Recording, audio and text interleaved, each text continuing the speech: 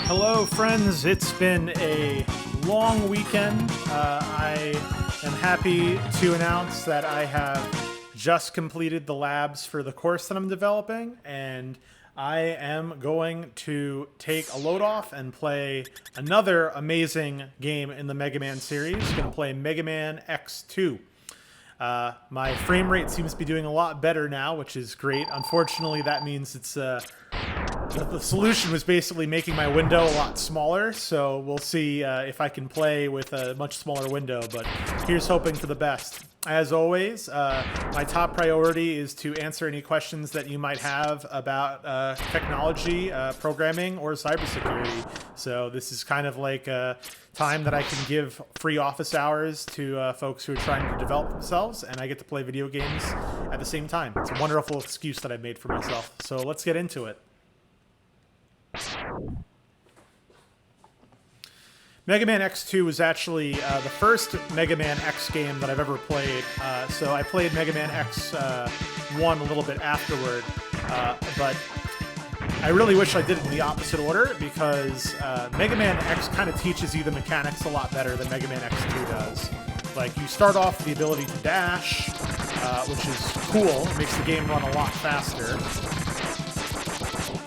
But I remember very clearly when I was a child, I got up to this part over here, right here, and I was like, what is going on?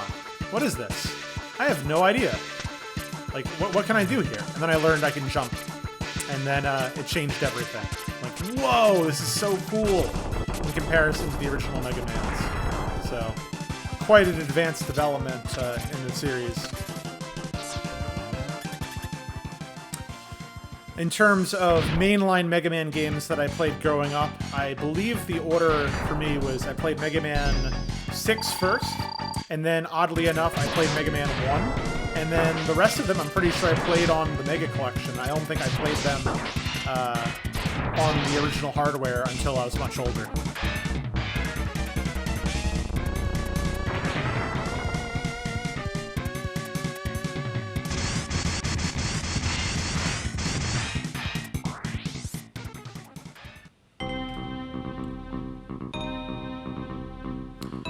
But this is a classic. It is a really fast-paced game. It's a lot of fun.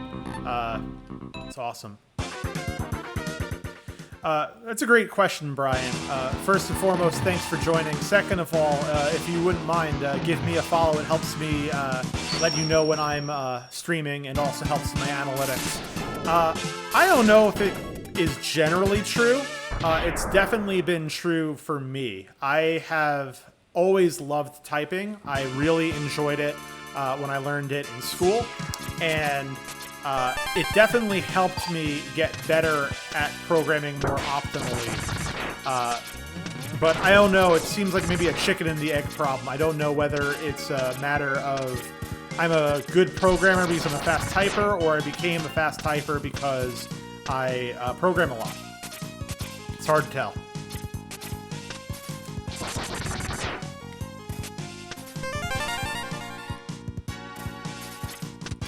Yeah, oddly enough, I don't think I have like the best spatial visualization out there. I mean, I'm trying to learn how to play chess professionally, and I'm clearly far from where I need to be. So, I don't know. I think it's just muscle memory. I gained the muscle memory really quickly, and from there, I've been able to also improve my ability to type certain things very quickly, and very quickly see patterns. So I think my best skill, my best meta skill that has led to me being a fairly decent programmer has been pattern recognition, especially textual pattern recognition. So I'm able to detect when there's a missing semicolon, for example, in my code. I mean, like instantly. I mean, like truly instantly. A fun story that I have, I mean, it's less of a story and more of a pattern that I've seen when I've been working with the coding boot camps that I've been working with. But often, I mean often, I will have a student that mentions that they are getting an error in their code, and I will genuinely recognize the issue before they even start talking. But because, you know, the social skills that I've developed to help, you know, coach people, I will often, you know, smile and nod, and, you know, I'll let them explain themselves. That helps them out. You know, I don't even know what they're trying to do, but I immediately know the problem. So I'll just have to shut up and say, you know, that's awesome. You know, I'm glad that you've been able to work through this problem. Let's look at this area, and I try to coach them into that segment of the code and see if they see the problem. Oftentimes they do, sometimes they don't, and then I try to give them clues. So my pattern recognition with code is definitely my greatest asset. I'm very thankful that I've built that up over time. Sometimes the concepts have had to come along slower than the actual pattern recognition. And even worse, sometimes... Oh man, I'm doing terrible. Even worse, sometimes I will understand the problem, but have no words to explain it. And that can be frustrating at times, because when you're trying to work in a team, communication is sometimes more important than you know, just fixing the problem, especially if you're trying to mentor folks.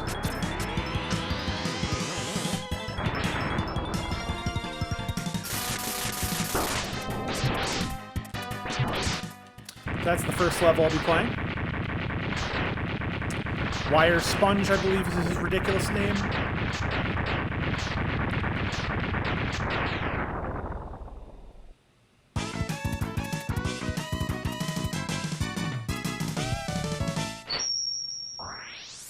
My Slack is still blowing up because of a variety of reasons related to my course, but I'm going to try my best to ignore it. Try my best to focus on the game and focus on the chat.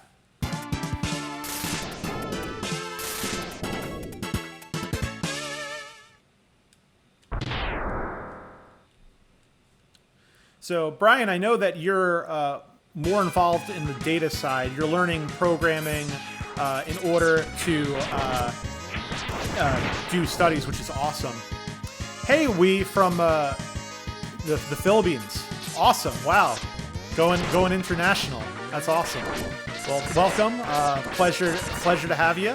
Happy to answer any questions that you might have, and also just have a fun time playing some games. That's awesome. Okay, this is a very annoying part that, you know, I'm supposed to be able, I think, to get to that spot, to get that power-up, but I think it's much easier with a power-up you get later, so I'm just going to skip it for now. Hopefully I won't need it. So data science is kind of a different, you know, spot than what I've been working in, but it's still, you know, certainly related, similar concepts. You guys occasionally not hire folks at my company because they are overqualified. I am not incredibly involved in the hiring process, so I don't... If that happens, I do not see it. That being said, I mean, it's plausible, but for a company like ours, I don't think that's really our concern. I mean, we spend so much more money in other areas than, you know, I would say development costs, that I don't think we're really starved to, you know, hire folks, you know, at pretty tremendous salaries. Now, you know, I'm probably somewhere in the middle, and you know, in the big picture at my company. But you know, from what I can tell, you know, if people are making double, triple what I'm making, you know, which I'm sure they are in the executive levels, I don't think that's our concern. And at the same time, think about like the expenditures that we have with software, you know, that we could potentially eliminate if we have a developer who can recreate that in-house.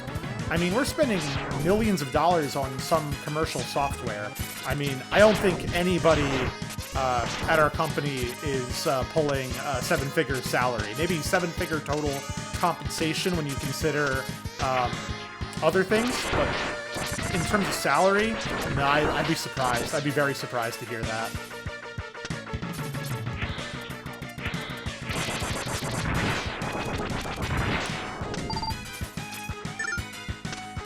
I hope to eventually be proven wrong on that fact, by the way. That'd be an awesome surprise to learn, A, that they do have those kind of salaries, and B, that I learned that by getting one.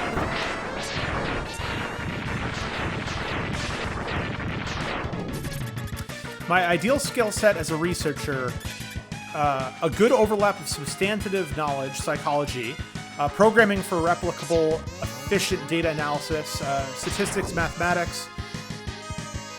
Yeah, no, I mean, like, it's great to have all those different things. And as I mentioned on the last stream, I think that in application development, one of your most valuable skills is not actually, technical, but it's also understanding the business and understanding product development. I mean, understanding how to code by itself is useless. You have to have the ability to translate that code into a business need, or else there's honestly no value to the technical skill.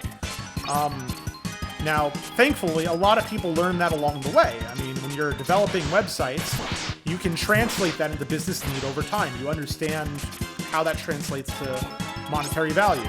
But I know some folks who don't know how to do that, and it really stifles their career. Oh my goodness. It really stifles their career. If you can't understand the business, I mean, you're going to find that cap both in roles and in monetary compensation. And this is even more relevant now that I'm working in security, is that if you don't understand the business and you're working in security, you are sometimes working against your company. I mean, ideally, a security professional is able to illustrate to their business stakeholders, hey, here's the risk associated with taking X and Y action. Does that risk outweigh the benefits of that action? If you can't speak in those terms, executives oftentimes will write you off, because if you say, oh, here's a huge risk, you gotta fix it. I mean, that isn't great because it doesn't weigh that risk to the actual business value. And they'll say, hey, let's save ourselves from a $600,000 fine, when in reality, by breaking those rules or risking the possibility of a breach, which is a better way of phrasing it, we could have developed a product that would have made billions. I mean, that's not good cost-benefit analysis. So one interesting thing that was introduced in this game is you have these characters, I forget what they're called, maybe they'll mention in this cutscene. Let's see. I guess they're just a group of, oh, I just missed it. A group of Mavericks called what? I missed that, unfortunately. Well, there are these group of Mavericks that you'll see in the middle of the stage, and if you defeat all of them, you'll be able to revive Zero, which is very useful. Yeah, I am not surprised at all that statisticians fall into the same trap that a lot of developers do.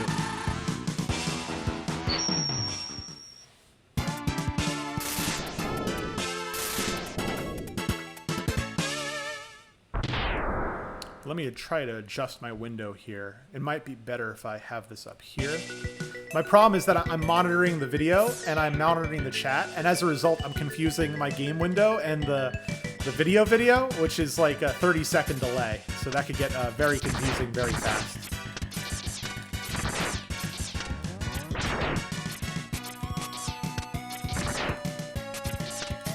This is a cool little thing here. I can get this one up if I have the weapon necessary to beat the boss in this level fast.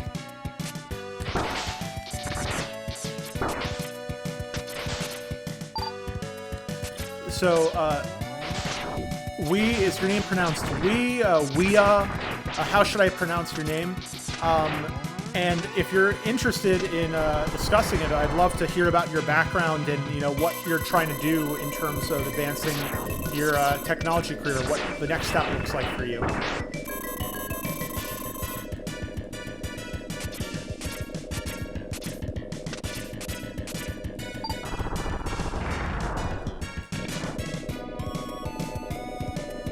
Oops. This part's tricky because it makes you want to move really, really fast, and then oftentimes if you move really, really fast, you'll plummet to your death. So I'm sure I'll make a case in point very shortly. Okay. That went better than I expected, honestly.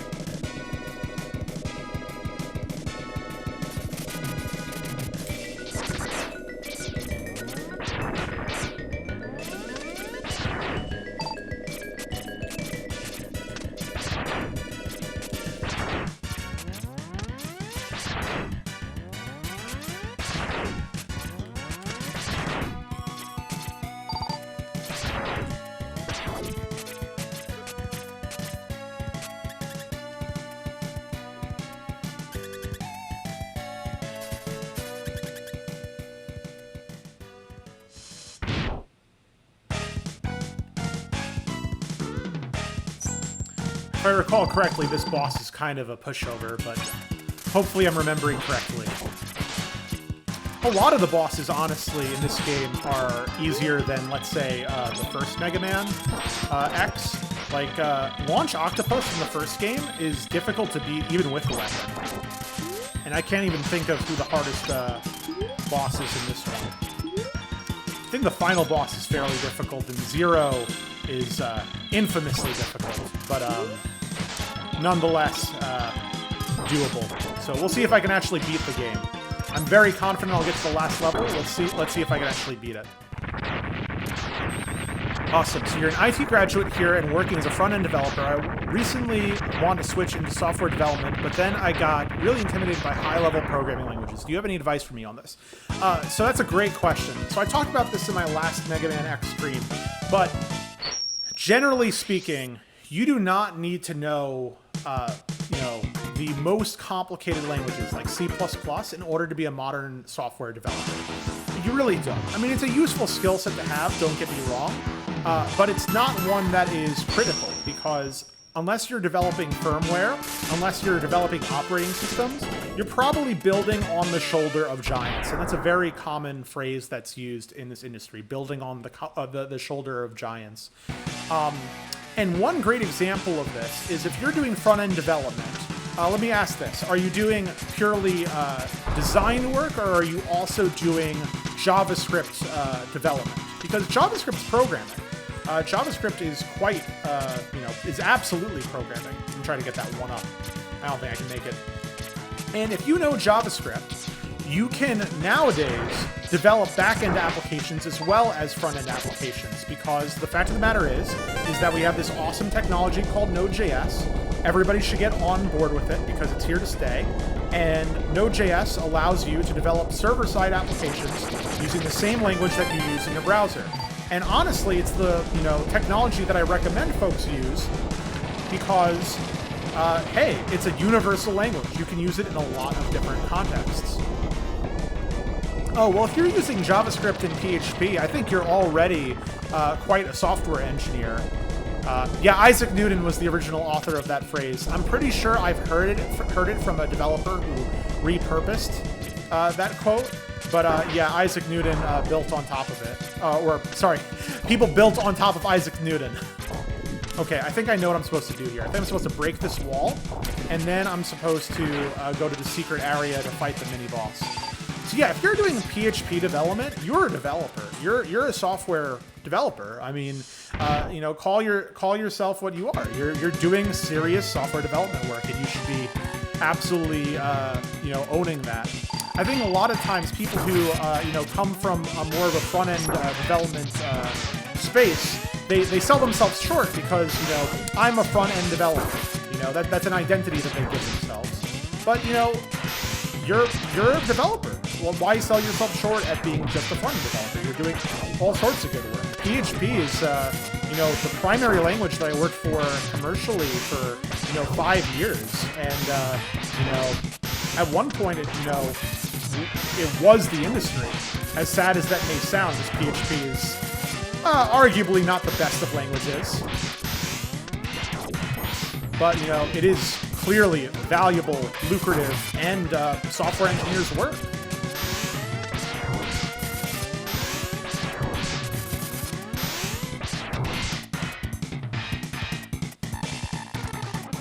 So I guess what I would ask you is, what specifically are you trying to learn in the field? Are you trying to get more into database technologies? Are you trying to,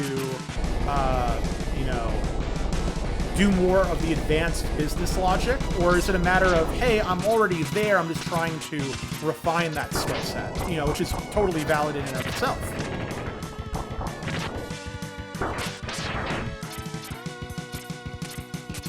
Yeah, definitely agree that Isaac Newton's a great foundation to build upon. Isaac Newton was the OG.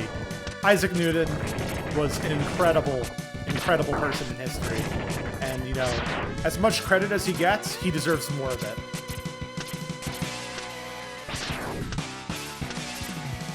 Okay, cool.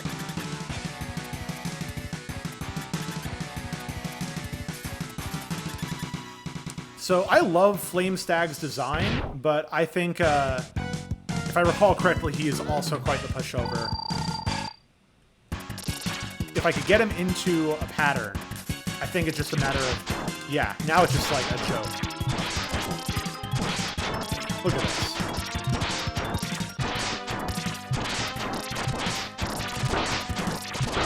Oops. Now that I said that, I'm starting to take damage out of nowhere. Okay, got him. Yeah, no, I mean, inventor of calculus, did a lot of work in science, did work in theology. I mean, incredible individual. Definitely someone to look up to.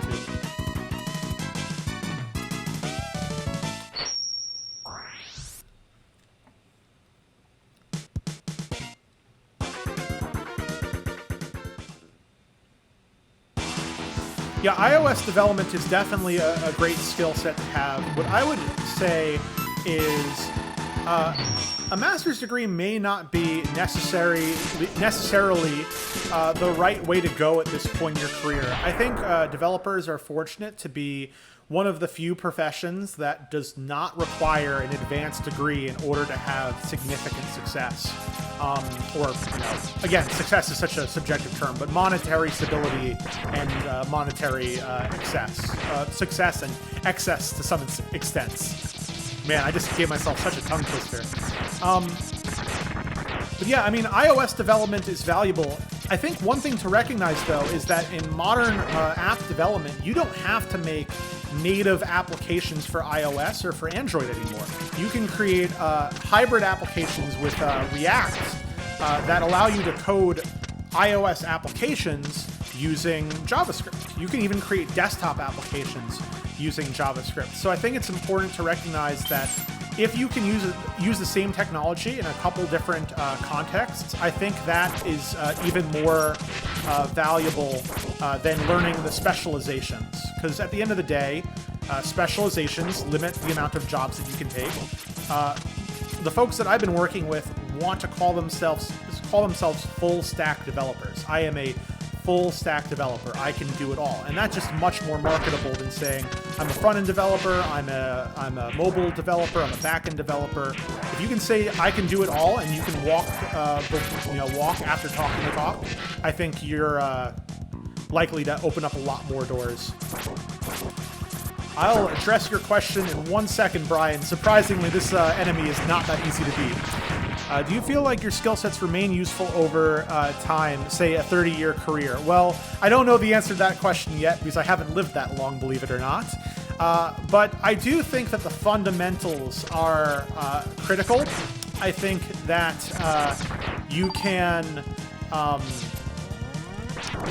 use the same concepts in a lot of different contexts. And even though your skill sets are constantly evolving, I think that if you're working in a modern development shop, I think there's something up here, I'm not positive. If you work in a modern development shop and one that is willing to train you, you will naturally learn the latest technologies on the job. And you will never really need to spend that much time to invest into that because your fundamentals will teach you the questions you need to ask yourself to learn those new technologies. So for example, probably as a developer, before I transitioned to security writ large, one of the technologies that I was not familiar with at all was infrastructure as code. So Ansible, Terraform, Chef, Puppet, those kinds of technologies. And, they were kind of foreign. And, honestly, they were a little bit more difficult to to take on versus other new technologies, because it was a completely different concept, honestly. It was Ansible's kind of declarative. You say, well, it's kind of a mix. You say what you want and it creates it for you. It's less about saying, here are the steps to create the technology. It was kind of foreign to me, but I knew the questions I had to ask, and as a result, I was able to eventually answer them and eventually make that one of my strongest skill sets. So, like, now the majority of what I work on is Terraform. It's like my bread and butter now, and it's beautiful. It's a wonderful technology. I would strongly recommend it to anybody who's working in the cloud. I would say it's a must-have technology. I actually didn't even write a single line of Terraform code. That's not true. I did not write a single line of Terraform code on a regular basis prior to this December, and now it's the language I'm most comfortable with. And I think that's just a testament to how, if you understand the concepts, it's really easy to translate them into multiple contexts. I'm not that smart. It's not a matter of me being one of the best learners in the entire world. It's a matter of, programming doesn't get too innovative. Man, I can't believe I wasted a sub-tank on that boss. I didn't take a single bit of damage after taking it.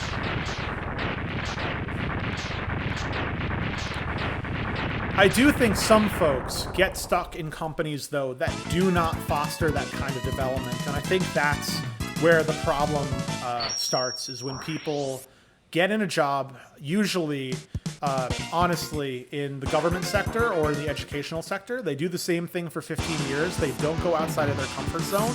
And as a result, they prevent themselves from advancing themselves, unfortunately. So do I use... I think it's this guy is defeated by this weapon, I think. And I'm pretty sure their weapon attacks the snail, and the snail beats the ostrich, and then I'm on to the end of the game. What a weird game, huh? This track is amazing, by the way. Do do do do do do do do da da da da da. Try to jump along to it occasionally.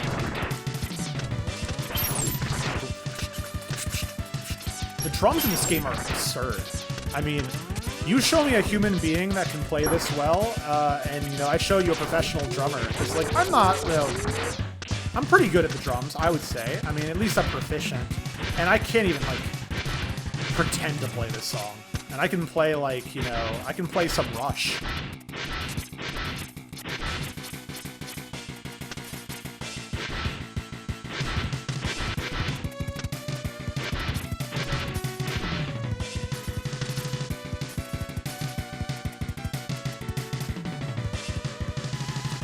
I always used to hate this boss. It takes so much damage, if I recall correctly.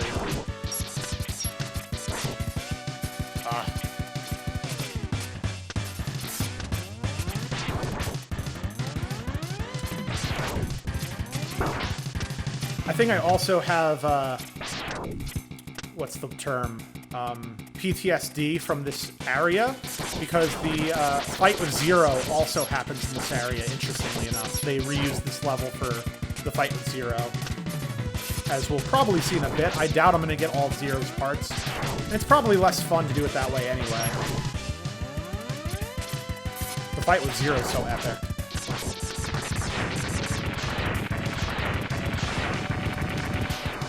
How important is my chair? I am dead serious when I say this. My chair is one of the most important assets and one of the best investments I've made all year. I am playing this game, or I should say I'm recording this game, not necessarily playing it on this computer. This computer is a brand new MacBook that costs about $4,000. I love this MacBook. It's amazing. 64 gigabytes. I'm loving it. A great investment. This chair has been so much more useful than this computer, and it cost me, a fraction of the price. Let me show off some of the features of this chair.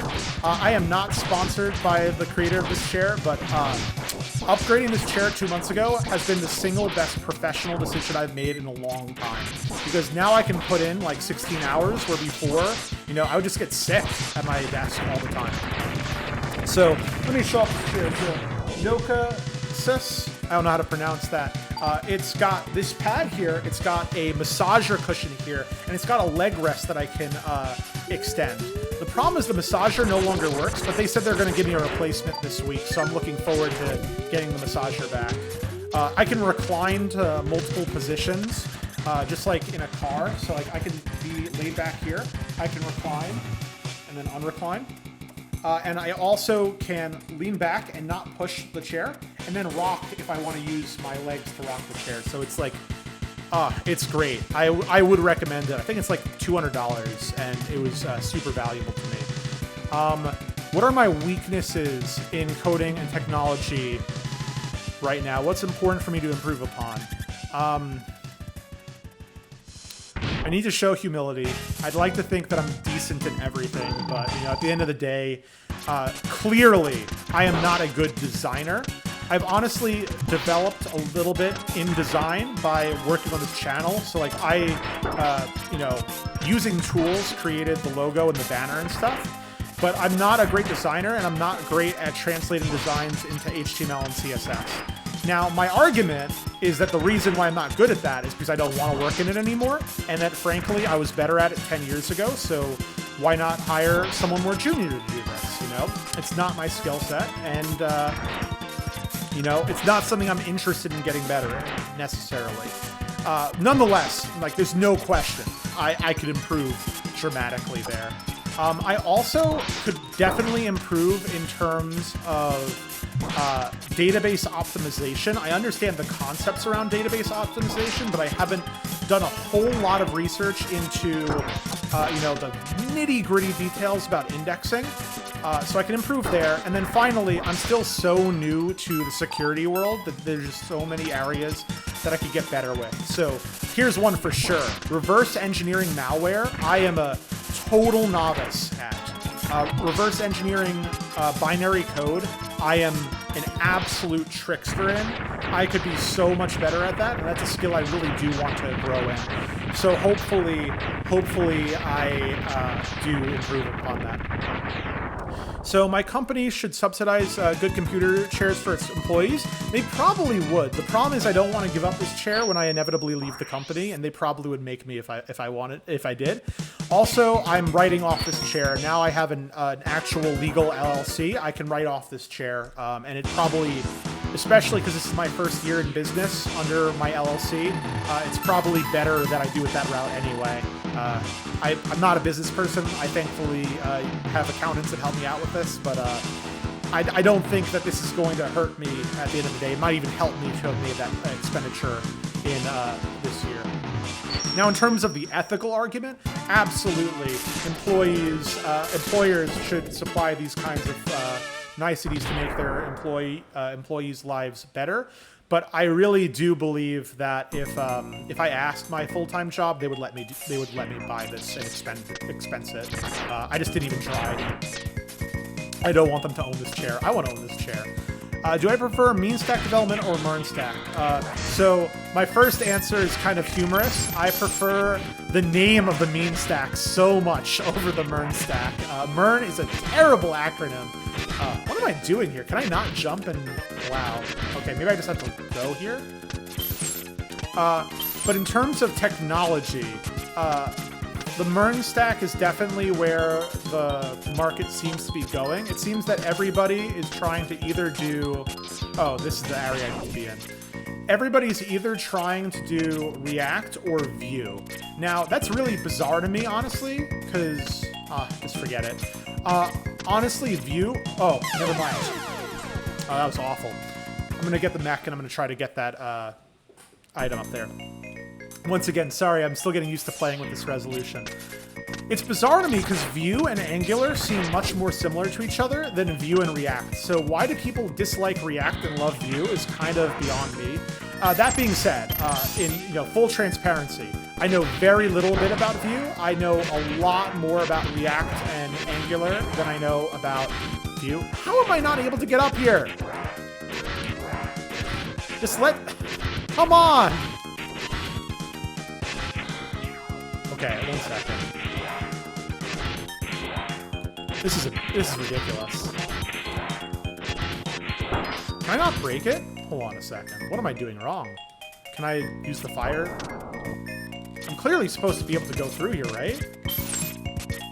Oh, I'm an idiot. That solved my problem right there. Okay, so now, shouldn't I be able to go up here and... Never mind, I guess not.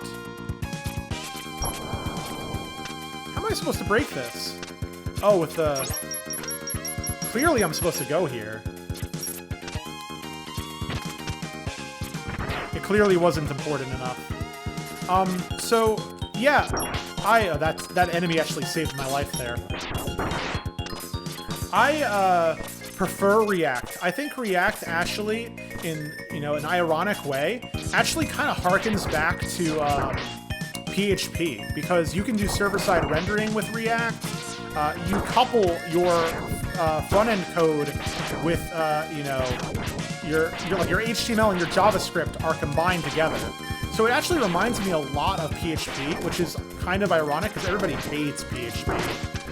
PHP is like a laughingstock nowadays. And I mean, you could argue that that's for other reasons, but I do find it interesting how circular our trends are. And that gets back to the conversation that Brian mentioned, is that in technology,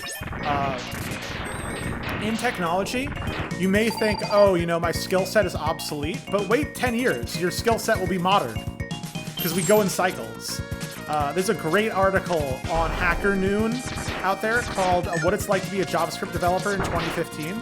Now, it's kind of obsolete by now, but it's still hilarious. It shows how so many things have changed and how many things have been recycled. So, like, in the near future, we're going to be developing websites using assembly. How weird is that? WebAssembly. We haven't developed anything in assembly for 30 years, and now it's the modern way to go. I mean, it's so bizarre. I work for such an interesting, bizarre industry.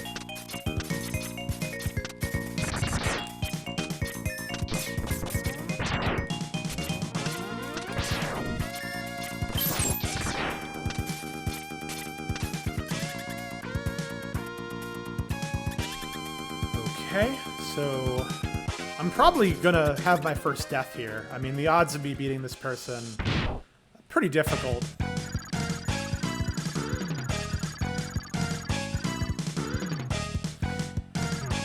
Back in the day, folks needed a computer science degree in order to use a computer. That's interesting. Your grandmother, who's 95 years old, accesses Facebook and blogs. Wow, that's awesome. It is interesting how the world has developed. Technology is becoming so much more accessible.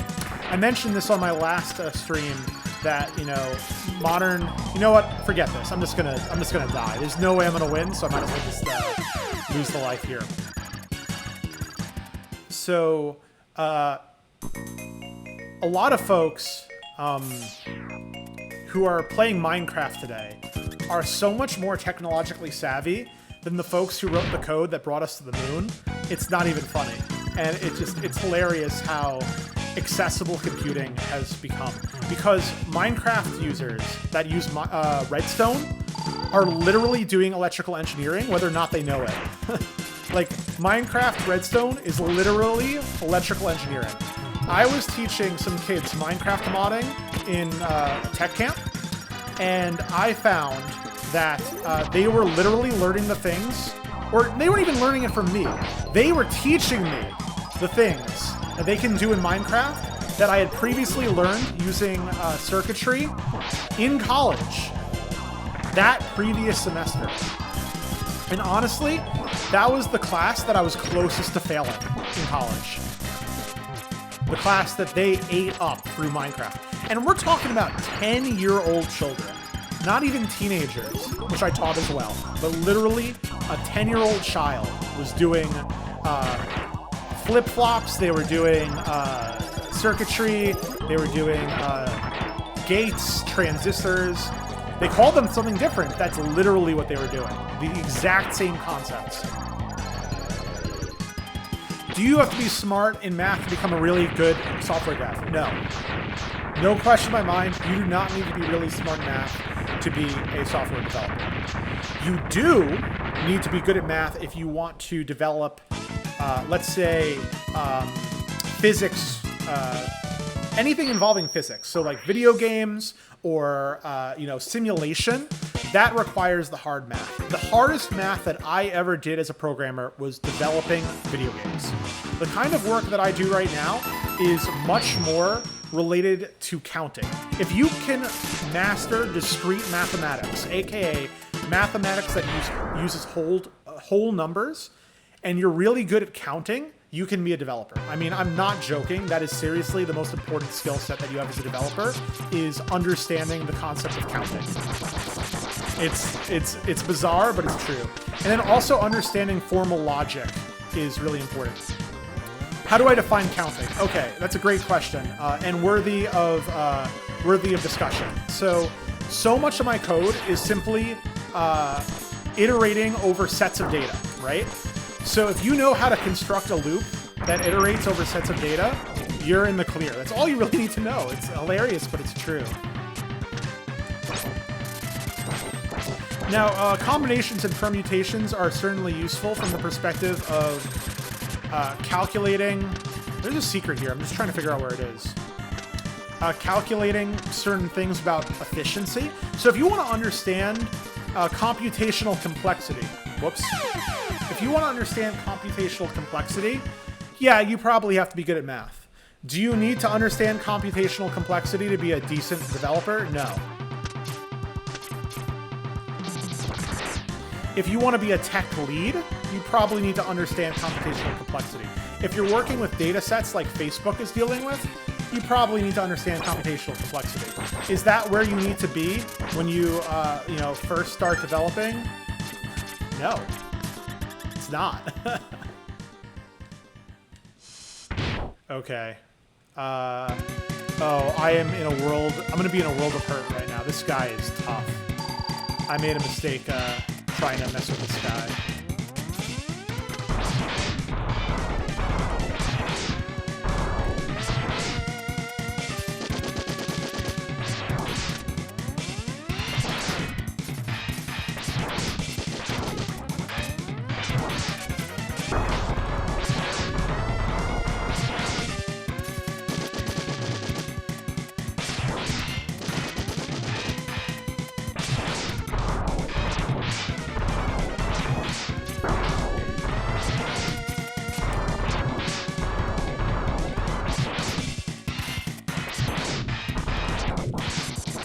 Man, I've been overperforming in certain areas and underperforming in others. Like, I remember him being incredibly difficult. So yeah, I think math is a useful skill, but people associate with programming with math far more than they should. It is not a one-to-one game in either direction, honestly. You could be terrible at programming and great at math, and you could be great at math and terrible at programming.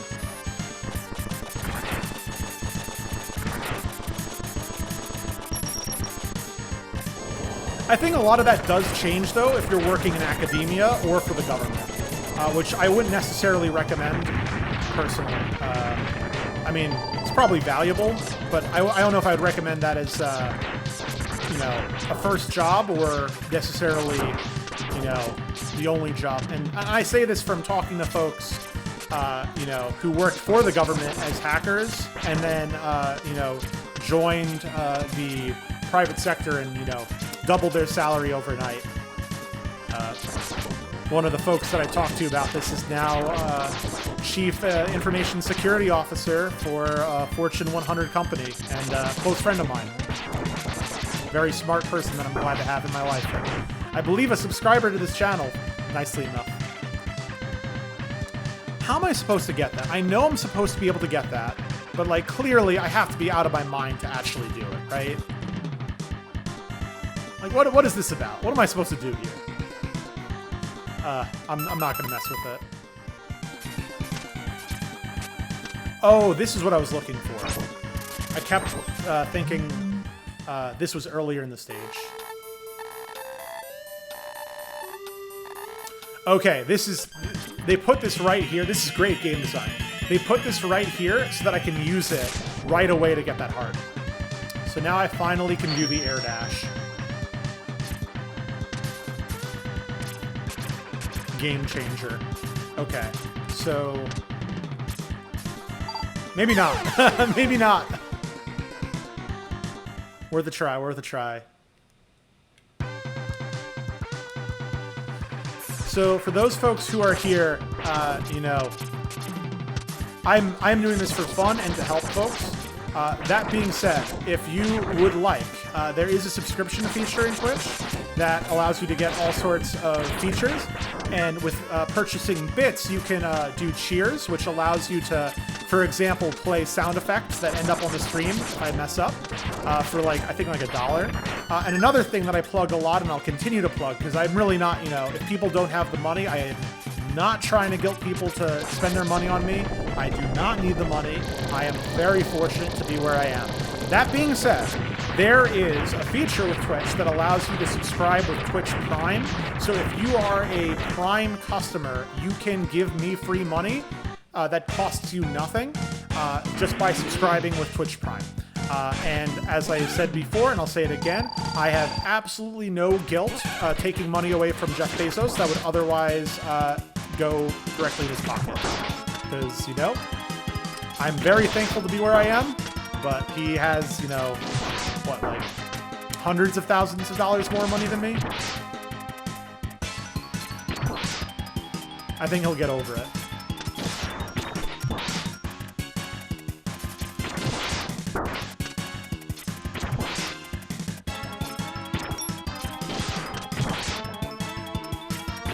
But I am also thankful for he and his team's contributions to the world, because the course that I just developed largely focuses on cloud security, and you know, certainly he's a big part of you know, that.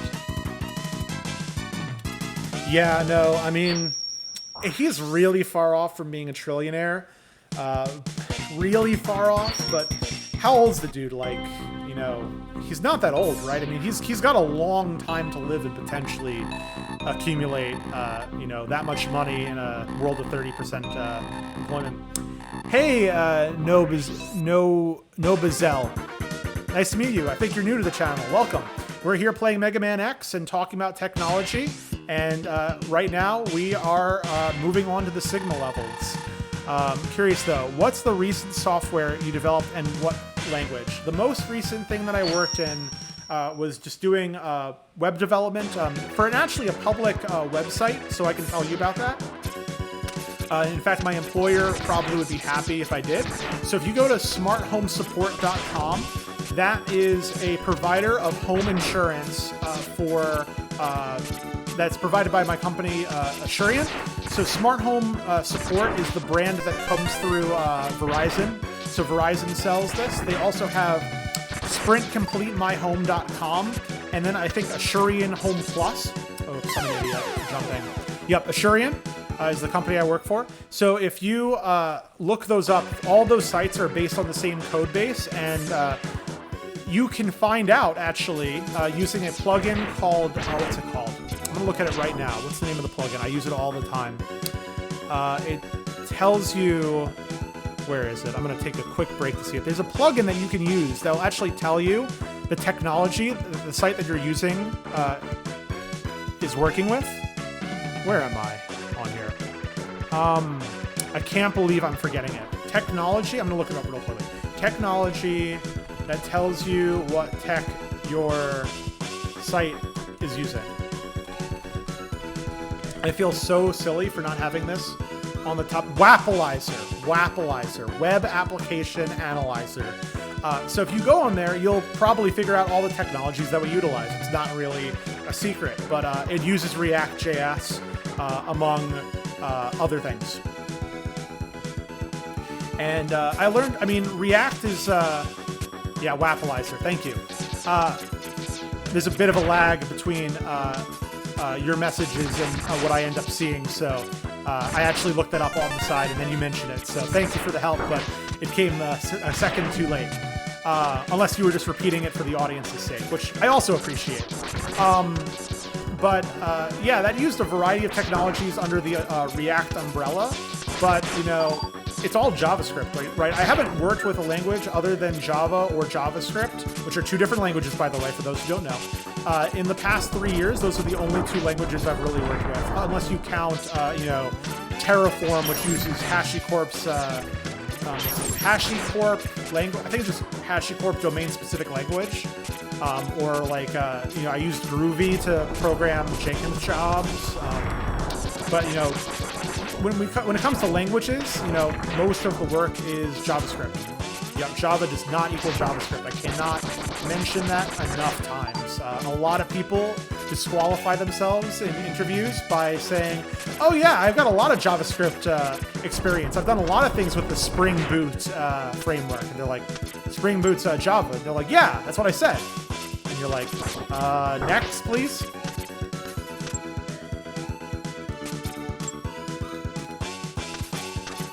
So Nobazel, welcome.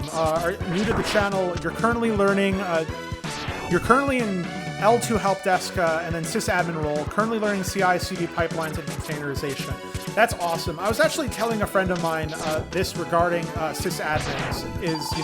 I think the work that sysadmins are doing is incredibly valuable, and I don't want to sound patronizing or condescending in any way about that. But the fact of the matter is, that role will not exist in 10 years.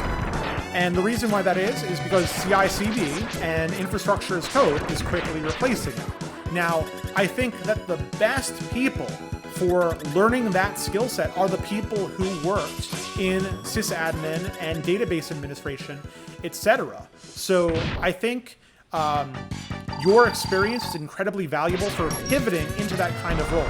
But the fact of the matter is that role, the people who are complacent in that role, I really hope those folks are near retirement, because I don't think it's going to exist in 10 years. And we're already seeing the writing on the wall. We've been moving that direction so quickly. Now, at the same time, a lot of companies are overcorrecting. So they're saying, oh man, this boss is hard. You're working in a data center, majority of your colleagues have 20, 30 years on me. Yeah, this is a great time to expand your skill set, especially with the, I'm assuming, relative downtime that you have thanks to the global world event that we're dealing with right now. But I think a lot of companies are overcorrecting. I think a lot of companies are saying, oh, well, I can just have a full stack developer do literally anything, so I don't need to hire people with sysadmin experience. And I think that's a mistake. I think people need to be hiring full stack developers and people who know CI/CD with that background. Because until you have that background, how in the world can you automate away that person's job? I just don't understand how they have these kinds of expectations. It seems like a little bit foolhardy. So I never had like a sysadmin role per se, but my first website that I developed, you know how I developed it? I had an FTP server that I uploaded PHP files to, and then I executed those PHP files, and then I continued to that process. Rinse, repeat. We had zero change control for our databases. I just made changes on the fly. And yeah, I guess you could call me a sysadmin, but I would, in that case, just call myself a chump really more than anything. I just was winging it. I was a hacker, basically. But, that role, formally has a lot of skills that people, don't necessarily learn when they're coming out of coding boot camps or when they have a brand new CS degree. They simply don't. I hate this boss.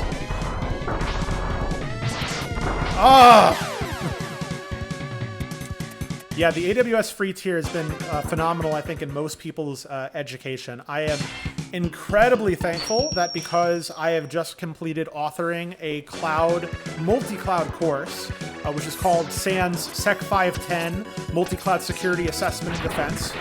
Please look it up if you're interested in learning about cloud security. We have a free lesson that's on the page at sec510.com. But thanks to my development background there, and then I'm able to work on that course, I actually get non-free tier features that they pay for out of pocket for me. So I've been able to experiment with a lot of fun stuff as a result. Sorry for that absolute choke right there. The air boots hurt me. That's not fair. So I've been doing a lot of work in AWS, Azure, and GCP. I have quite a bit of experience in both AWS and Azure. GCP has been kind of new to me, which has been a great experience, and also an eye-opening experience. GCP, I know some folks who work in your area. I know that one of your developers is actually going to be taking my class next month, but yeah, get your default security settings together. Like, what are you doing?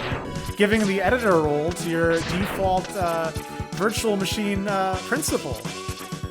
You're literally granting 2,450 permissions to people without telling them that they don't need. It's ridiculous. It's ridiculous. Yeah, it's awesome that you're working from home, at least partially. But yeah, Azure and AWS are definitely the two most mature clouds. That being said, I'm surprised that you're using both of them, because if you were using a third cloud, it seems like everybody chooses GCP as their alternative cloud. It seems like a lot of them are saying, I'm going to invest heavily in either Azure or AWS, and GCP is going to be my play around cloud.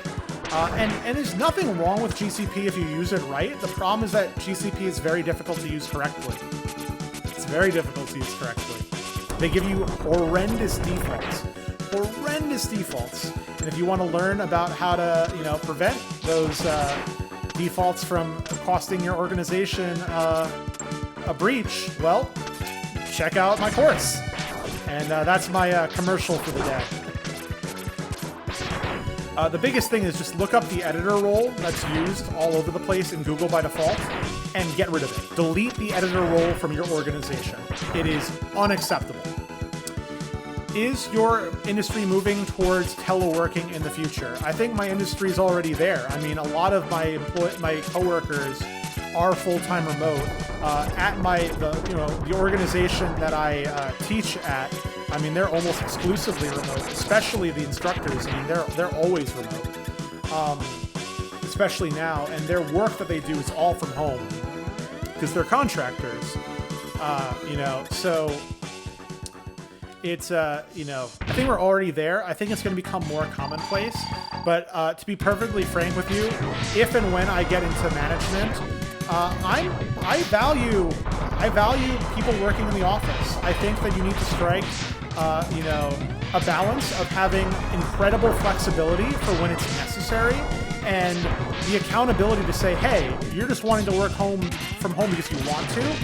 Maybe don't do that, because it hurts the ability of folks who need that privilege to get their workloads done in time. Because when you work from home, I generally think that the majority of people, myself included, are less productive from home. And there may be some people who disagree. There may be some people who are different than me. But I know that many people are more productive at the office and don't want to admit it because they like the perk of working from home. Yeah, I think that's a pretty good split. I think a lot of people have like their work from home days in my organization prior to the world event, obviously. And, that's awesome. Having a work from home day or two, or maybe even 3, excellent. Full-time remote, I don't think it's going to get the job done in most cases. Just because, not even like your productivity or your discipline. I mean, that is a part of it. Don't get me wrong. There are many days that I've worked from home that, I'll be honest, I've taken a break, or a significant break, maybe even taken the day off, honestly. Because, there was nothing in my queue, and I felt like, hey, I deserved a break. I was working long hours. I need one, But at the end of the day, that's not going to get the job done if you have deadlines. If you are working in an area that's really intensive and needs your labor, you need to put in the hours, the real hours, and I think the best way to enforce that and the best way to optimize communication is by having people work in the office. So I think there's a good balance to strike. I would probably be a little bit more strict than the average manager today, because I think, I truly... Ah, come on!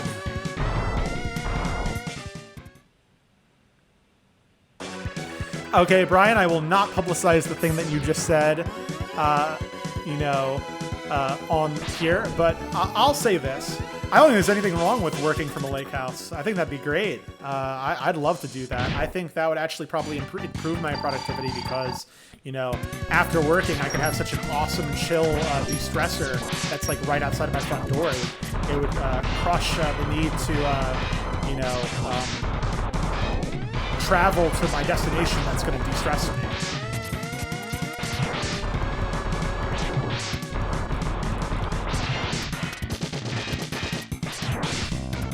So remember when I said that this guy was hard? It's specifically in this level that he's hard, because those blocks allow him to reflect the chain, and it's a horrible time. Horrible time. And he keeps going invincible when he does that. It's not fair.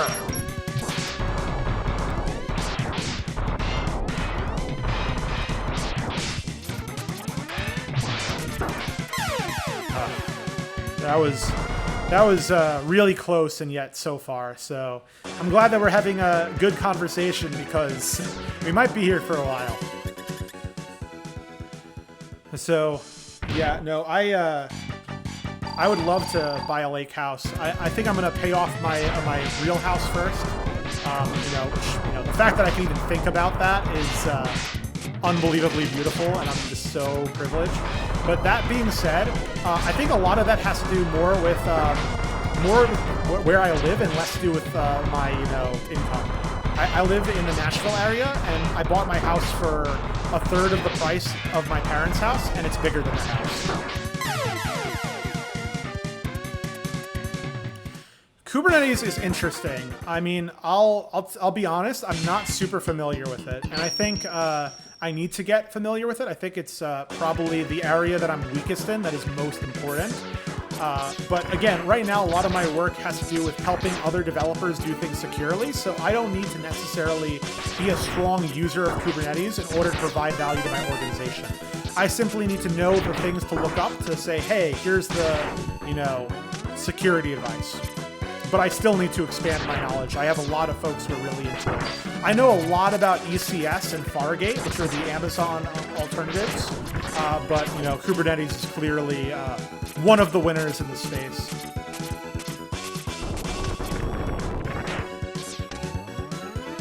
Yeah, no, I mean, like a lake house in the middle of nowhere. I mean, if I can't go there occasionally, then what's the point?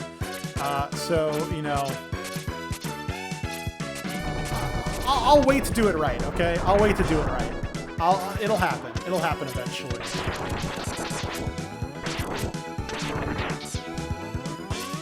I mean, yeah. I mean, if you wanna go 50-50 on an investment property that we can both vacation in, I'm not against it. Now's not necessarily the best time for me to sink a lot of capital, but nonetheless, definitely something I'd be interested in.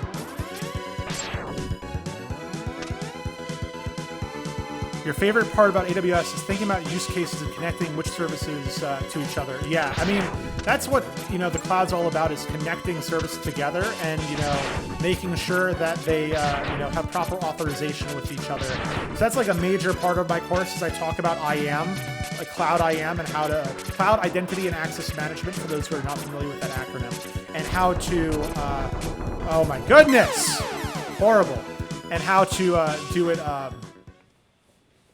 Effectively, and it's challenging. I mean, the Capital One situation that happened last year was purely related to IAM, and if you don't, use IAM properly, and then you let another, vulnerability into your stack, you're gonna be in deep trouble. All right, so the trick here is don't try to go up this area while charging your shot, because it's very difficult to do it and not mess up.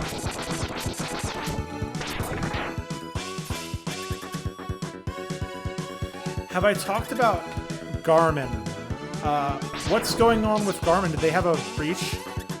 I've done a lot of stuff with Gartner. I'm pretty sure you mean Garmin, the company, but just completely separate. Figure I should mention that just in case there was a mix-up or an autocorrect.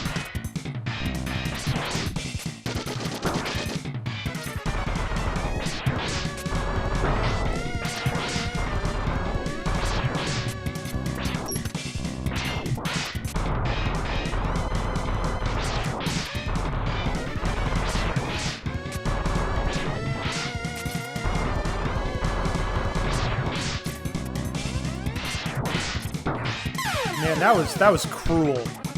The fact that I did so well after losing so much health is so unfortunate. That's interesting. So a ransomware happened last week. $10 million were paid. So one thing that I need to get better at, honestly, is following security news. I follow like the big things, and I follow the lessons learned.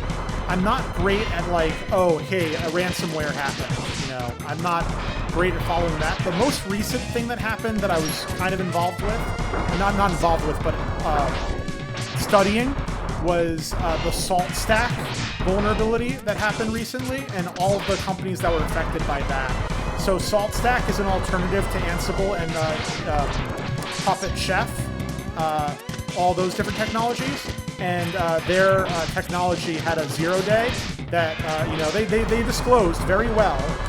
But they said, literally, the security researcher said, patch Sunday or be compromised Monday. That's how serious this is.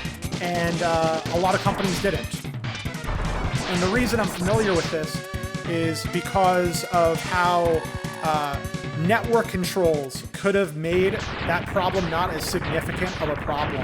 Because if those SaltStack servers were not compromised, were not accessible to the public internet, only people with access to the private network would have been able to actually compromise the vulnerability in the first place. So we use that as a case study for why it's so important to get your controls in place.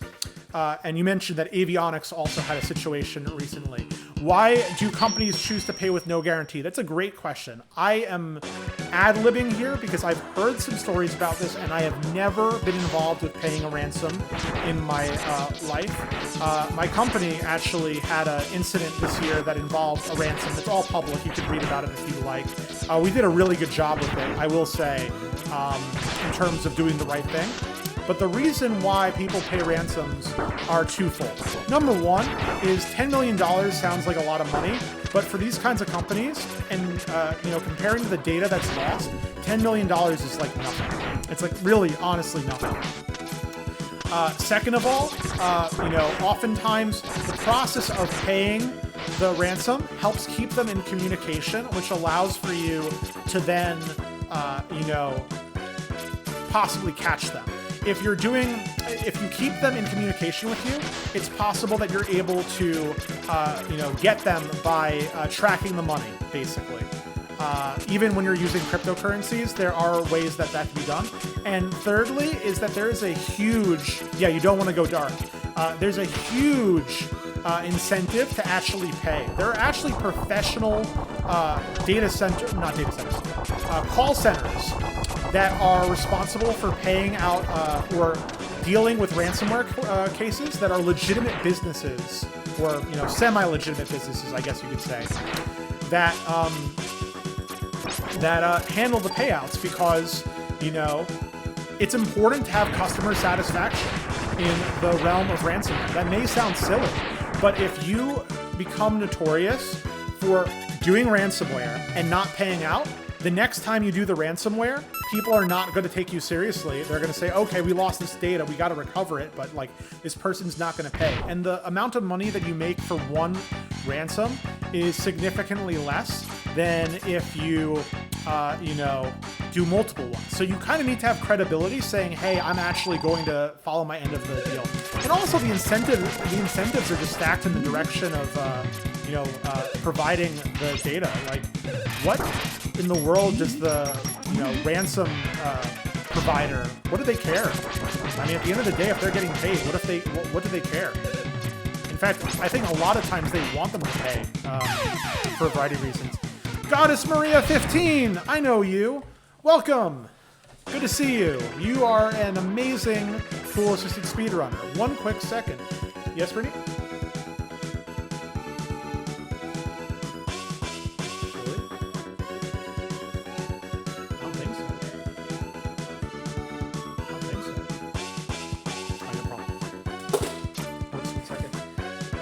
Yes, so I came from a tool-assisted speedrun community, and Goddess Maria has done a lot of awesome work in that space. I believe I've encoded several of your videos. I have been phenomenal. I mean, the reason why we haven't been incredibly in contact, unfortunately, because of how well things have been going. I mean, my career has been excellent, and that's why I'm really excited to, you know, share this with this audience. But at the end of the day, when you have all these, you know, irons in the fire, it's very hard to dedicate time to the tool-assisted speedrun community. It's a very, as you can imagine, and you've experienced firsthand, it's a huge investment of time, especially those encodes. I did like 800 different encodes for the tool-assisted speedrun community. I mean, that probably took like 1,000 hours. So, yeah, so I really hope that I can get more involved, you know, in the community. Probably not as much in like actually doing tool-assisted speedruns, but yeah, it's a shame that when one door opened, it kind of closed other doors a little bit. Man, it's like silly, honestly, that I even tried to beat him with 1 bar of health, because what are the odds that I don't get hit once in this case? The answer is 0%. Okay, time to recover. Yeah, these mini bosses are crazy. But thank you so much for following the chat. For those who are new to the chat, please follow. If you have a Prime account, you can subscribe for free using Twitch Prime. I have the sound effects manager set up, so if you want to give me bits, you can cheer along. But I am not expecting or really asking folks to spend their hard-earned money. I'd much prefer Jeff Bezos' hard-earned money. So Twitch Prime is the solution I'd recommend, because, you know, at the end of the day, I'm not hurting. My career has been awesome, and I'm here to help improve your careers while playing video games and kicking back. So it's awesome. You know, I've got a pretty big stream tonight for a random Monday. It's awesome to have you all here and have especially you all engaged.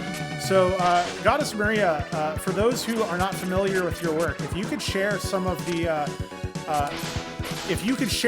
names of the speedruns that you've done, folks should definitely check you out, because you know, I can't disable the links right now, the link filtering that Nightbot does, or I totally would for you, and you've done some amazing work.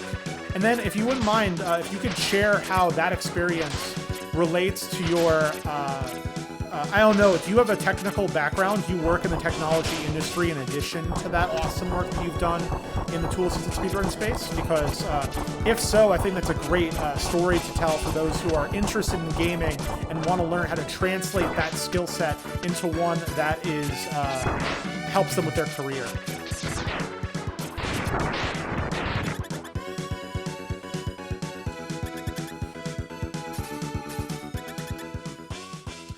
So yeah, quite a legend in the tool-assisted speedrun space. And also, feel free to plug the stream to other folks that you work with in that space, because, you know, they're one of my target audiences for sure. I'm still getting used to the Twitch world. I've been doing this for about 2 weeks now, and you know, it's been a blast. But I'm always trying to improve my exposure.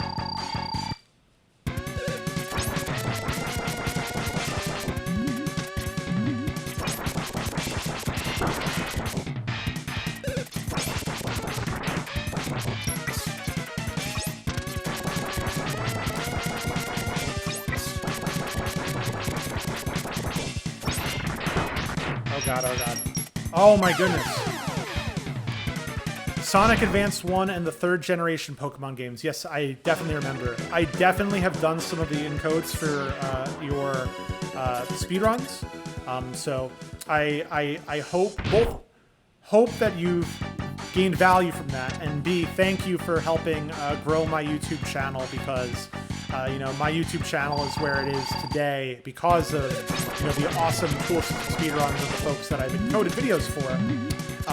Unfortunately, I have squandered the traffic that I have on my YouTube channel over the past 10 years, and that's part of what I'm trying to solve with this new concept, is to try to revive that community.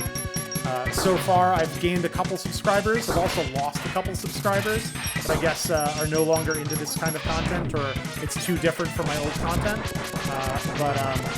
you know, you gotta, when you're changing things up, that's the risk you have to take.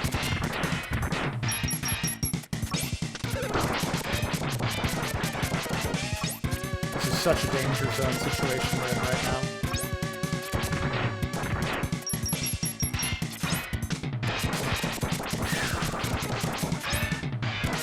Yeah, so absolutely check out Goddess Maria's tool assisted speedrun, Sonic Advanced and Ruby Sapphire Emerald. Excellent works.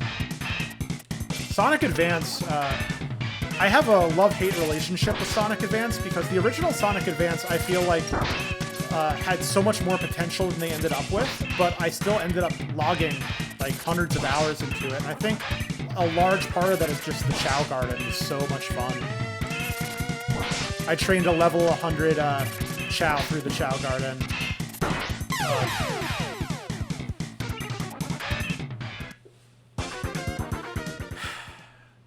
I knew there was a reason why I didn't want to stream this game before I streamed X. It's because these bosses, the bosses in the Wily stages, or the whatever his name stages are so much harder than the bosses in X1 and X3. The other bosses are cakewalks, but the bosses here are just so hard.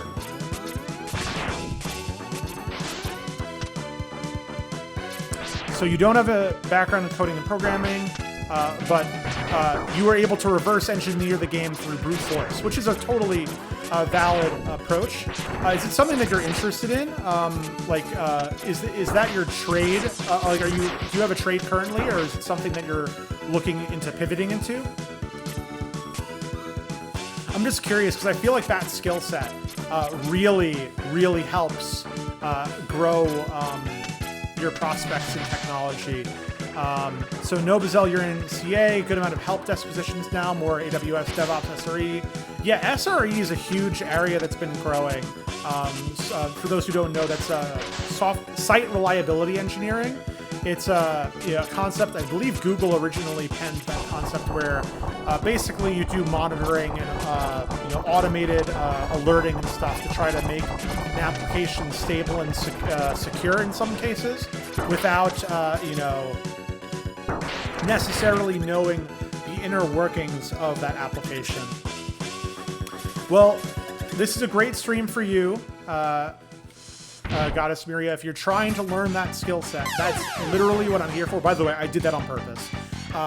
The skill set that I'm trying to provide here is I want to provide an entertaining channel where folks can ask me questions about technology and I can answer them, and I can try to help people advance their career while having fun in the process. So if that's something that you're interested in learning, I'm happy to answer any of the questions that you have. And I also would be open to a collaboration where perhaps we talk about how you're learning how to code and how that relates to the stuff that you've done in the tool-assisted speedrun space. Because I think that would gain a lot of interest just because of work you've done is so substantial in that community.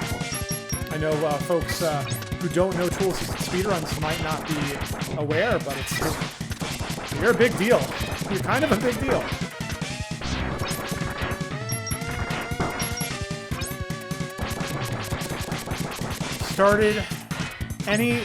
Starting reads on cloud security.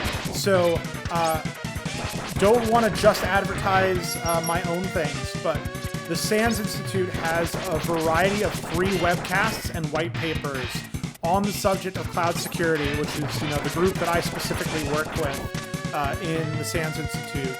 And I'd strongly recommend them because they're free. And why not take advantage of the knowledge of security leaders that normally have pretty expensive trainings for free. See if you like it, and then potentially invest in a formal training with them. That was a horrible, horrible Phase 2 fight. And if there's any background noise, please excuse that. My wife is kind enough to be making dinner right now, which I'm inevitably the beneficiary of, so definitely can't be upset with that. 1 second. What? No, you're fine. You're fine. Just wanted to make sure folks knew that, what was going on. We have an audience of 9 right now, which is actually fairly big for me. You know, even on the planned streams, but certainly on the random Monday night streams. So thank you all for taking the time to watch me flounder in this game and talk technology.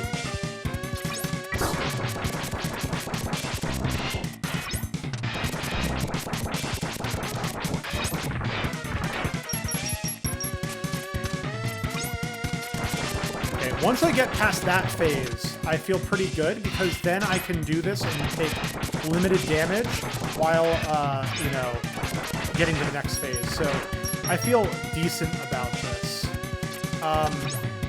Okay, so Sec 545 is one of the classes, and that's the security architecture class. It's a great class. That class is not free. Neither is the class that I teach, Sec 540, Cloud Security and DevOps Automation, or the new class that I have just authored, which is Sec 510, Multi-Cloud Security Assessment and Defense. But that same website, if you go to sans.org/free, has a bunch of free resources, some of which are specifically focused on the cloud.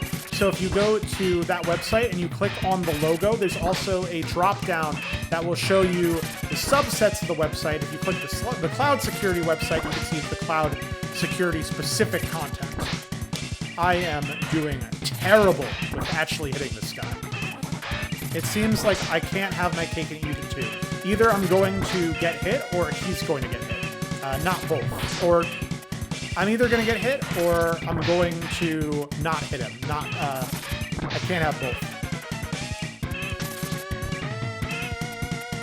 Come on, dude.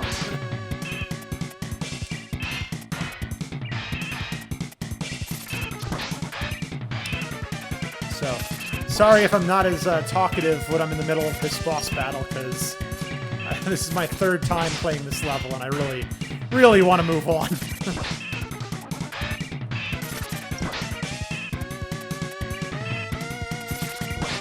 Oh my goodness.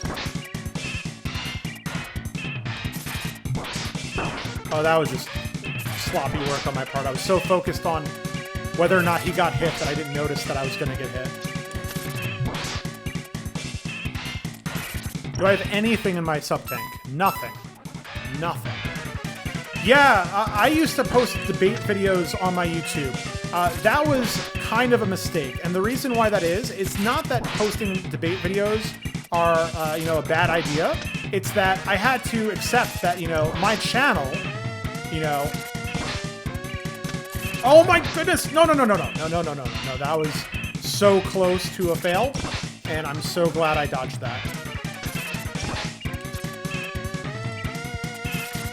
Oh my goodness! Oh, I'm so sorry. I'm so sorry. Okay. That was horrible. It was literally one hit away. Oh, I'm so sorry. I hope that's good content. Maybe clip that. I don't know. Make it count. Make it count. So yeah, encryption inconsistencies absolutely can lead to compliance nightmares. Absolutely. So yeah, and I actually wrote a white paper related to that course. I have a new blog post coming out tomorrow about the course preview. And then in addition to that, I had one on just top considerations for multi-cloud security. And I think that might actually be what you're quoting, maybe. But that's one of the resources that I have that might be useful. I'm going to grind for some sub-tank here because I can't play this level again. I just can't. I value your folks' time too much. Yeah, about the debate videos, like, when you have an established base on YouTube, it's a very bad idea to pollute your YouTube with content that's not related, and I think that resulted in me losing quite a few subs. So now my goal is to recreate this content that is related to my original content, hopefully spark the community to come back, and then maybe I could diversify in slight ways. For example, playing chess and uploading that on my YouTube. I play chess on my stream, but I haven't been uploading any of that content because I think, you know, it's not going to be as engaging for them. Now, I, you know, really only planned on uploading one video a week, but this, you know, I think this video has some interesting content, and I already uploaded a Mega Man X video, so I might actually upload this to YouTube afterward. Yeah. Thanks for those who are dealing with me grinding right now. I'm glad that the conversation has been able to entertain you at least enough to hear me out. I think I lost 2 viewers the second I lost against that boss, by the way, which is kind of funny. But yeah, thanks for the you know, thanks for joining. But Goddess Maria, if you have any questions, or anybody for that matter, but because, you know, you mentioned interest, do you have any questions about how to get started in development? Because I'd love to answer that, you know, from someone who's worked in a technologically intensive field. Clearly, I mean, tool-assisted speedrunning is complicated. For those who haven't done it, it requires you to understand memory addresses. It requires you to understand RNG manipulation. I'd love to help, you know, translate some of the concepts that you already know into potentially a path forward, if that's something that you're interested in getting into. So if you have any questions, I'd love to answer them. All right, so I'm currently working, Nobazell asks, I'm currently working on switching over one of my organization's networks from okay, I do not know what those acronyms are. I'm not a big compliance person. Or, what is that? EIGRP to OSPRF? That is complete Greek to me, but I am happy to learn.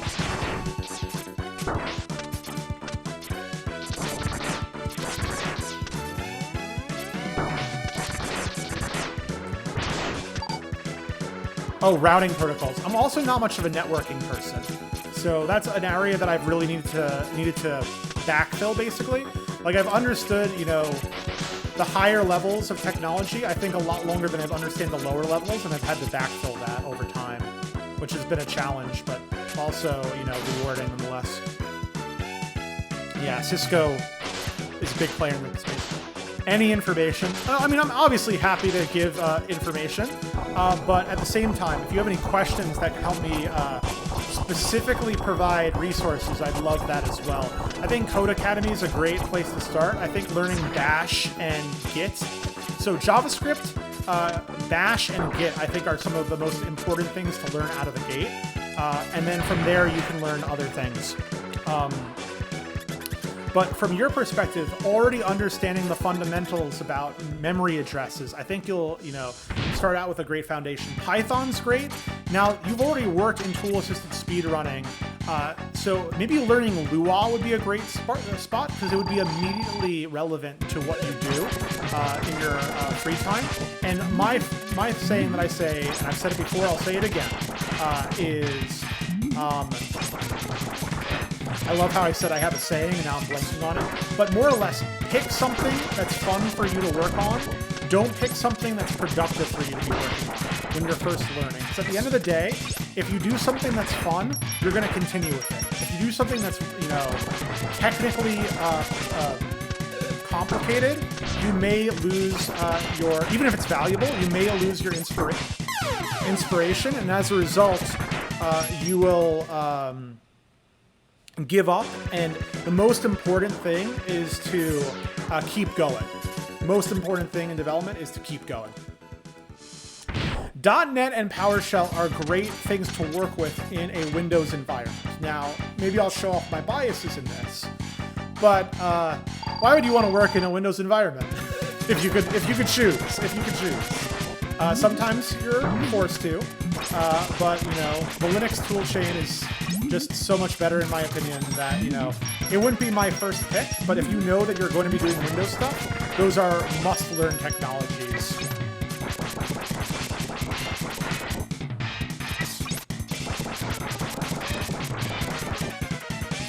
And I'll honestly say, even though a lot of people will give me flack for this, as someone who's learned a variety of hacker tools in the past couple of years, I actually had the pleasure of speaking to my former instructor with with this this morning. Ed Scotus, legend in the field, he taught me about PowerShell and how powerful PowerShell can be, and it's actually quite a powerful tool. Even though it's a Windows proprietary tool, it actually has some advantages over Bash, which a lot of folks who are honestly not super educated in that space are like, what are you talking about? PowerShell, you can't be serious. Like, PowerShell is all Windows. How can you possibly prefer it over Bash? And I say, well, it's got some constructs that Bash doesn't have that are honestly powerful, like the ability to pass objects around. So in Bash, when you get output, the output is a string, and you can massage that string. I know that I've been doing terribly here, but I'm still going to use that because I think I have a chance here. So, you can, instead of massaging strings into data, you can actually use fully qualified objects. It's a much better way to work. I mean, we're all about object-oriented programming. If you were, programming in Java and the only data type you had was a string, would you be satisfied with that? No. So why are you satisfied with that in the context of a shell? I don't understand. So even though PowerShell is not my first choice, just because of my familiarity bias, I mean, it's got some valuable tools. If I was starting from scratch, and I was doing it for Windows environments, there's no doubt that PowerShell has its value, even if it is a dirty Windows product.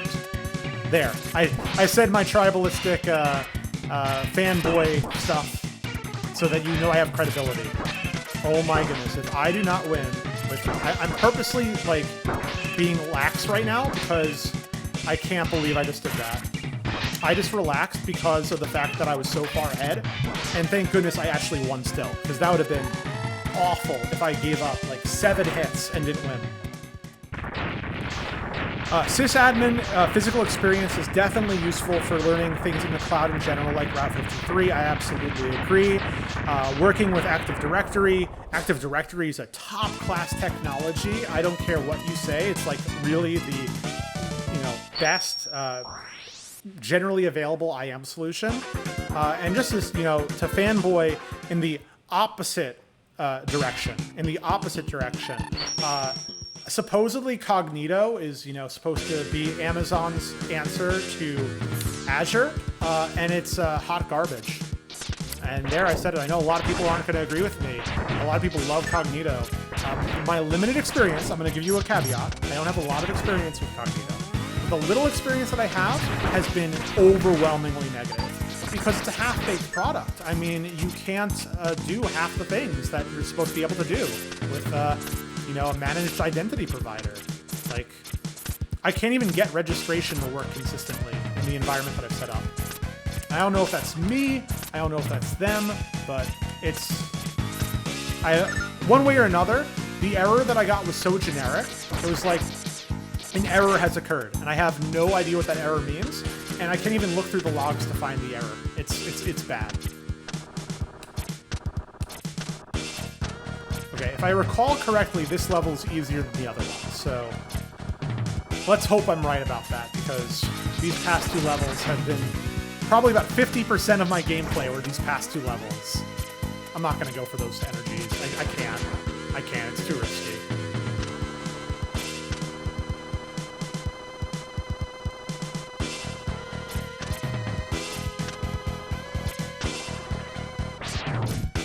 It looks like creating a custom captive portal, but the light version. Yeah, I'm not super familiar with that technology that you're referencing. I mean, I think it's a beautiful concept to be able to, create a managed registration system without writing a lot of code. I mean, there's a lot of demand for that, obviously. But it has to work. What can I say? It has to work. Oh, this sucks. This is awful. I have to do this, and then this. Or, I might be soft-blocked here, folks. This is horrible. Hopefully the boss is easier, let's put it that way, so that when I'm done with all of this nonsense, at least the boss will be easy to fight. And I have 1 life, that should be alright. Yeah, Intune seems more robust from what I've seen for sure. But yeah, it's... Azure definitely has some areas that they succeed in versus AWS. I don't know what to tell you. And same thing with GCP, but GCP has fewer. I mean, they're slowly evolving from a niche player to one that has, you know, general applicability. But I will say that even if you don't want to work in Chrome, it's critical that you're aware of how to work in Chrome because that's where the market's going. I mean, people don't want to rely on a single cloud provider. So Google is oftentimes the winner in the space of, hey, I want an alternative provider.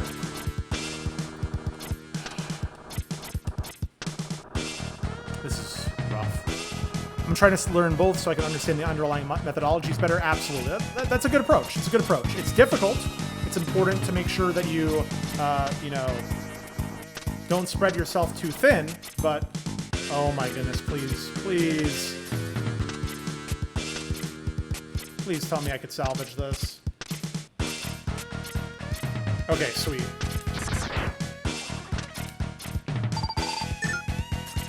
Oh, Tamperine, welcome. We're here playing Mega Man X2 and talking about technology. Specifically, we've been focusing a lot of our energy today on cloud-based technologies, as I've been floundering in the last 2 levels. If you rewatch this playthrough, which I'm probably going to put on YouTube, you'll see that I beat like the first 8 levels in like 2 minutes, and then I spent like an hour on this part. It's been rough. What can I say? Are you a gamer, developer? What brings you here? And also welcome to DD Dearth 543. Want to become famous? Thanks for the views, I guess, spam bot.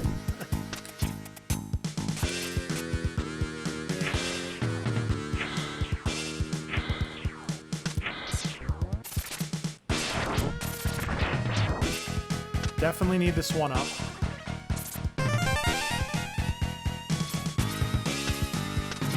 Yeah, I'm hoping we gain some organic following here. You know, a nice goal would be to be a Twitch partner at some point. I don't have any naivete that this is, you know, I'm very far off from it, but you know, you all showing up in the middle of a weeknight is definitely encouraging. Definitely encouraging. So we'll see where this goes.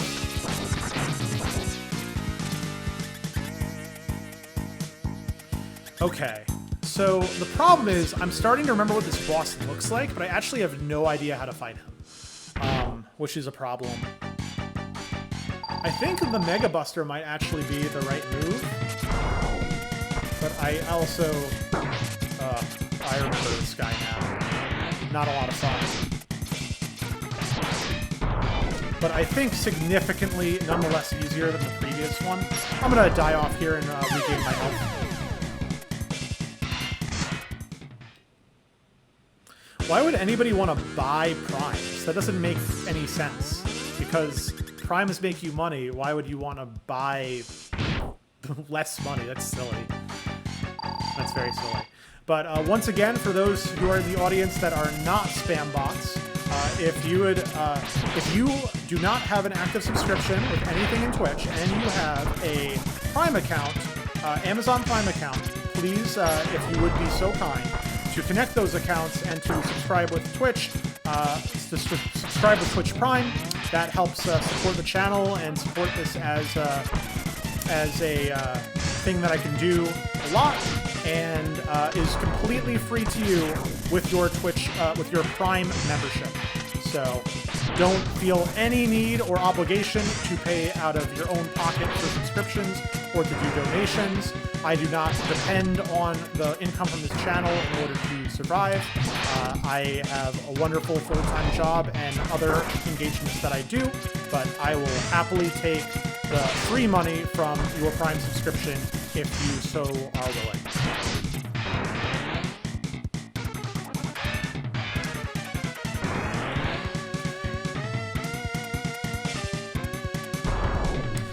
So the folks who just joined, feel free to tell me, what your background is, what you're here for. Are you just here for the games? Are you trying to learn how to develop? Do you have any questions for me? I'd love to answer them, because I love nothing more than answering people's questions and playing video games and helping people advance their career. Oh my goodness. Okay, one more. Okay, great. Phew, that was so much easier than the past level. So, from a beginner standpoint, what would be an optimal place and environment to start learning with? So, the number one thing that I would say for anybody is pick something that you are going to be engaged with and something that you're interested with. So, for you, as someone who has made tool-assisted speedruns in the past, I would recommend trying to do some Lua scripting, because that will directly benefit you and that will inspire you to keep going. And Lua is honestly a fairly good language to learn. It's very similar to Python. It's a very high-level language, meaning it's easier for humans to read relative to like lower-level languages like C++ and assembly. Don't get in the trap of learning assembly language. I know a lot of folks in the tool-assisted speedrun area want to learn assembly language because it will allow them to make games and it will allow them. By the way, I'm gonna die here, by the way, so I can get my lives back, even though I think I could win this level without. Come on, Flame Stag, just kill me. So yeah, Lua spelled L-U-A. Thanks for spelling out the things I've mentioned. I think that's really useful for the audience, so I really do appreciate that. So that would help motivate you. Don't learn assembly language, because even though that's cool, you can learn how to make a game. And Link777, who's also a speedrunner and a friend of the show, has been doing some great things with assembly language, but he's been in development for a lot longer, and he actually made a Nintendo game from scratch. That is not a good place to learn from the beginning. It is a very difficult skill set to learn, and it will be very difficult to understand without first working with a lower level language. So I would recommend starting with that based on your personal interest. Another great language to learn is JavaScript, because it is a universal language that can be working in multiple different contexts. JavaScript is the only language that your browser understands natively. It is the only language that your browser understands natively. As a result, you can use that language in every context, whereas in, let's say, C++, you cannot run C++ in the browser, so it's limited in terms of its scope. The value of it is limited because of the fact that you simply, can't run it in every context. So I would definitely recommend a higher level language like JavaScript, Python, or in your case, probably Lua scripting. Code Academy is a phenomenal resource for actually teaching that, and it's great at instructing you through these exercises. So that's a great resource to learn the specific technologies that you want to learn. Another set of technologies that aren't necessarily coding but are extremely useful are, for example, Git and Bash. So Bash is the technology that you're using with. One second, I'm using this guy's weapon against himself, which is not what I'm supposed to be doing. I'm supposed to be using this one. It allows you to write commands, and one of the things that's tricky with being a developer is a lot of the tools that you need to use as a developer are not necessarily using graphical user interfaces. Right? Because people who develop tools for developers understand that tools for developers don't need to be user-friendly, because developers are used to using non-user-friendly technologies, non-user-friendly interfaces. They don't create a lot of graphical user interfaces, or as Novazel mentioned, GUIs is the proper term for that. Do I have some? Yeah, let me just use that. So people use terminals instead. Bash is the most popular terminal language, quote unquote, out there. So by learning Bash, you can automatically learn a variety of different tools that will make your development journey easier. So that's hugely important. Sorry for being a chump in this game. And then one of those tools that you can learn with the command line is Git, and Git is the most important technology for professional development, because with Git, you are able to learn how to keep track of your changes in a way that, how do I describe this in the best way possible? It's basically like a captain's log of your development. Every time you make a change to your code, you create a log. And then you can go back to every version of your code and explore, let's say you broke something. You can go back and see where you broke it and exactly where you went wrong. Yes, another term for that is version control. And that is both great for your learning. It's great for, posterity of the stuff you work. Let's say you make a very powerful technology. It's valuable to have that history for new developers. And also it's a way to help your developers, new developers get on board, because they can look at your Git history and they can understand why you made the changes that you made. But most importantly, it's great for collaboration, because Git is the only sensible way of having multiple people working on the same code base, because it allows you to do what's called pull requests, which allows you to all work on different parts of the code and say, hey, I have this new feature that I've developed. Can you merge my change into the master or main branch, is the new term that we're using. It's a lot better from the politically correct standpoint, which I'm all on board for. All on board for advancing our terminology and making people feel included in this generally exclusive industry. So you can do that, and then you can make branches and forks like Nobuzel just mentioned, and as a result, you're able to deal with conflicts. Let's say folks are working on the same part of the same code base. You can resolve those conflicts. It's not easy, but you can consolidate changes in a way that is way better than, let's say, using Dropbox. And before I continue to more bosses, I'm going to mention some of the other resources that Nobuzel mentioned for the sake of the YouTube channel, which are great. LinkedIn Learning is one of them, and Linux Academy is great for system admin and bash kind of work. Let's go to the next boss as I drink some water.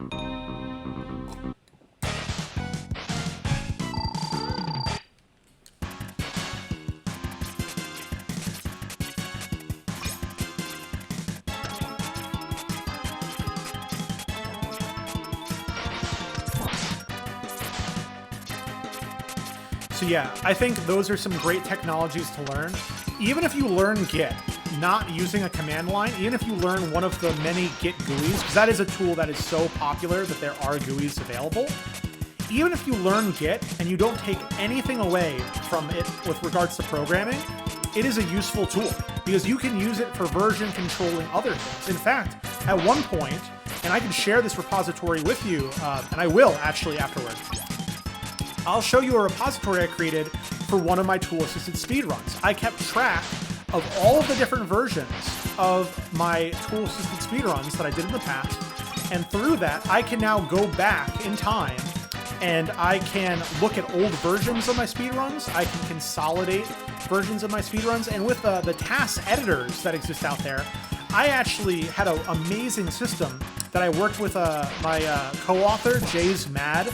He worked on my Spider-Man X-Men tool-assisted speedrun with me, and using that, I was able to have him work on a level, I would work on a level, and then I would merge our videos together, and sometimes they would sync perfectly with very little modifications, and we were able to work independently as a result. So I'll share that repository with you afterward. It's, I think it'll be very, in fact, I'll share it on stream.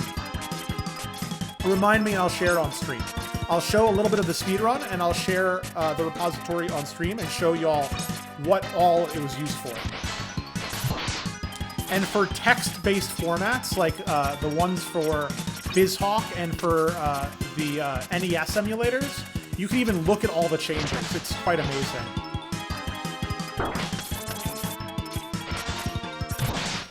I'd say if you're enthusiastic about the subject, you can go into a rabbit hole all night. More like a rabbit hole for all of your life. I'm still going down the rabbit hole of technology. I mean, that's part of the reason why I have this stream, is to also learn from folks who share their knowledge here, because I know, they can share a lot of great resources that I may not have heard of, like the networking resources and protocols that you mentioned before.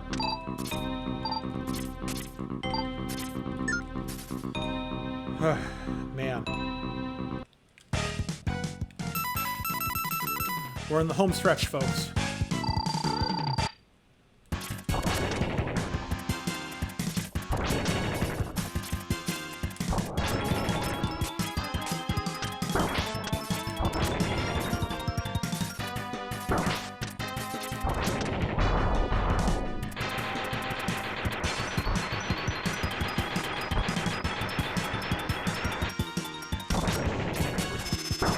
You don't have your Cisco certs, but having the hands on XP is proving useful. Do you mean Microsoft XP, like XP Experience, like Windows XP? Because I mean, I know it's still being used, but come on, it's not being used a lot, right? Like that's a super important skill that you have, right? Please tell me.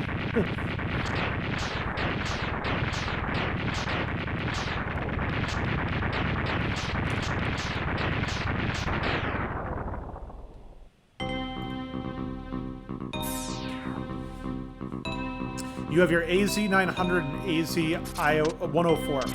I would need you to give me more details about what those stand for, because, certifications, I know a lot of the GIAC certifications, obviously, because I work with the SANS Institute, yeah, I am not super familiar with many of the other certifications. Also, by the way, shout out to NetWars. I'm wearing my NetWars shirt right now. Traditionally, NetWars was mostly available for SANS students, but now they have a bunch of free events. So I would strongly recommend for folks who are trying to get into cybersecurity, especially offensive cybersecurity, to follow NetWars on LinkedIn, Twitter, all the social medias, because they have mini NetWars events for free during this Global World event, and those are invaluable things that they're providing to the community for free. I've had the honor to TA for some of their events. I'm actually TAing for one of their events tomorrow, but that one unfortunately is a private event. But keep on the lookout. They're going to have many other events that are open to the public. And honestly, I love their mini NetWars. I think it's actually, to me, sometimes even more entertaining than their full-fledged NetWars, because you can do it all within your browser. You don't need to have a virtual machine to work with mini NetWars, whereas you do it for the traditional ones. So you're going for your AWS Solutions Architect. I forgot what the A stands for, CO2, and your Azure Fundamentals Solution Architect Associate. One thing I'll say before I answer your next question, because again, I'm going to do a little bit of self-marketing. I feel like it's both a good thing and necessary, because I want to promote the products that I believe in, but only for people who already are in the industry, generally speaking, because it's kind of hard to pay for a GX certification out of pocket. I'd love it if you could, but the pricing information is public. You may want to consider getting sponsored, because it helps a lot. I mean, the value's there, it's just very expensive. But the reason why I mention that is I think it's great that AWS and Azure are supplying their own security or their own certifications. They're also providing their own security certifications, and that's awesome. And I mentioned this in the blog post that's going live tomorrow on SANS' blog, so check that out. But the thing that I add there is, the thing that I add to that message is that they have a conflict of interest when they teach you about security. AWS and Azure have an incentive to make you think that their technology is secure by default, because if they do, then they'll make you think, oh, there's not a lot to worry about, whereas I have to worry about security with the other providers. Okay, I want to go with that provider over the other provider. They have an incentive to make you think that they are solving all of your security problems for you. So there's an extreme value in having a third-party certification that truly talks about the benefits and flaws of each cloud provider. And that's the course that I have tried to author over the past year, the Sec 510 Multi-Cloud Security Assessment and Defense. So if you're in the market for a certification into cloud security, consider us before you consider the ones provided by the companies proper, because they have an incentive to downplay their own security faults. And knowing how to patch their security faults are some of the most important skills you can learn. Yes, without going into specifics, the certification you mentioned in the chat is expensive, but significantly less so than some of the ones that I've referenced, when you count both the certification and the courseware, which is, again, huge value. I mean, the stuff that we're providing is unparalleled, in my opinion, to anything else I've ever seen. A hands-on training experience, a great realistic lab environment, and a certification, and top-class instructors. But the end result is the price tag is definitely up there. What I've said and some other folks have said is it's kind of the Rolls-Royce of security training. And, Rolls-Royce, great product. It's not a discount product. But that's exactly why you should take advantage of all of the free offerings that are provided by us, even if you can't afford or don't have the interest in buying the non-free offerings, because we're giving out free stuff all the time on sans.org/free. And honestly, I peruse that all the time myself because I'm learning a lot from the other instructors. Absolutely. So do I know a lot about physical firewalls? Not a whole lot, to be honest. Most of my firewall experience is software-based firewalls. I understand the concepts. I know about FireEye and Palo Alto as a brand. FireEye, I believe they have a cool Capture the Flag event that I was going to get involved with. Maybe I'm mixing them up, but I think they do the Flare CTF. Maybe I'm just mixing them up because they sound similar. And then Palo Alto is like taking over the world. They're buying all the companies right now, which is kind of ridiculous how much they own now. I heard about them, at a conference many years ago, and I never heard of them before. And they looked like a small group, and now they're just taking over the entire industry.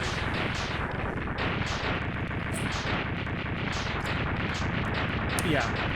If you have questions for me about hardware or networking, it is definitely not my strong suit. I'll do the best I can, but I am very much, much more specialized into software. I do have my network penetration testing certification, but that's something that I've learned later on in life. It is not something that I was studying from a young age. So as mentioned earlier, this is the final level, which takes place in the same stage as MAGNA Centipede, and we are going to have the fight of our lives ahead of us. We're going to fight our best friend, a clone of Zero, or a clone of our best friend, and then we're going to fight Sigma, which I remember being very difficult as a kid, but I remember playing it when I was older. It's actually not that hard. It's just kind of repetitive. So we'll see how I do. What are some helpful everyday software that oh no. I'm just gonna die in this area. I was too busy reading your question, but no, it's a great question. Helpful everyday software. What is my favorite software? Well, first of all, shout out to OBS. I'm using OBS right now for my streaming. And I'm pretty sure a former coworker of mine has actually contributed to their source code. I'll have to double check, but I'm pretty sure that's true. If not, he's been a member of their community at least. Slack is a great piece of software.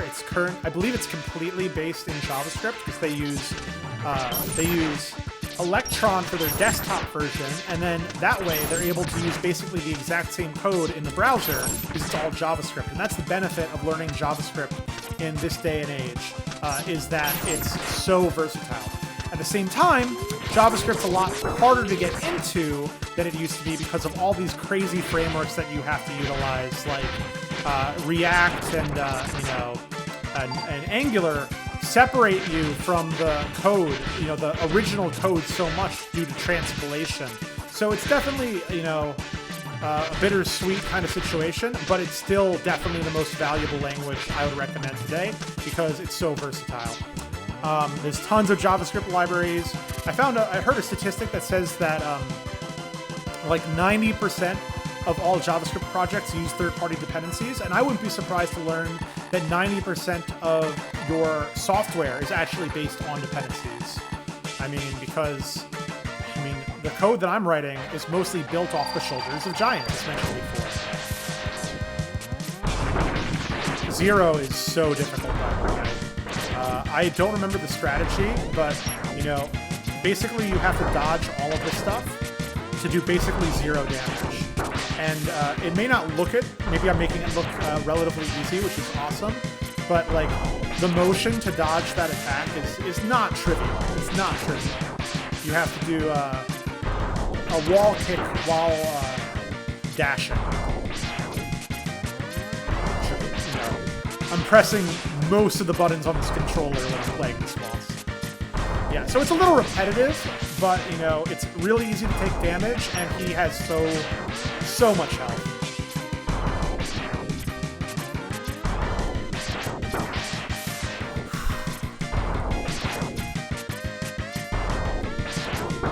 Okay, that's a good warm-up run. Yeah, Zero is absolutely OP. In X3, you finally get to play as him, and he's so much worse than he seems. But I guess part of the moral of the story is if you get all the power-ups, which I did not do in this game because I forgot where most of them are. If you get all the power-ups, you basically become Zero in this game. And certainly in X3, I think you even get the sword in X3. As X, not even as Zero. You can play as Zero, but I think you actually get a sword in X3. Another thing that's awesome about this game, which I did not explore because I didn't have enough time, is for those who are playing at home, you can get the Shoryuken in this game, just like you can get the Hadoken in the X1. But unfortunately, it takes forever. It's not something that would be very conducive to a stream, in my opinion.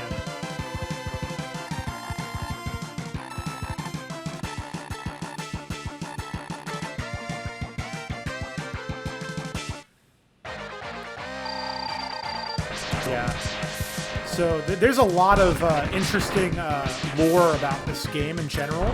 So basically, the current theory, I believe, the version of the theory that I believe is that Zero was created by Dr. Wily to be evil, actually. And he has this virus, the Zero virus, that whenever he encounters someone, or historically whenever he encountered someone, he would infect the folks with this virus, and they would become evil.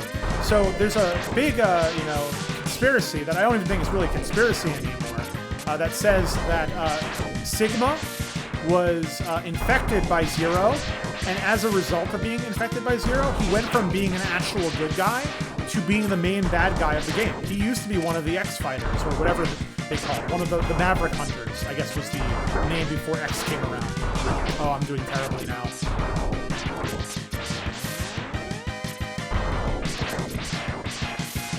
So, you have to feel kind of bad for Sigma. He, originally was a good guy, supposedly.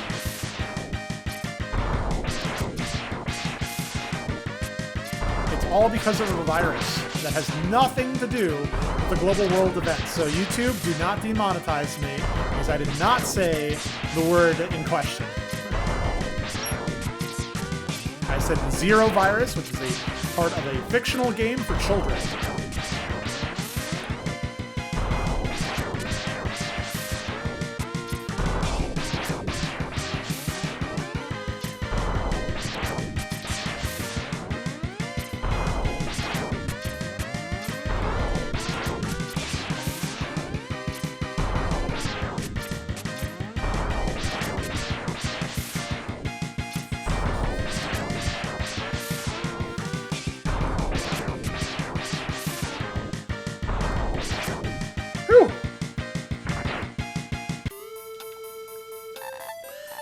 Battle Network was a huge inspiration to me growing up. I mean, the idea of having all these characters that were programs that you would fight.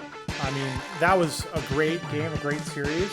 I actually made a game, or started making a game is a more realistic way to say it, called Mega Man Battle Network Online, and I have all my source code on GitHub if anybody wants to, take it over, basically. But the idea was basically to make an MMORPG of, the same concept. Okay. I forgot that Sigma had 2 forms. Okay, so what's the weapon I have to use against him in this form? I think... I honestly don't know. I'm thinking it might somehow be... this? Let's see. Some experimentation. Look at the non-proprietary Marvel character that he became. So this is the weapon against his next form, for sure. Okay, so that's useless. Process of elimination. Let's try fire. Useless.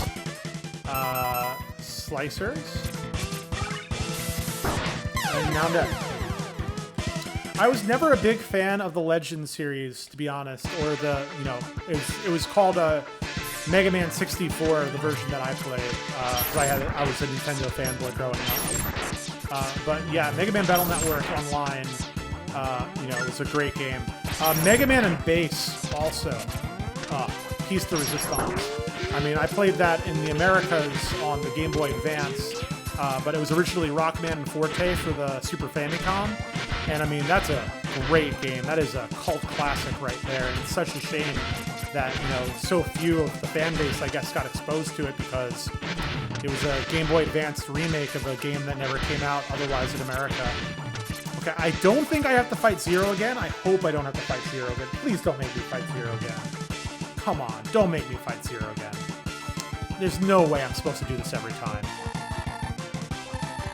Okay, I think that's why I remember this game being so hard, is because if you don't revive Zero from his body parts, I guess you have to fight him every time. Whereas when you don't revive him from his body parts, when you do revive him, you completely skip this fight. It's Copy Zero, and Real Zero kills Copy Zero. Now, thankfully, this soundtrack is absolutely off the hook. And this song is so, this 2-minute loop, not even 2-minute loop, sorry, 5-second loop is so fun to listen to. Such a great song that, maybe this is acceptable, but sorry that I'm prolonging this. But I'm going to look up what Sigma's weaknesses are afterward because hopefully I can beat him at least in the next 2 shots. If I don't beat him this time, I'm going to try to farm for energy. Come on. Oh, no.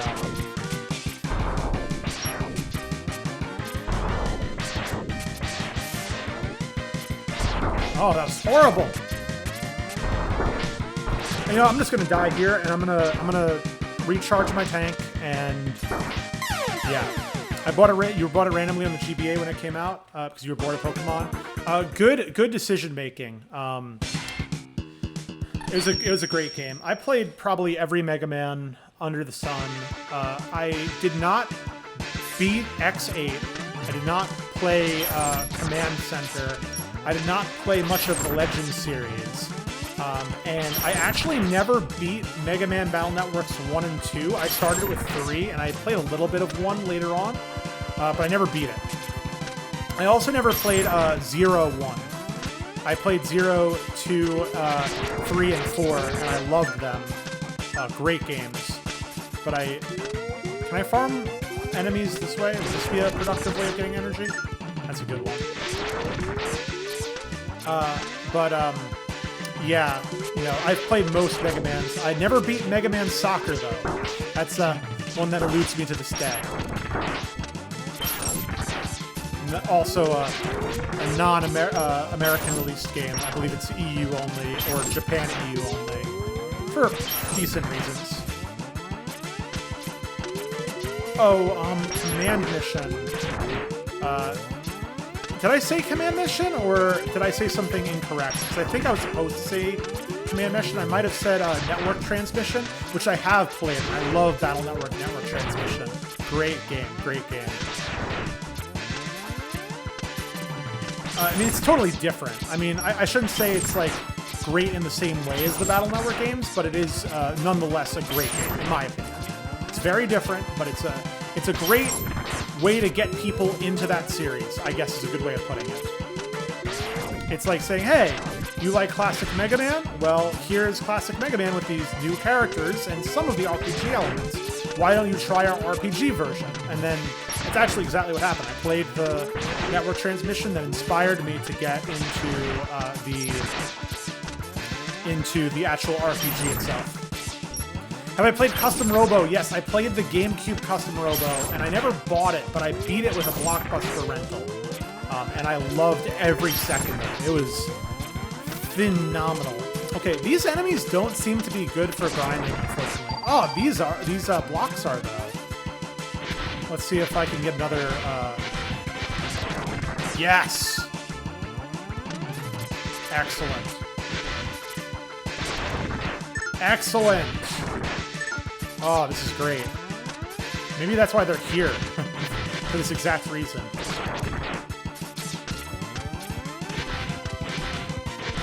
Custom Robo, I remember it being great, but I haven't played it in so long, so I can't say with confidence that I would like it today.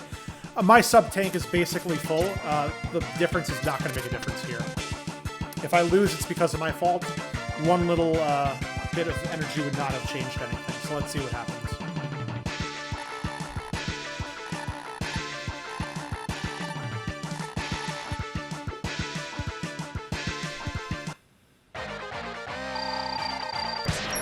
So, we've been nerding out about games for a while, which is all kosher, but let's, if there's any other tech questions or queries, I'd love to relate it back. I could talk a little bit about Mega Man Battle Network Online, which I started to develop. So, like, the funny thing is the engine's all there. The online capability's all there. The chips are all there. The gameplay's all there. It's basically like the front end is missing. So, like, I have a text-based version of it, and it works fine, but I never took the time and energy to make it graphically work. And also the JavaScript version that I developed in the past 5 years, that does not have chip selection yet. You can use the chips, but you can't do the chip selection process. We had that working in the original Python version that I developed, much earlier. Both of them are open source, and you can look at both of them. And maybe I'll plug that at the end of the stream as well. But it's honestly like a phenomenal foundation. So if anybody wants a pet project who's big into Mega Man, like probably you are if you're watching this video, especially at the 2.5 hour mark, check it out. I'd love to see it come to reality, and I don't think I'm ever going to find the time to do it myself.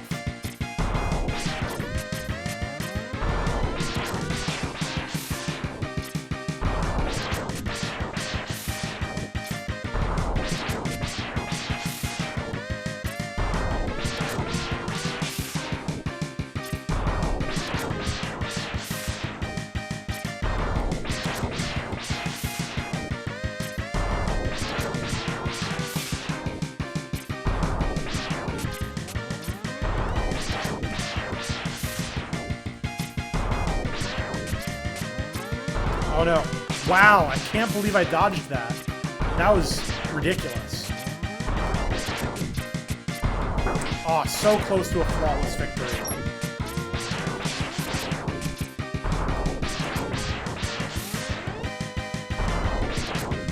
Phew. Yeah, it basically just needs the front end. So we have a non-graphical version of it that basically works, but no one would ever play that because it looks terrible. So if we had a basically a bit of graphics on top of it, it would basically be a functional game.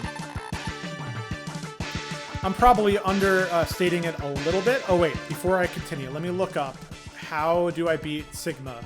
Sigma X2 weaknesses. Boss guy. Sigma weapon. Sonic Slicer is the primary. Did I not try that? I could have sworn I tried that and it didn't work. But let's give it a shot anyway. Sonic Slicer, let's go. Whee!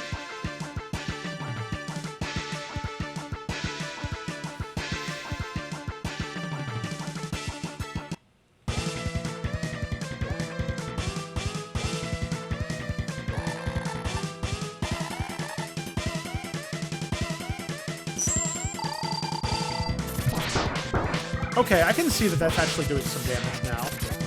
I guess I was right about to test it, and then I didn't because I died. I'm guessing that's what happened.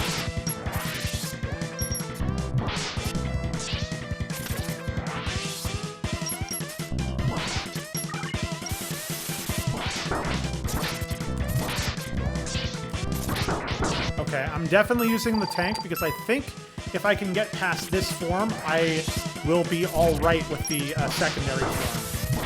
The secondary form, I remember being weird, but not difficult. Well, sorry about that. That was a waste. Okay, watch me do this again. I'm glad we're having great conversations to keep... oh, no, to keep the times going.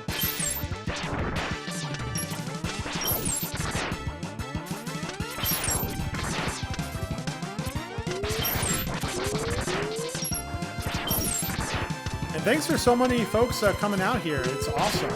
I'm really glad to, talk about the subject and help people advance their careers while having a lot of fun in the process.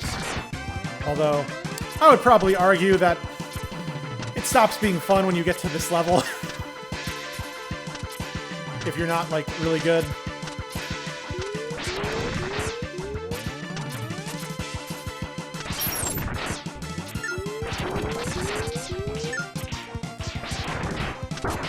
Darn it, man, come on, I need that health. Oh, that's awful.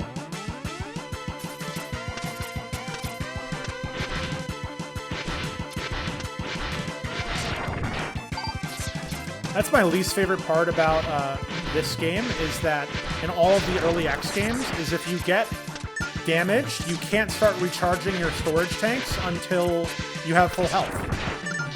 Really difficult and frustrating, honestly. I'm not sure I would say it adds to the fun factor in any way. See ya, Brian. Thanks for joining.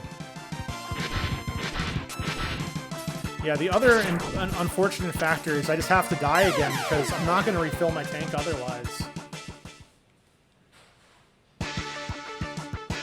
So, let me refill my tank. Let me play this level. Let me show off Mega Man Battle Network Online's repository.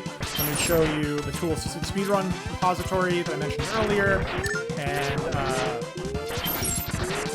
then hopefully get some food.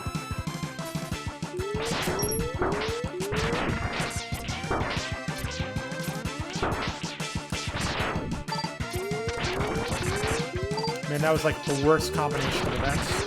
Okay. Oh, no! I was just about to say, okay. At least my health was full, and then I immediately got hit. Come on, drop some energy, please. 1 up. Great. That's super useful at this level. Thank you, thank you, thank you.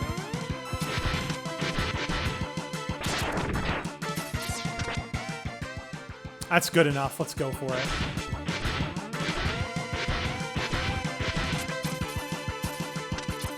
If I can do a run of 0 as well as I did before, I think we'll be in pretty good shape.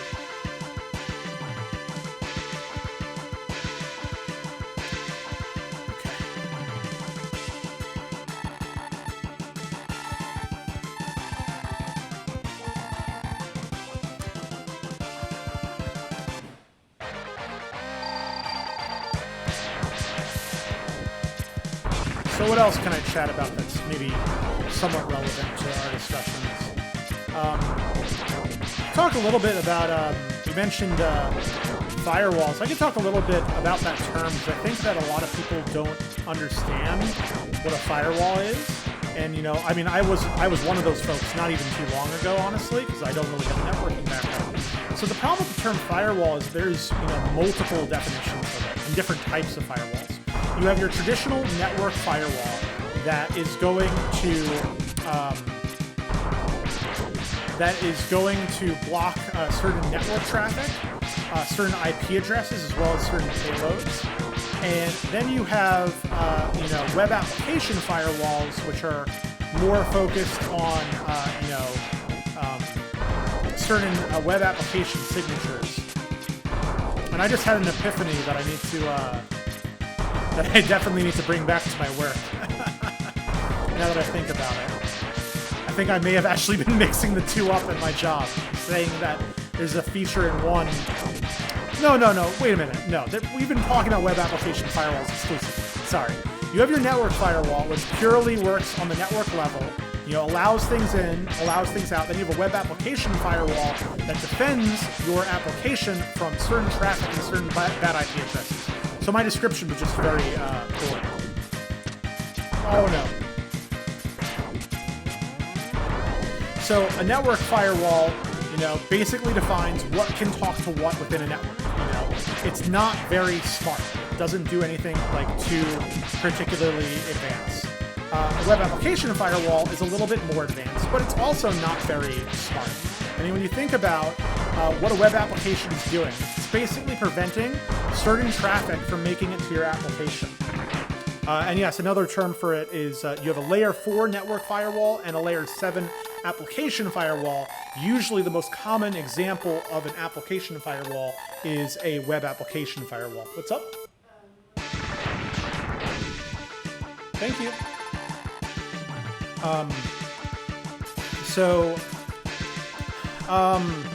Yeah, unfortunately people think those technologies secure you, and they really don't.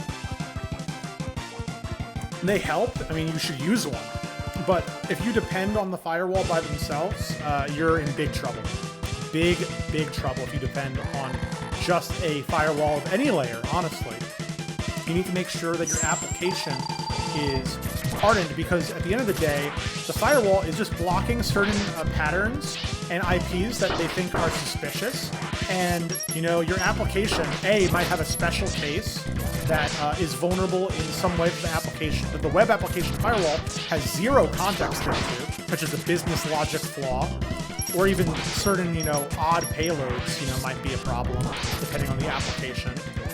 Thinking of an example, think about on iPhone, there was a vulnerability a couple years back where basically you could send a particular type of text message and just crash the phone, make it completely restart. And a firewall is probably not going to be smart enough to know, which traffic is going to affect iOS specifically, unless, they were designed in that way. Okay, so I beat the dude. I have like one hit left. The odds of me beating this person in my first shot with one hit, I'm not optimistic. But let's hope for the best. Let's hope for the best.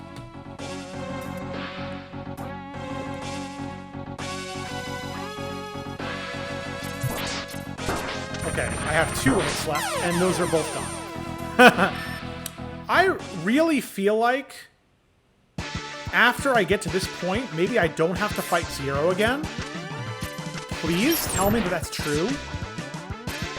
If not, I'm just like in big trouble. I might need to go back to the other levels and get more upgrades. And I'm worried that if I do that, it might hurt my Sigma progress, because in some of the games, if you start playing the original levels, it deletes your Sigma progress, which is stupid. And I don't know if this is one of them.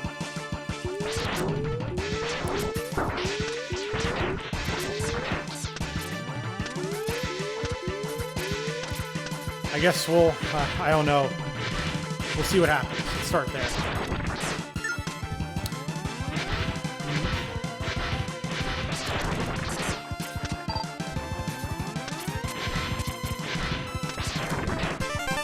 Hooray, a 1-up. Again, like the least useful thing I could have right now.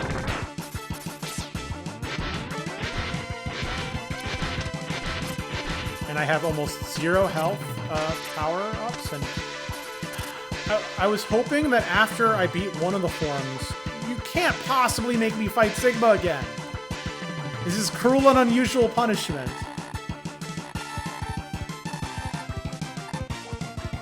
Okay, I think there's only one solution, so I'm gonna let Zero kill me, and then I'm gonna look up where the other sub-tanks are. Mega Man X to sub-tanks. And if I get these sub-tanks, and after getting these sub-tanks, it resets my Sigma progress, I'm going to quit.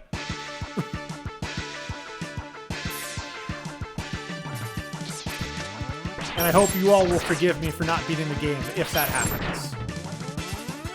Hopefully it won't. But yeah, let's just get killed here. Okay, let's see.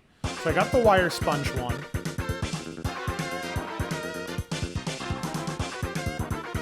Where are these? Okay, Magna Centipede.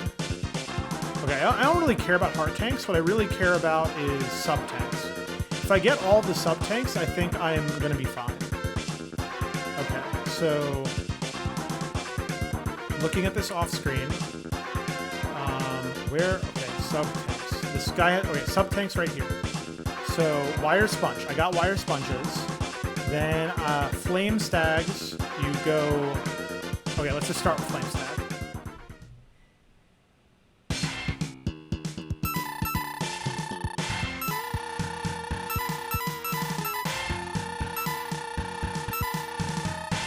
Flame stag's level is this one. Okay, so let me see. They ride this beetle guy. Okay, I see what to do. Okay, so let me start with that. Okay. Thanks for the folks at home who have stuck around through these shenanigans. I hope you understand. This is a hard boss, and a repetitive one at that. I'd rather get and fill up all of the energy tanks than that's awful.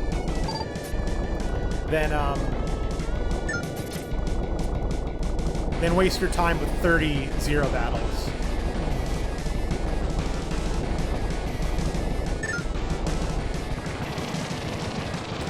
And I hope you can appreciate that that is the lesser of two evils. Definitely not preferable in either way. Okay, where's the beetle? Let's go.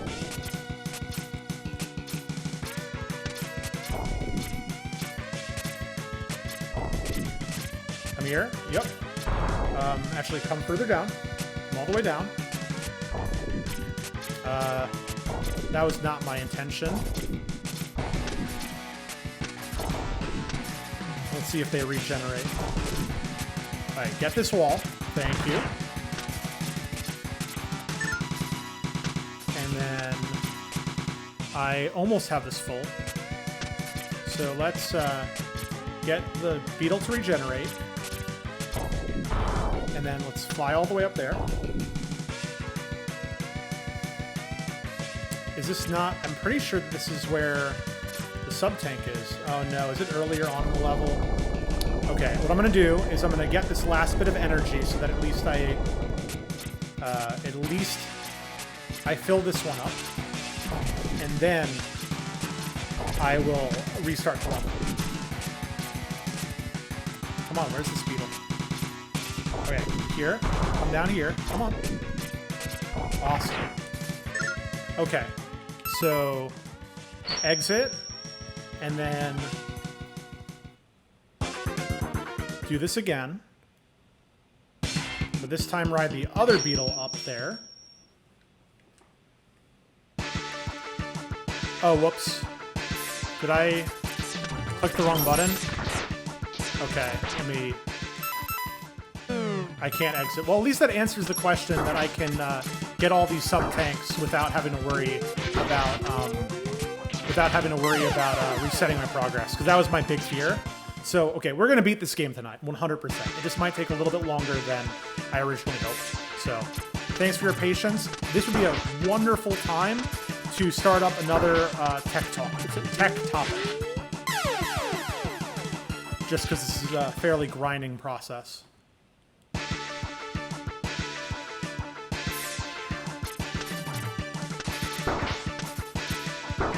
especially because I need to exit this level. Okay, so back to Flame Stag. Let me look at the walkthrough again real quick.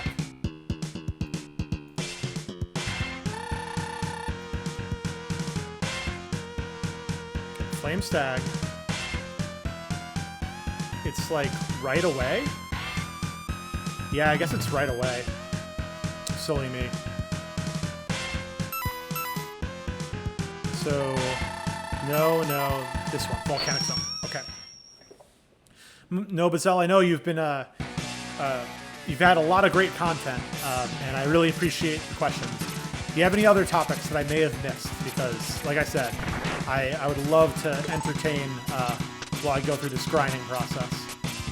And you have a lot of great probing questions or topics to discuss. Where's the beetle? Let's go. Regenerate, you fool. I'm gonna go all the way back here and hopefully it'll regenerate then. Wait, is there a heart piece down here? No. Okay, I'm just gonna restart this level and see if I can get it to regenerate. That was silly. That's very silly. Bad regeneration. When to use Terraform, Chef, Puppet, or Ansible based on use cases? I think that's a great question.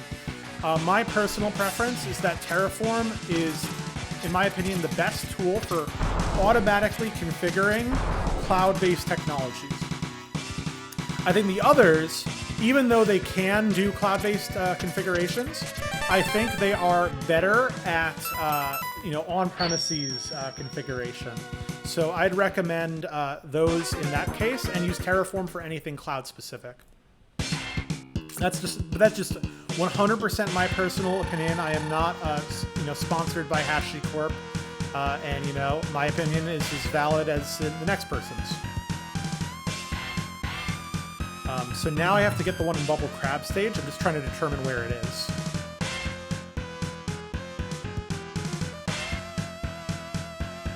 Alright, you need the arm upgrade to do that, so I'm going to skip that one. And you need the arm upgrade to get the other one? Okay. Do you think I could beat this with 2 energy tanks? Come on. I can, right? Let me maybe get some hearts real quick. So the leg upgrade, if you do the leg upgrade, you can go all the way up there. Oh man, this stinks. Let's just go for it. I'm feeling adventurous. Let's go. So those are the use cases that I see in my mind. Cloud-based configuration, and then on-premises. My personal preference is I like Ansible for on-premises work, but if I had to start from scratch, learn a new technology, if it wasn't for the Salt Stack vulnerability that happened recently, I'd probably say Salt would be the thing I'd be most interested in. It's supposedly the cool kids. CI/CD. That's what my colleagues have told me. But it's like the new kid on the block. But after this breach, I'm a little hesitant.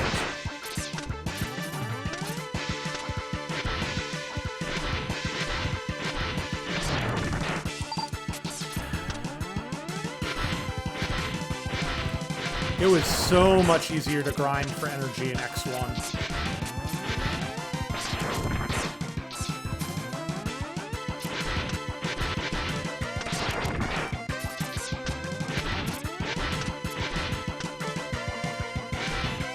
Okay, gonna just die and try this again.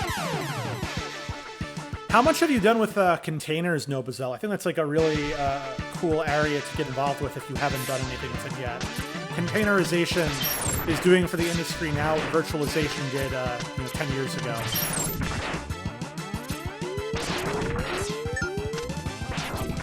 Probably earlier.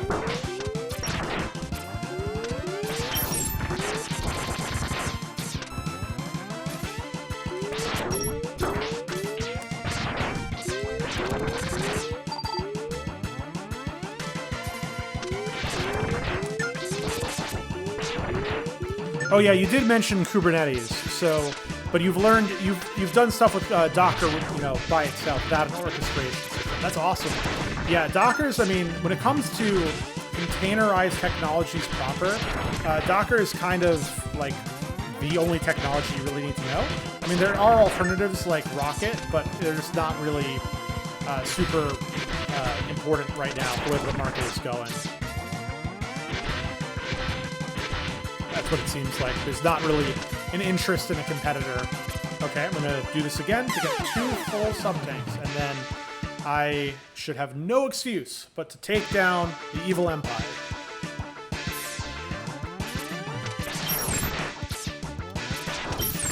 What's funny, but I didn't comment on this last time, is that in this game, Sigma's second form is, or Sigma's first form, I should say, after his pet, in this case, Zero fights you, is based on a Marvel character, obviously. I don't think anybody can look me in the straight face and look at me with a straight face and tell me that that character was not influenced by a much more popular Marvel character.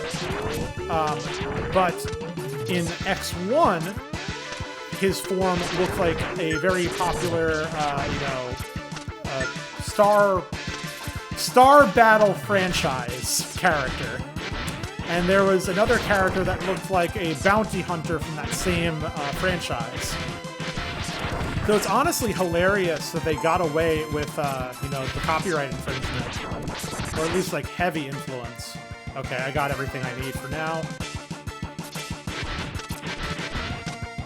So, I believe in the Japanese version of X1, they actually his beam sword sounded like the beam sword from that franchise. I'm being coy with this both for entertainment purposes and because I don't know what YouTube allows me to say yet.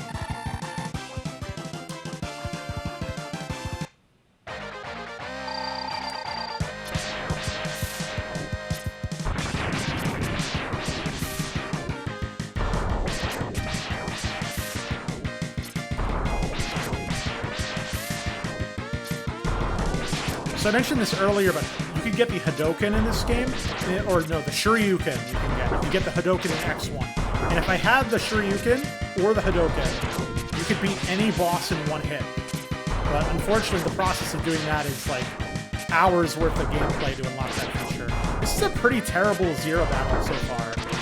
I'm wondering if I should give up here. This is like one of my worst Zero battles recently.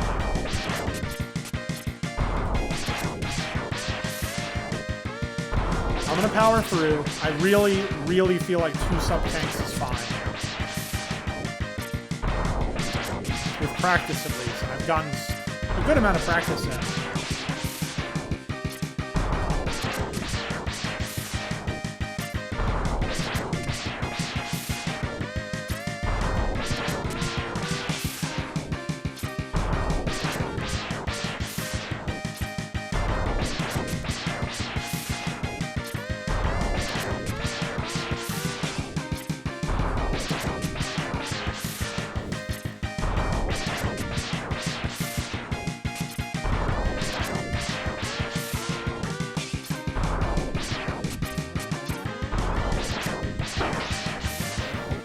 This is so borderline right now.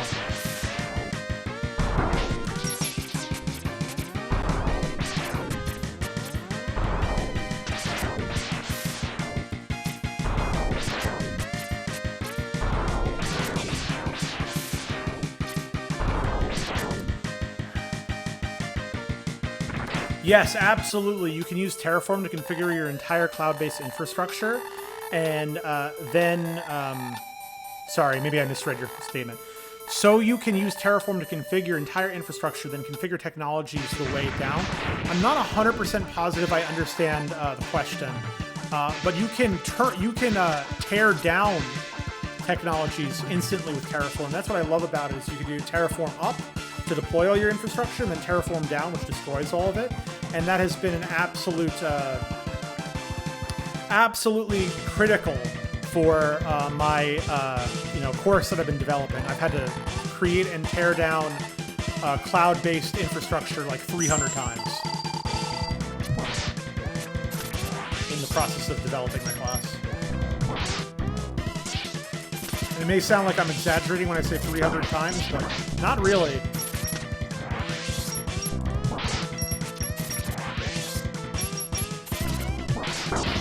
Okay, sub-tank.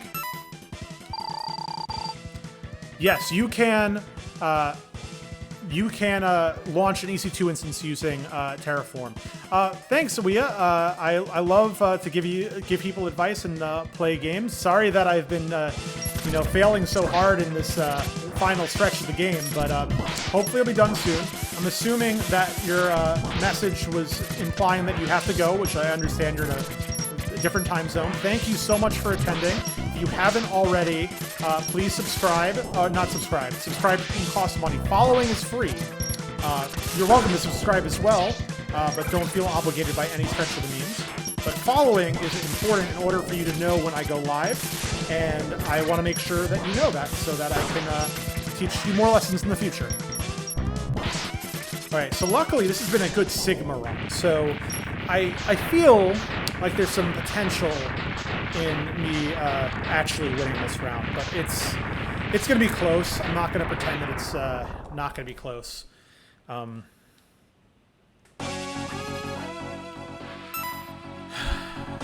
The other problem is, if I recall correctly, you never really know your progress with Sigma, because he kind of just changes colors, if I recall correctly. He doesn't actually have a health bar. Oh, that's cruel. Did I just die? Did I just trick the game into thinking I didn't die there? I think I might have. Oh, and that's the other thing that's awesome about this. You can actually grind energy, I think, with this guy. So I'm feeling immediately more optimistic if they actually start dropping energy, which I absolutely need them to do. Come on, drop some energy. Are you serious? Is that not a part of this?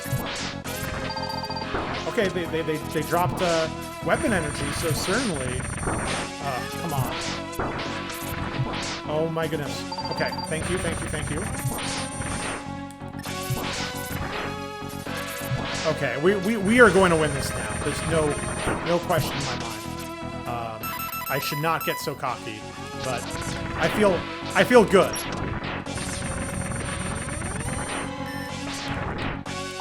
Now I'm feeling even better, but I really need that energy. Come on.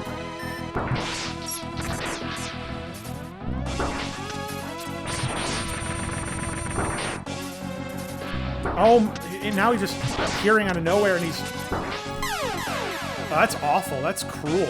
He just encapsulates you. Oh my goodness, I'm so sorry. Okay, I'm gonna grind again on this area, and then... I'm so sorry for wasting y'all's time. That was disgusting. What can I do about that? He encapsulated me and just did a damage every time I ran out of invincibility. I don't think there's anything I could have done about that, honestly, other than not running out of energy in the first place. Weapon energy in particular. I was a little lackadaisy with how much I spent. That part I will admit. But like it's hard to, you know. Oh my gosh! Oh my gosh! Okay, okay. Okay, yep. Great. Everything's fine here. Yeah, went from I lost about half of my viewers there, and I don't blame you, but hopefully I can keep the conversation interesting. So yeah, a lot of folks use Terraform to launch services, and then they use other technologies to configure them further. But let's think about it this way. Really, how much configuration do you want to do of your EC2 instance dynamically? I mean, don't you want to create a gold image instead? And we talk a lot about the specifics of how you can do that in Sec 540 in particular. So, you know, we have plenty of resources on that subject. Let's restart and then do that again, because that's a great way to grind for energy, I think.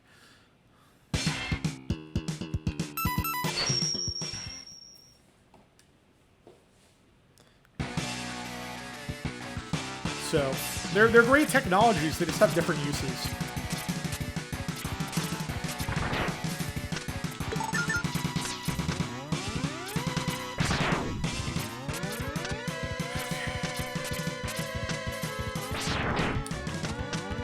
Oh, that's awful. Teased me.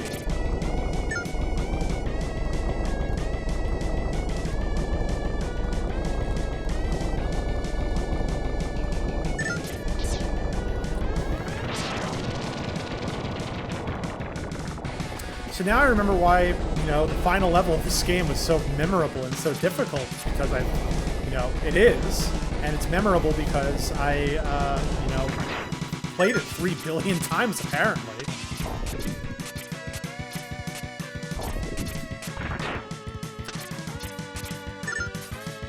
Okay, that's good enough. Let's go. Let's go. Let's do this. It's on. We know exactly how to fight him. We're not going to get complacent. We're going to do better on the zero run. Everything's going to work. Let's go. Sigma, it's on.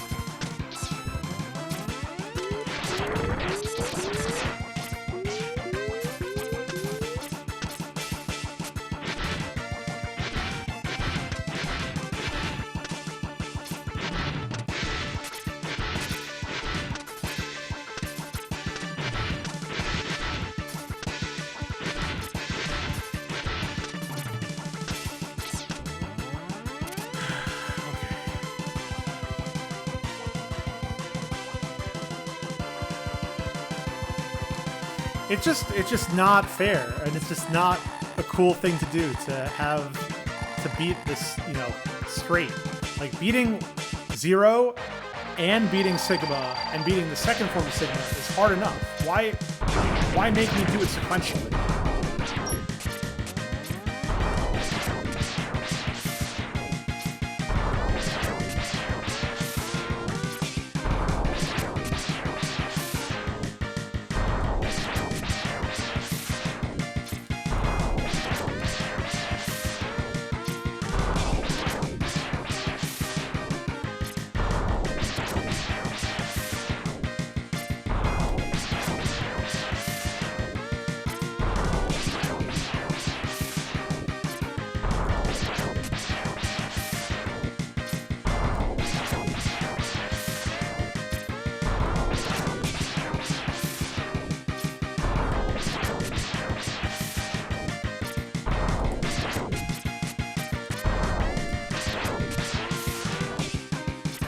The only thing hard about Zero is that he does not keep his pattern. Like, when he does that consistently, it's fine. But whenever he changes it up and you don't see it coming, it's a bad time. Now, luckily, he doesn't do that often, but he does it, clearly. And once you miss once, I mean, it's just all downhill from there.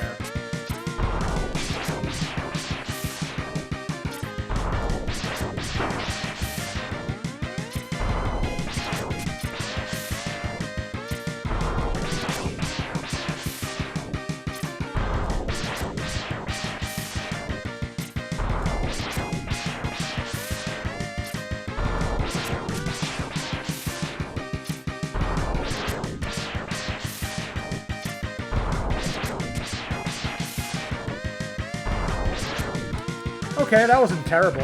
It's good. It was a decent run. And now I think the big thing that I've learned about Sigma's first form is I really need to use the cutters and have them bounce against the wall, because that's how I can ensure that it gets hit while minimizing the chances that he's actually able to damage me. So here goes nothing.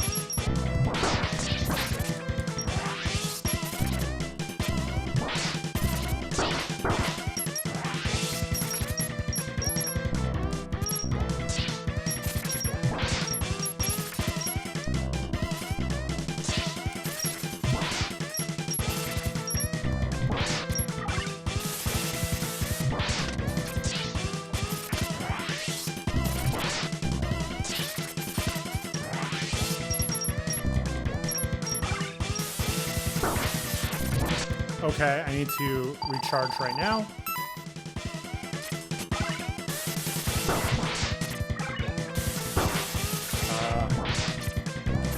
Why do I always take way more damage the second I recharge?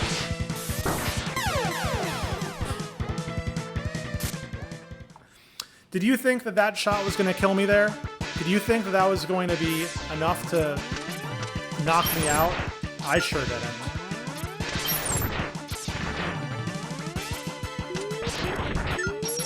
I promise you, this game is going to be over soon. I know it's painful to watch, probably. Trust me, it's more painful to play.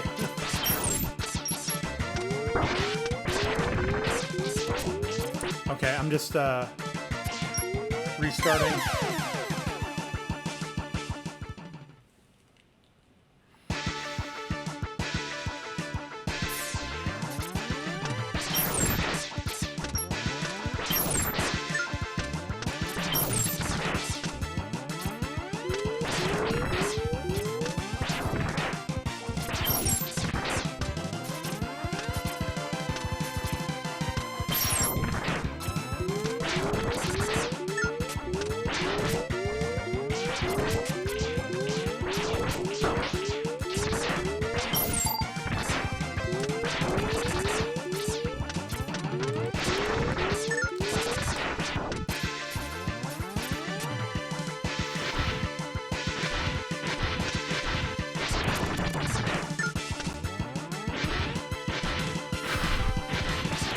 Any technology topics? I think that'll calm me down a little bit at this point. I'm a little bit more than steamed. Oh, and it's not. Come on. I'm just gonna do this again. I need to have the full tanks. There's no way I'm gonna win without the full tanks.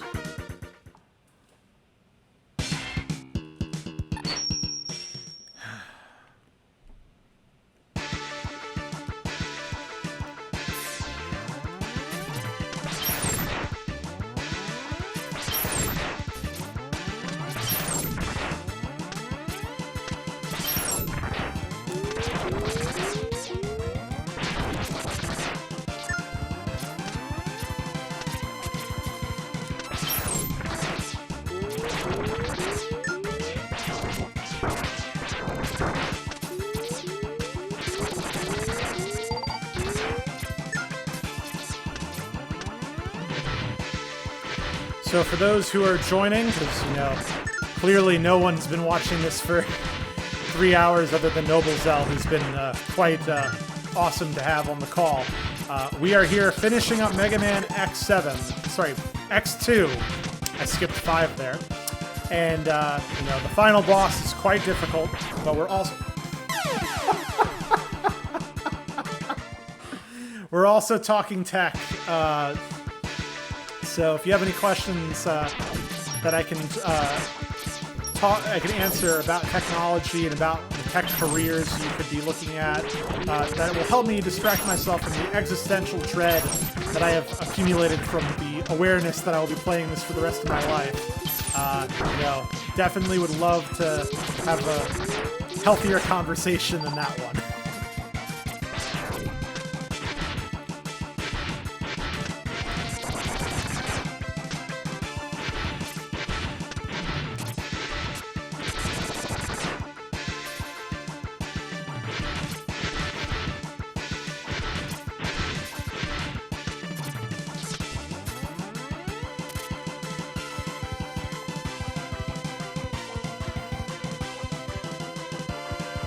Okay, this is it. It's gonna happen.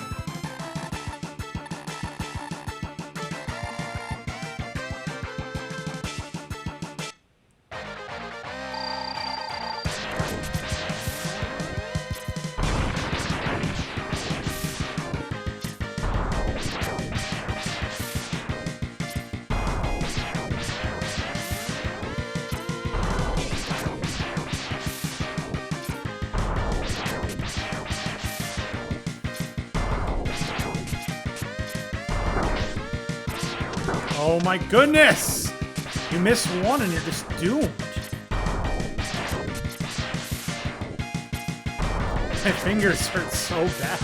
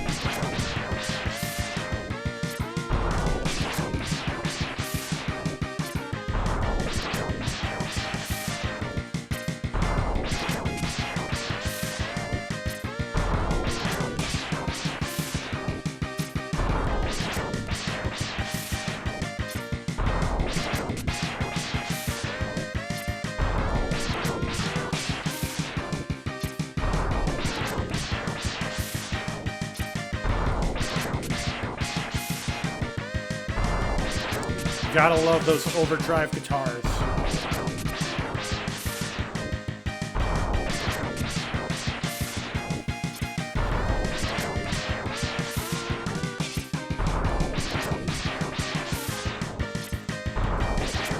All right.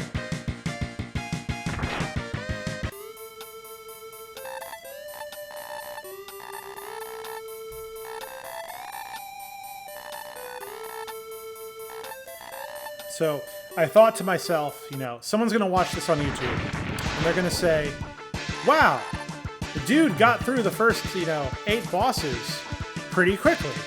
Oh, this video's 3 hours long. I bet that he beat the game very quickly and then spent the next hour doing something else, such as talking about technology or playing a different game. Nope. Nope. That is not what happened.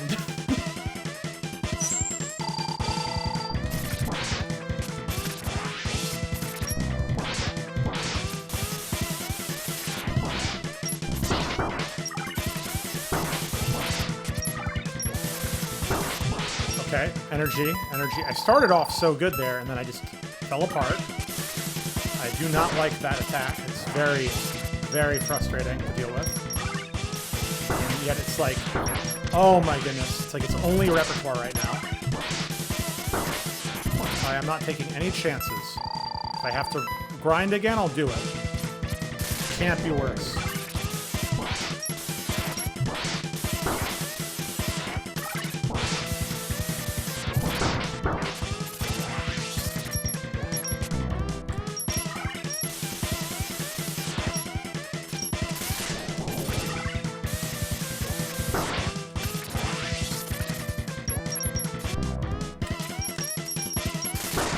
Dude.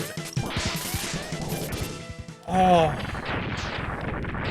I have no chance. No chance. But okay, what I need to do, if I want to be successful at this, I mean, I don't know what the best, I don't know if I can do it. But what I should do is I shouldn't even try to attack him. I should only try to grind for energy from the characters he generates. It was worth a thought. Oh my goodness.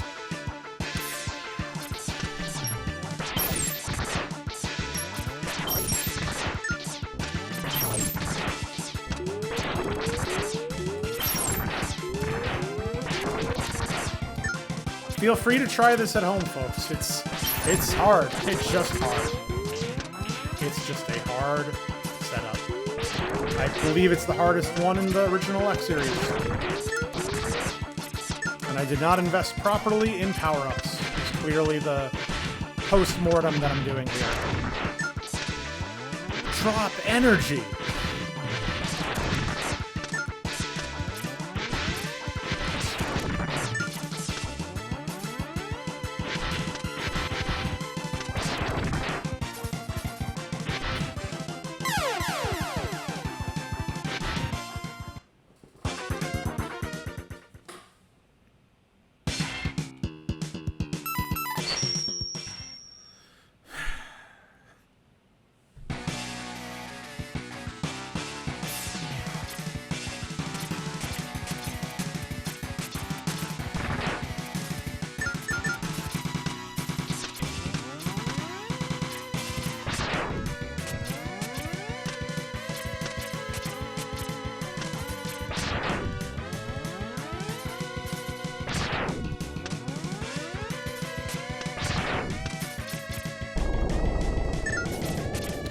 Someone's got to cheer when this is finally over. Because this has been quite the journey. Quite the journey.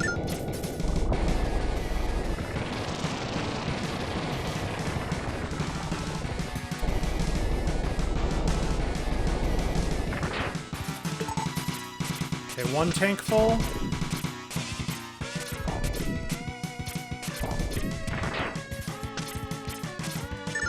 Two tank full. So for whoever's joining, first of all, I apologize in advance. I am grinding in order to beat the final boss of this game with very few power-ups, and unfortunately, I strongly underestimated how hard the wave of bosses are in this game. But the good news is we're having a fun time. We're talking about technology. We had a lot of great discussions about infrastructure as code and networking. So if you have any questions for me that I can help answer about technology while I am playing this game, and hopefully eventually actually beating it, I would love to answer any and all of your technology questions.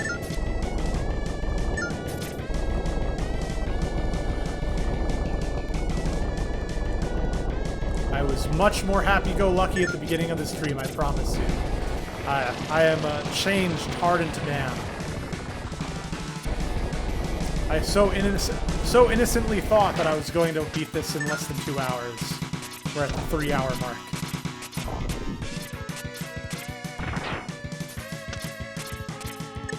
Okay, let's go.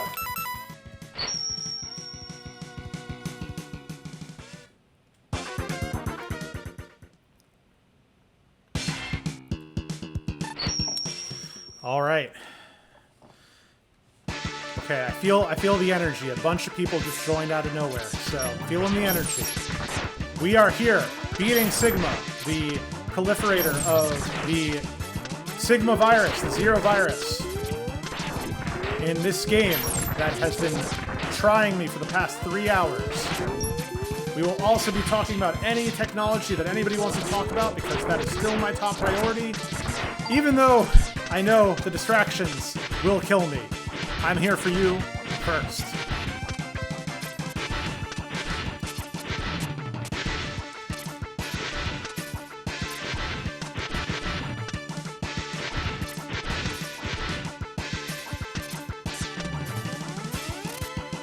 Let's go.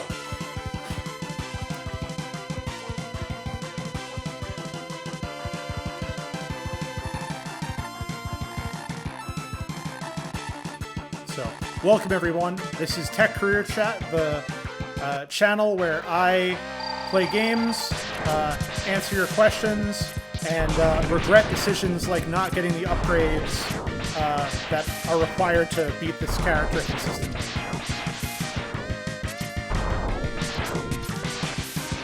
So if you have any questions about technology, if you wanted to learn how to program and you thought, I don't know where to start, I'm happy to answer those questions and many more because I was inspired to become a developer thanks to games like this and how much fun I had with them. Those were more innocent times when this game was fun. The times an hour ago when I wasn't fighting this boss rush 300 times in a row. So I'd love to help you all get inspired to get into technology through gaming.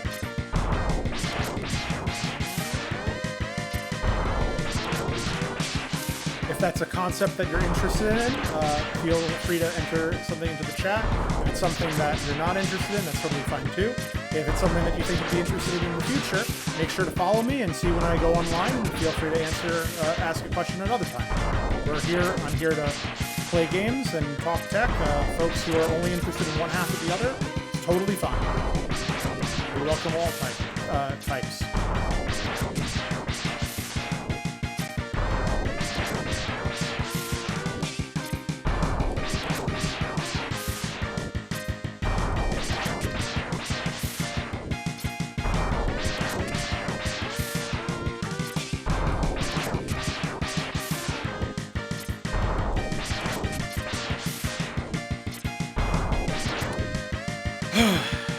Okay.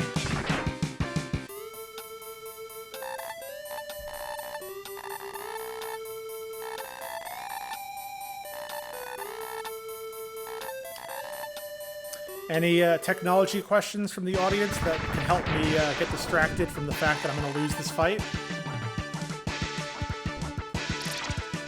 I'd like to think about anything other than Sigma's second and third forms right now.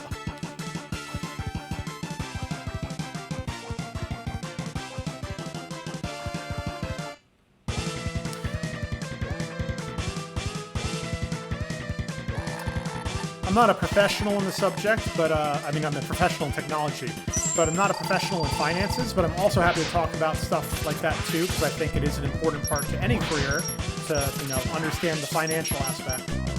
At the end of the day, we're here for a living. We're not here just because we love programming.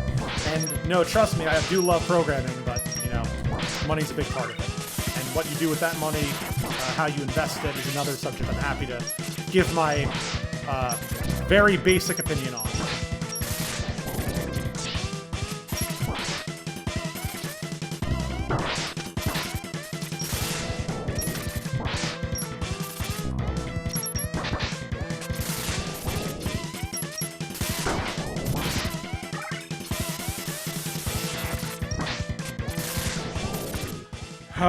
Okay. This is by far my best run so far.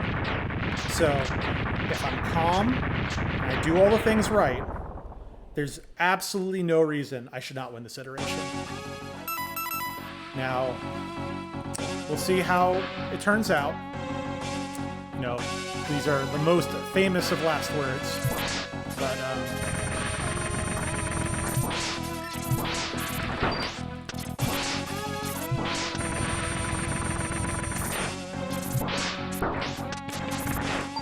oh, that's so kind of you. Thank you.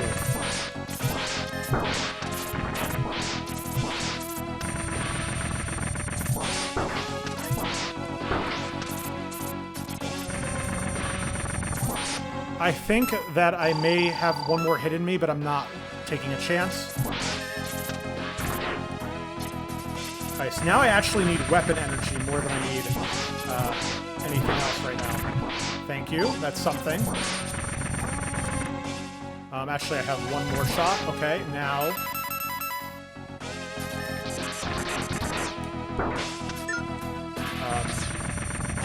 whoops. Oh, that's terrible. Oh, dude.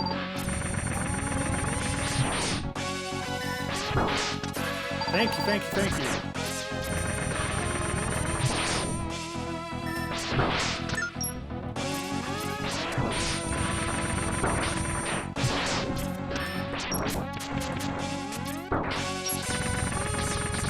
Oh, no, no, no, no, no, no, no, no, no, no. No way.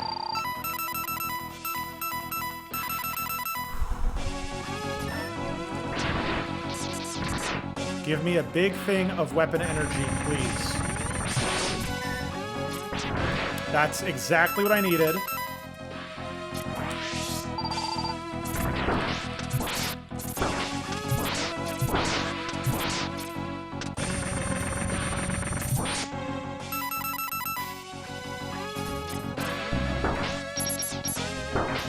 What he's doing right now is absolutely ridiculous.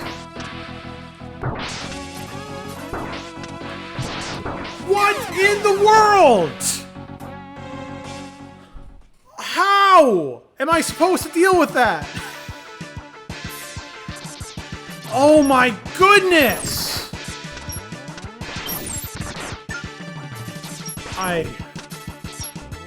Is that even, like, avoidable? Can you prevent that from happening? What is that move? Who would program that?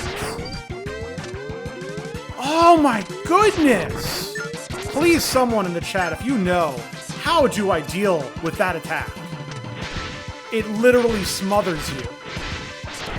It literally smothers you. I did so well up until that point. That's gross. Okay, so to answer your question, I think it's a complex sprite. And the main reason why I'm guessing that is because this game has so little 3D graphics. Why would they invest energy into that in a world where that's mainly the only use that they have for 3D?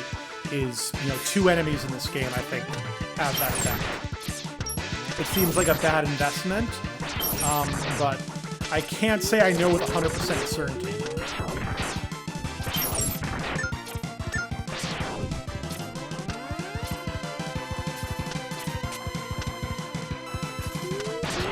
I mean, I guess I have to consider that everybody who played this game was going to look at the sprite for like 3 years. So, I mean, I guess it made sense for them to, put a lot of work into it. So, if they invested, a third of their budget into this boss fight, it would have potentially been worth it.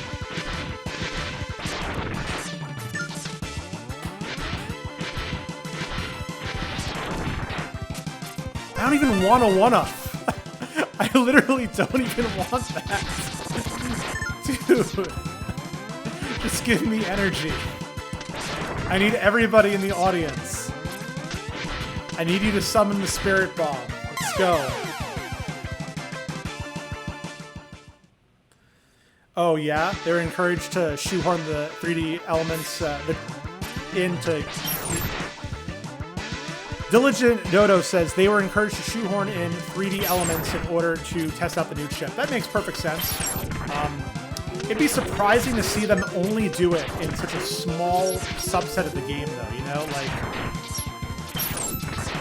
if I was gonna do that, I would have done it in more places than just the 2 bosses that are in MAGNA Centipede's area.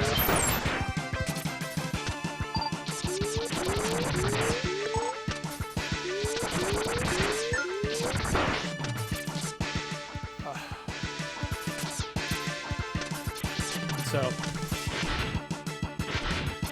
thanks for the folks who just joined. Welcome to my life now, as I know it. It is me playing this level over and over again because Sigma's a jerk.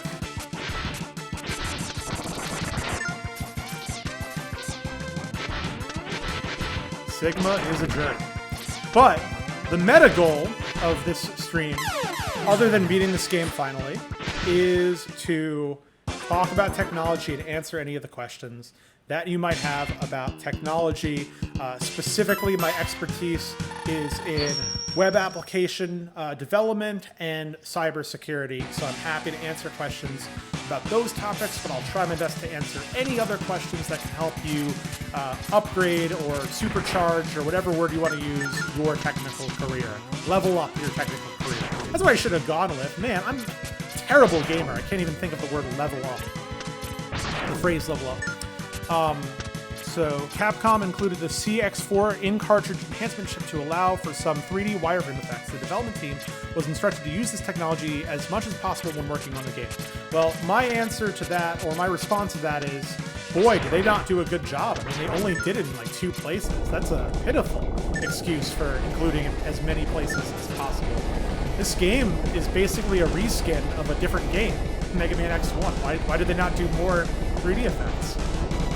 That's bizarre. I think they invested too much of their budget into the double bass pedal used to record the music here. I mean, that's my personal opinion. Like, listen to that.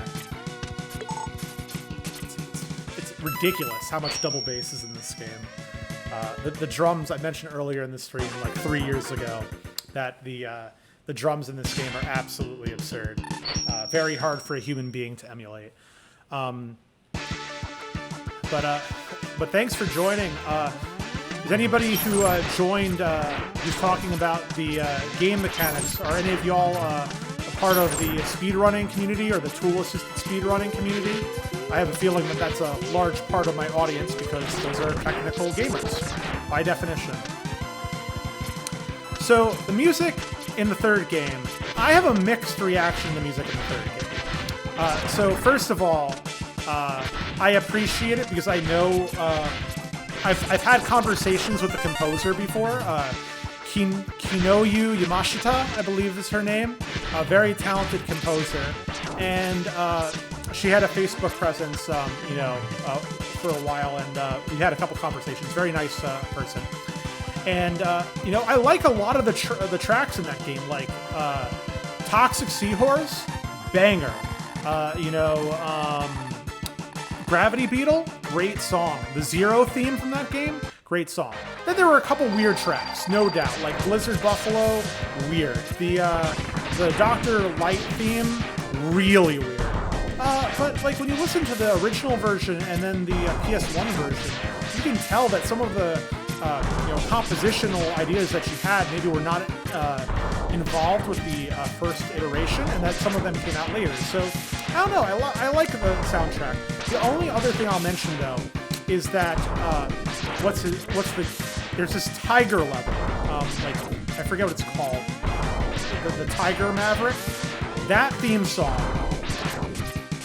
And I asked her about this because maybe it was a coincidence, but it's hard for me to believe that song did not rip off My Michelle by Guns N' Roses. I mean, the riff there is so similar. But she said she's never heard that song before, and she's from Japan, and it's possible that song is not a song that she heard. It's not even like Guns N' Roses' most famous song, so it's totally possible. Yeah, I mean, Mega Man X3 definitely had some good sounds in it. I know that there were a couple responses since the last thing I said, but you better believe I can't answer any of them right now.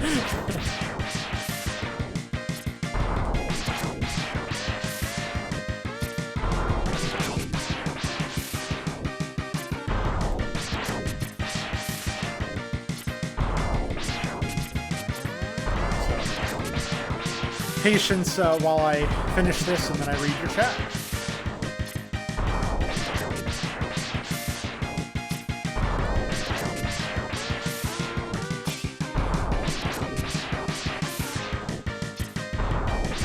Perfect zero run. Let's go. Whew. Okay, I really feel like I should be able to win now, but who knows? You do random number generation manipulation in Pokemon games for fun, no speedruns or anything. That's cool. I mean, I'd like to learn more about the specifics of how it works. I understand it conceptually, but I've never looked into that. The most randomness manipulation that I did was in the tool-assisted speedrun I did called the one for Bugs Bunny's Crazy Castle. There was some random number generation manipulation you could do by supplying random inputs. I commented all those details on the YouTube video if you'd like to take a look at it. I can never enjoy any Mega Man X2 beside the first one. I loved all of them, but this is just so difficult. Yeah, I mean, 2 is probably my favorite objectively. I mean, not objectively. That's a weird word to use in the context of the game. But in terms of like overall, like holistically, this is probably my favorite one because of the music, and the bosses up until this point have some really good designs. Like Flame Stag is really cool. The MOTH, the MORPH MOTH is a really cool concept, and a pretty difficult. Pretty difficult concept to program. Given it was just a regular boss. Okay, I feel good. I refilled at the right time.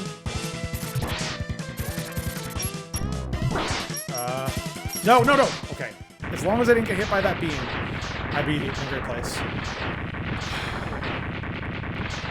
I have a full sub-tank. Maybe I shouldn't even use the special weapon against him until he starts doing that nonsense where he surrounds you. Maybe that's the solution. I'm thinking I'm going to do that. I'm just going to use my Buster until he becomes cheap. And then hopefully, through that process, I won't take that much damage. I will have a full weapon meter, and maybe I'll even grind my other tank in the process.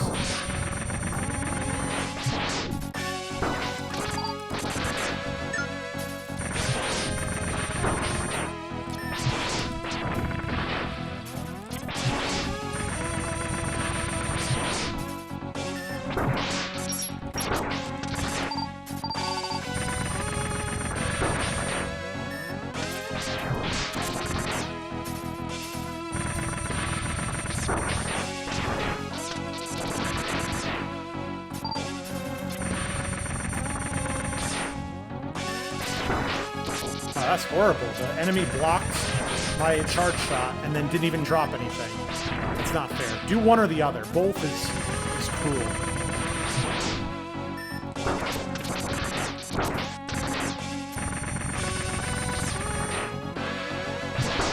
Okay, this isn't gonna work. But it was a nice try. Okay, perfect timing to use this like crazy and then grab the power up.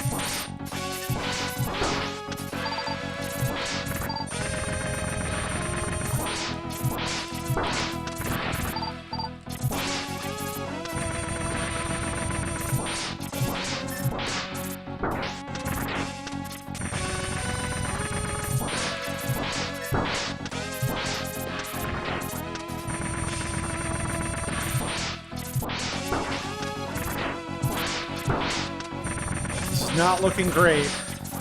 No, no, he's... Okay. You can dodge this, I guess? Come on, give me some help, please. No! This is getting stupid, man. I mean, there's, you know, folks watching right now, so it must not be completely boring, but I'm losing my mind. I'm gonna keep doing this as long as folks are watching, so I appreciate your patience and your encouragement and your Schadenfreude, but we're gonna beat this. It's gonna happen. It's just a matter of time, and boy, has there been a lot of it. A lot of time.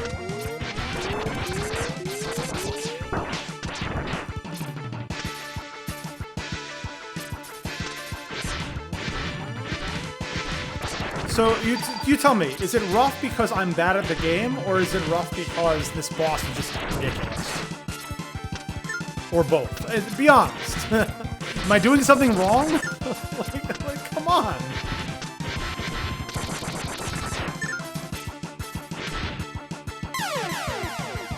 I mean, I remember this being bad, but...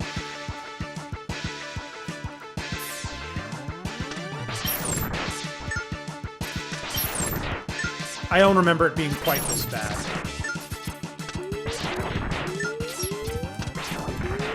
Do I really need to get another storage tank? Do I really need to get an upgrade to get another storage tank to be able to beat this boss? At this point, like, obviously, like, that would have been the better solution, objectively, originally, but I sunken cost fallacy. I'm trying to save time by not getting an upgrade, and as a result, I've wasted so much time. That's just how it be sometimes.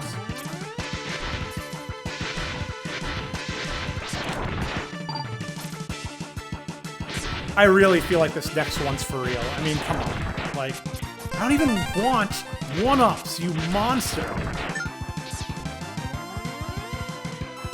Yeah, I think we're so close, because I'm pretty sure that's the last shade of Sigma, too. It's not even like I got halfway through the boss battles. I think it's literally the last shade of Sigma.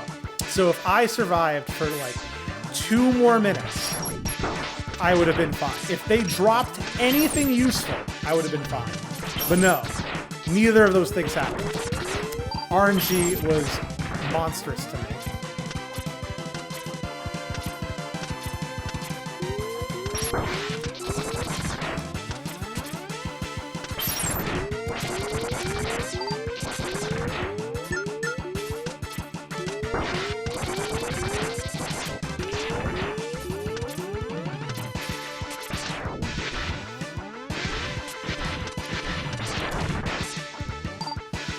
I mean, there has to be something I'm doing wrong, right? There has to be something I'm doing wrong.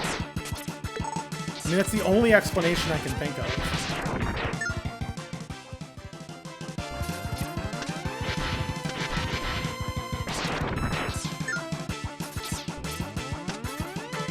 It's definitely the final phase, but I think it's actually the final color of the final phase. So, I don't know. But, if anybody would be... the final climb. What final climb? The final fall, you mean? From the fall to the fight? But now would be a great time if anybody has Twitch Prime or extra bits to throw some my way. That would be very encouraging. But if you don't have anything handy, again, It's more about the encouragement and the money. The money doesn't do much for me. I do have the sound plugin that lets you play cool stuff whenever you throw bits, but by no means feel obligated.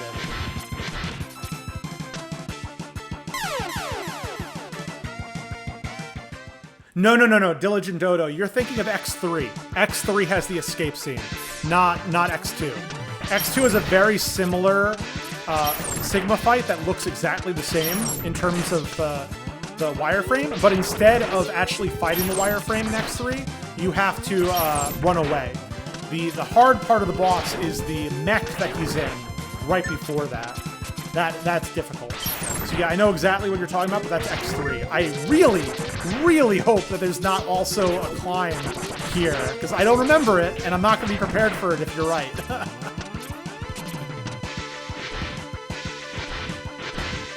Yeah, no, I mean, I tried to dash, and I mean, I succeeded in some cases, but, you know, my best run, I just, you know, once you're in there, there's nothing you can do. You just have to not get in there, and that's not a very plausible scenario. Okay, thanks for the positive drop, and we have enough energy. Let's go. I'm not wasting any more time. Perfect zero fight. Let's go.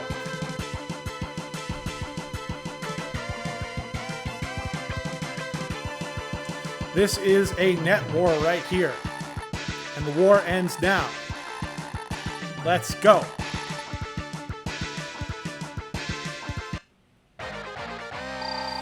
There's definitely a climb in 3. I'm 100% positive about that. I'm 100% positive that there's a climb in 3. The Sigma virus corners you, and then Zero saves the day, and I believe sacrifices himself, or something like that. Some nonsense like that. No, it's Dr. Doppler that sacrifices himself.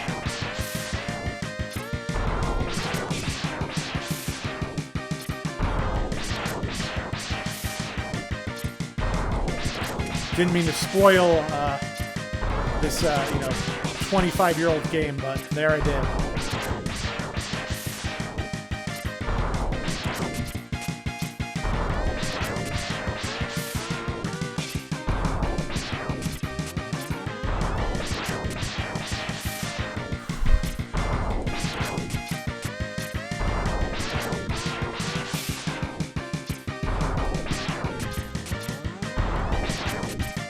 No! Don't fake me out! Don't do that! Thank goodness for the air boots.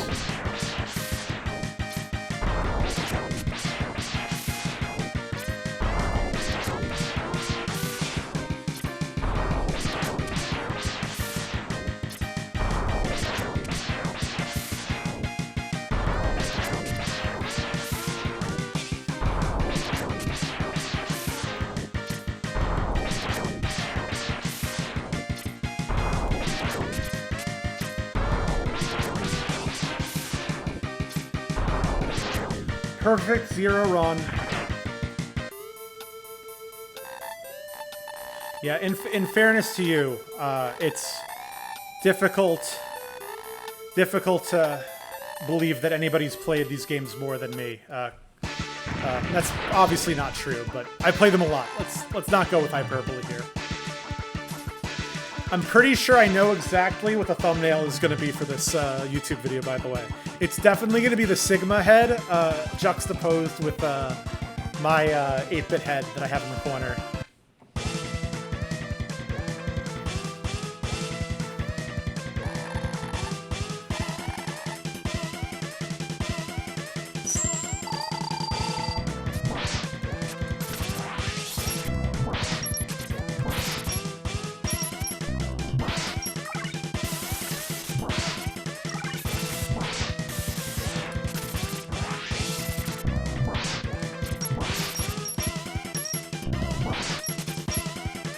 I hate that attack. That's so much damage.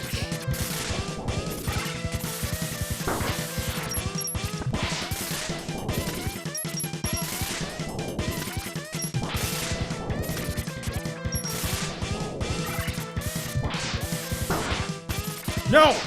Oh!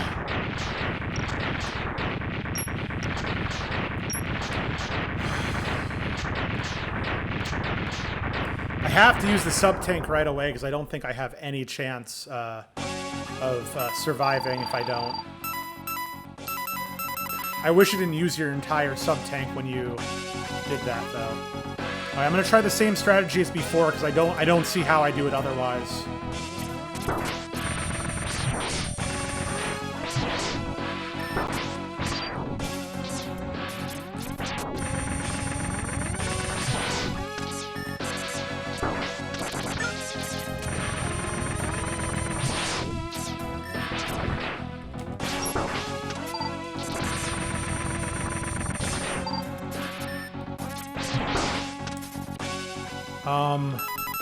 Let me start using this a little bit, and then...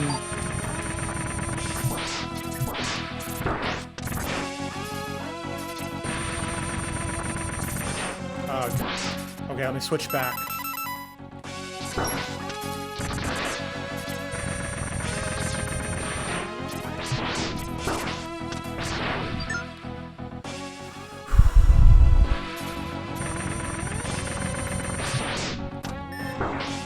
Okay, stop. Calm. Go. Oh my goodness. Alright, that was a terrible, terrible sequence of events, but you have to live with it sometimes.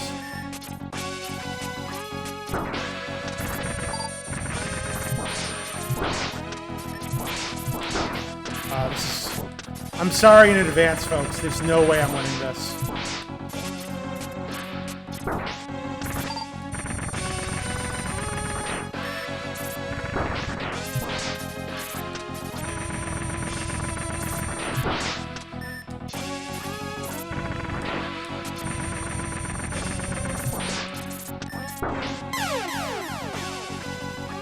Sorry in advance. I do not have the cannon. I don't have the cannon. This is gross. This is so bad. I'm sorry.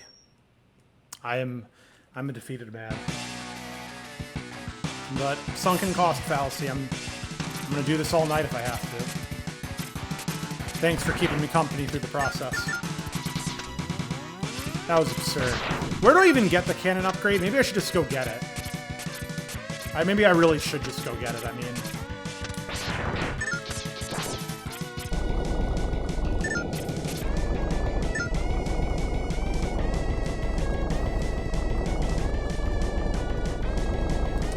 Literally a perfect 0 run, a near perfect Sigma round 2 run. I mean, I don't think you're supposed to even try to play this level without, to beat this game without the necessary upgrades. I mean, like, I don't understand how a human being could do this without, you know, a single upgrade. Seems impossible. All right, let's go to Wheelgator stage. Let's get the upgrade. Let's just do it already. Okay, where is it in Wheelgator stage? If you don't mind me telling me. If you don't mind telling me. Okay, so Wheelgator stage. Where do I get the tank? And then from there, I can actually get the sub tank in Bubble Crab's stage, and then I have no excuse. Then I have 3 sub tanks and the Buster ability. I mean, that has to be. I mean, that's clearly going to win the game. I'm done being stubborn. I'm ready to do this the cheapo way. Can I get this now, please? Give me some heart, please. Okay, I forget how to do this. Oh, it's so hard. I think what I'm supposed to do is what I just did, just better. Yep, boom. Oh, that is a sub-tank. Isn't there also a heart on this stage?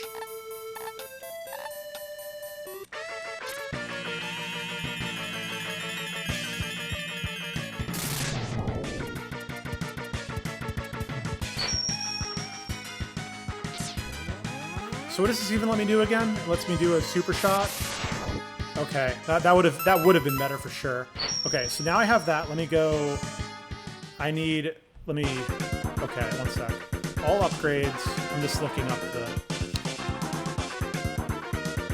the embarrassing thing is at this point I could have probably started with all of the upgrades using a passcode and then beaten all the levels over again and gotten back to here faster. I've literally been on this level for an hour. Okay. Oh, that just requires the leg upgrade. Why didn't I... Oh, that's just a heart piece. Okay, never mind. How do I get... Okay, you need the arm upgrade. Okay, so using the bubble upgrade... What is he doing? How is he getting the tank here? What? What is it? What are they doing? They're double jumping? How do they double jump? Okay, let me just... Okay, let's, Yeah, well, I already escaped out of that, so let me just do the bubble crab level again. Okay, bubble crab, get the sub-tank, we're done. There's no way you can tell me I need more than 3 sub-tanks.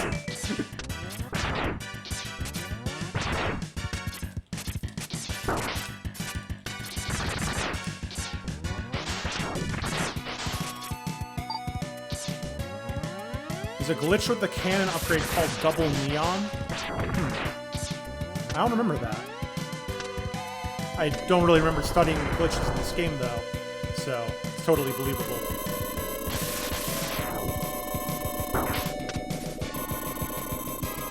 Okay, so there's a heart up here, I think, and then there's a sub-tank. No, it's just energy.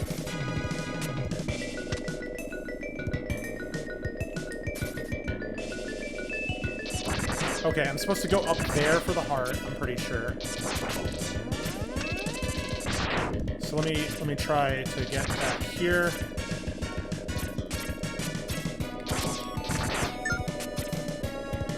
That's not gonna cut it. How do I get up there?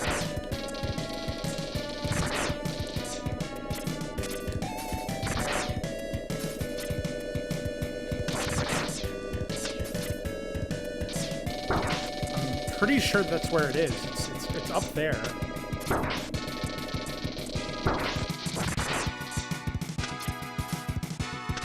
The dude was doing something with bubbles.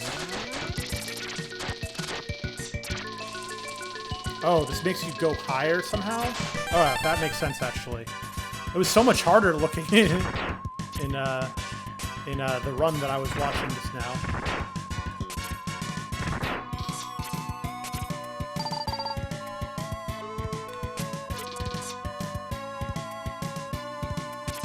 Isn't there also a heart nearby here?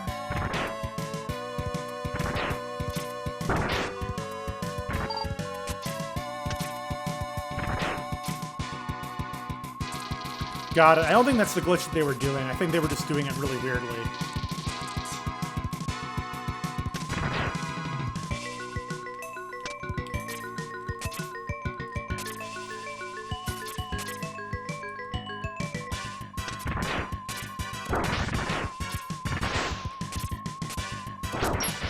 Okay, let's exit out of this. Let's refill. Let's fill all the tanks, and we got to be done. This is it.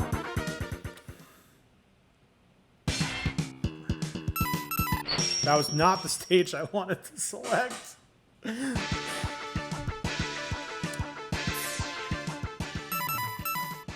I can't exit out because now it's the Sigma level. That's too much. Misery is such sweet sorrow.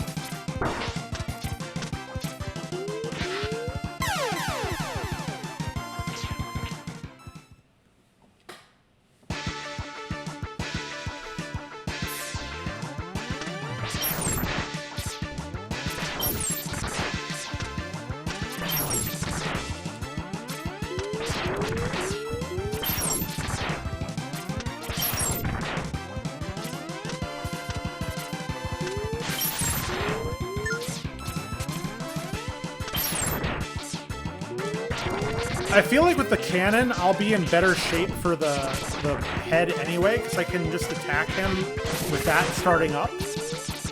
That should be enough to give me some level of an edge.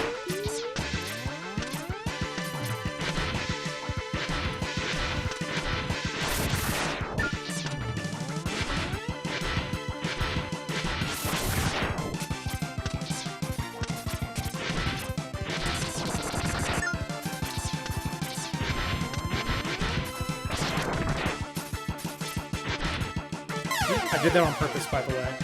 I swear, I really did.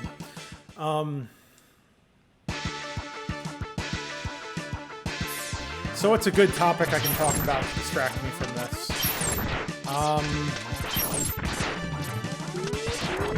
So, Emma Blissy, if that's how you pronounce your username, mind sharing some of the RNG tricks you found with the chat? I can riff on that maybe a little bit.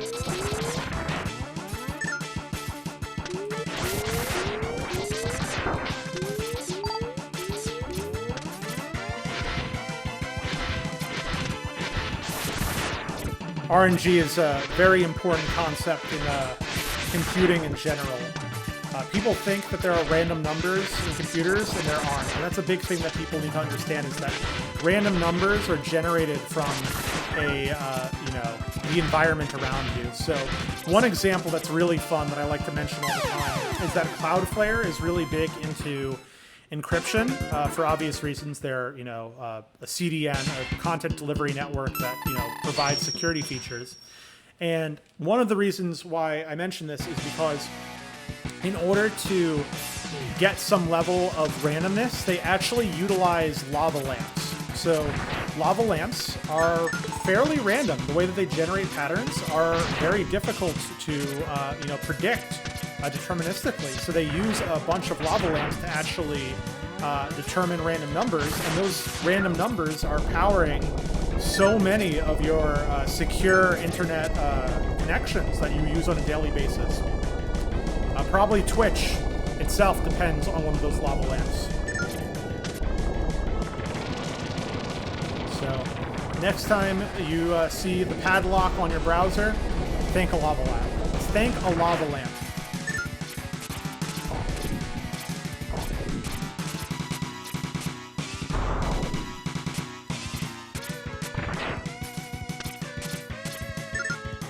Okay, we're done.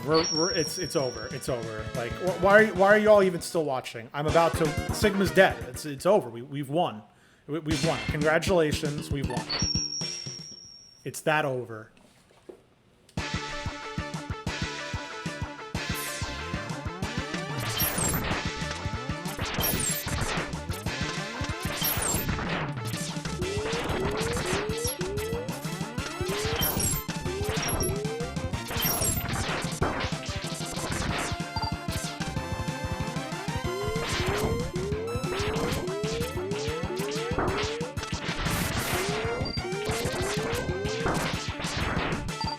Doing a terrible job with getting energy.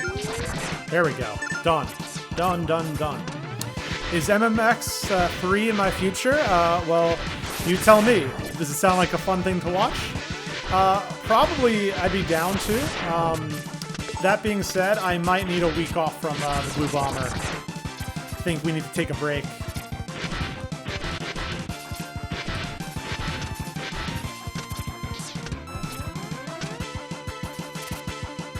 I'm getting dizzy, honestly.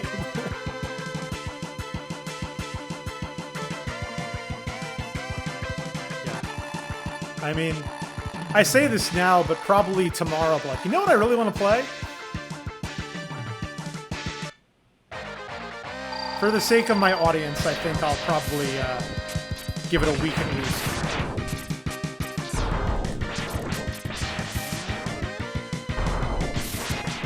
Not between streams, but before I play Mega Man X3. So this double cannon actually seems to make this a little bit harder. Believe it or not. There's kind of a delay between the third cannon use. At least I think so.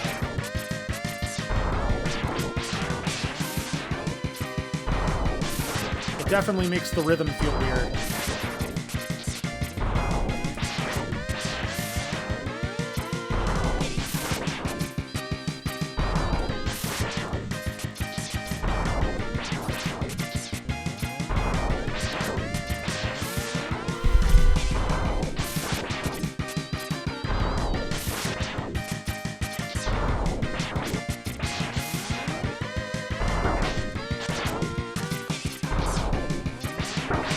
Oh my goodness. Very bad run. Very bad run.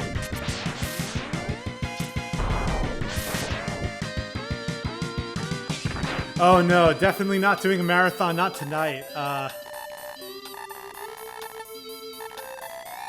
No, you're right. That is how you fire them off. The problem is there's definitely a delay in the animation, which because he's like sticking his arm out, and that delay completely messes up my rhythm. I will definitely do Mega Man X3 at some point, but a marathon does not sound good. I'm not good enough to play a marathon of this game, I think, because a marathon you typically want to do in one day. We're at like 4 hours here, 2 of which are the stage. X3 is not in the future of today. That's for absolute certainty. Oh no! I mean, I'm not actually upset or anything. Sorry if my being a little bit energetic comes off as abrasive or anything. I'm just getting into the mood. Wow! I just threw 7 of those, and not a single one landed. I mean, come on. Come on!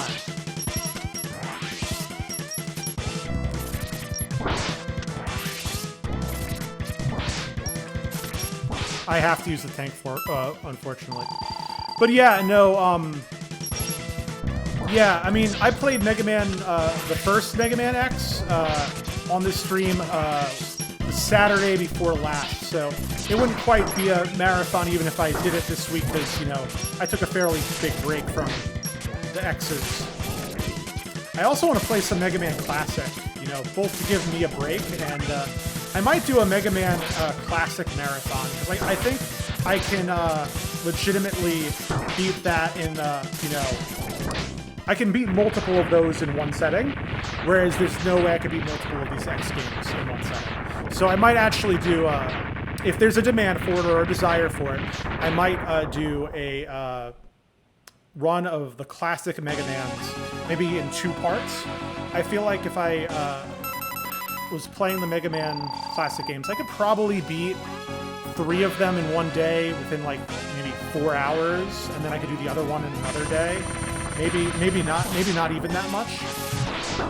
Because Mega Man Classic is like, let's be real, so much easier than this. This would have been nonsensical. Oh man.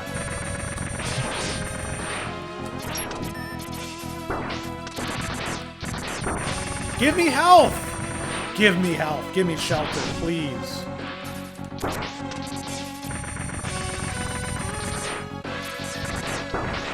I can't use my tank this fast. This is horrible.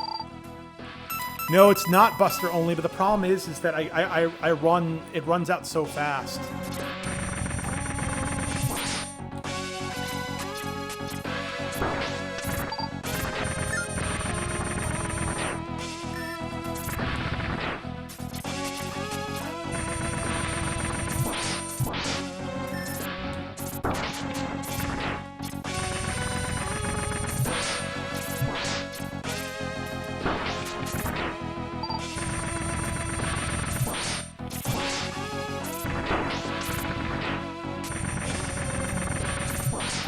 Alright, I'm going to switch back to the Buster because I really need to get some energy for that.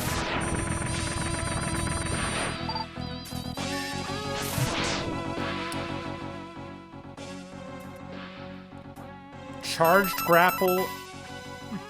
Oh, interesting. Whoops. Nope, that's not what I meant to do. It's not what I meant to do. There we go. That's what I need.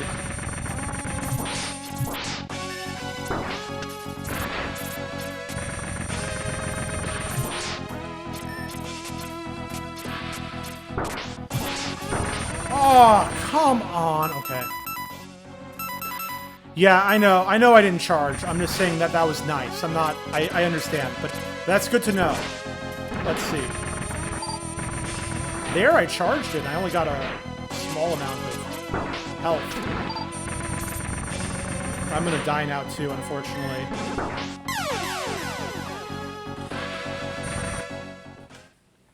I've literally been playing this level for 2 hours. That's good to know. That's really good to know. I'm gonna try that next time. Any other awesome tips like that would be greatly appreciated, because I'm spinning my wheels to no end. Also, if you're wanting to learn about programming, I'd much rather talk about that instead of talking about how much I'm failing right now. So if you'd like to learn anything about programming, I'd love to talk about it, or any other technology. That's my main shtick. And we were having some great conversations in the first hour until the entire conversation was like, wow, this boss, man, and your ability to beat it.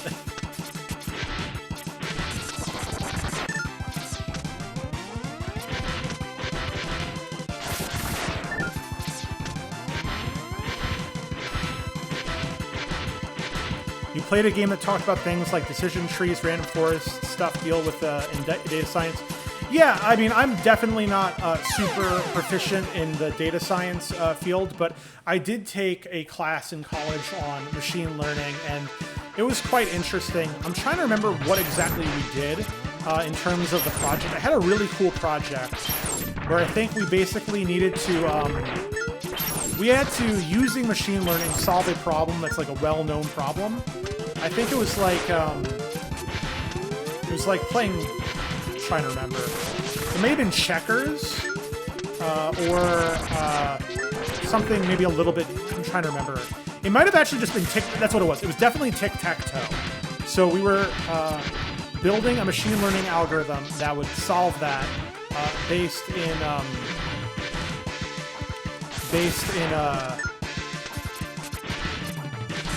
purely on machine learning. What is an expert system? Did I say something about expert system? I apologize if I did. I don't know what that means. Or if you're talking about like a gaming system for experts, I'm not sure. I'm not sure what you mean. But I may have said something that was nonsensical without thinking, because I'm so focused on grinding. But you know, data science is very interesting. Machine learning is very interesting. It's definitely not my area of expertise, but I love having conversations with folks who do this all day and night. But I think the lesson that I learned from that class is that machine learning is mostly, you know, showing a computer a bunch of solutions to a problem and then letting it extrapolate based on that data. So that's like why we have computers that are really good at telling whether or not something is a cat or not, because we have millions of pictures of cats and then millions of pictures of not cats. And from that, it was able to extrapolate, you know, what are the attributes of a cat. And we don't really understand necessarily how it's thinking, but through that learning process, it's able to determine, you know, in a way that human beings can't comprehend, with fairly good reliability, what is a cat and what is not a cat. And we make these kinds of decisions every day, but we don't analyze it, you know, like a computer does. So an expert system, I'm happy to, you know, if you gave me some background, I might know what you're talking about without knowing the terminology. Because again, remember, I am not a data scientist by trade. I am a software engineer that works mostly with web technologies, and a cybersecurity expert who does a lot of who helps a lot of companies secure their applications code, and I teach about this as well. But I am not a machine learning pro by any stretch of the means. So I'd love to... Why am I doing this? Why don't I just exit? I'm silly. I'd love to answer your questions. Maybe you can give me some background on what you're referring to, because I'm not super familiar with the jargon. Can you give me some background on what is an expert system? Oh, you're actually looking for the definitions? I can rephrase a problem if I understand what the problem is, but I just don't know that definition. I could talk to you about encryption, I could talk to you about encoding, talk to you about all sorts of languages, performance enhancements, etc. for databases, you know, those you know, different markup languages, different JavaScript frameworks. That's more my speed. In terms of theoretical stuff, I learned a lot about automatas, finite state machines, push-down automatas, and Turing machines. I might not remember any of it, but that's about as complex as it gets for me when it comes to academic jargon.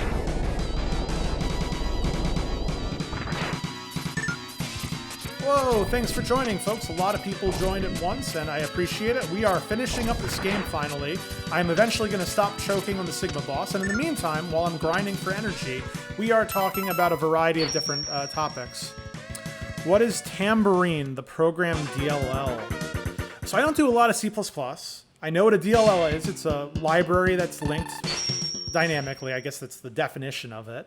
But it's a library that you're able to link without compiling it into your application in a Windows environment is basically how I understand it. So in Unix, which I'm more familiar with, you can statically or dynamically link libraries, and I believe statically means, if I recall correctly, again, I am not a low-level language expert, but I believe statically means that you have it on the machine and you're including it, whereas dynamically means it's baked in. I could be misremembering. Corrupted syntax. Your name looks very familiar. I think I may know you personally. Is that Matt, by any chance? An expert system is an AI system that emulates the behavior and decision-making of a human expert. Imagine an AI designed to provide a medical diagnosis. Hey, how's it going? Awesome username. It's always good. Thanks for joining. My college roommate, very talented guy, doing some awesome work for Amazon.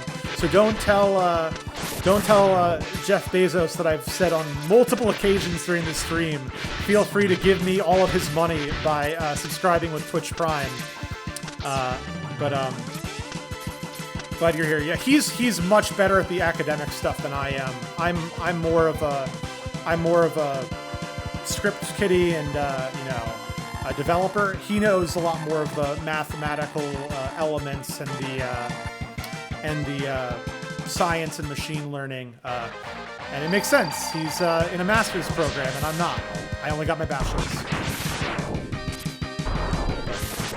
We still have awesome conversations. I'd like to think that I teach him some stuff every once in a while as well.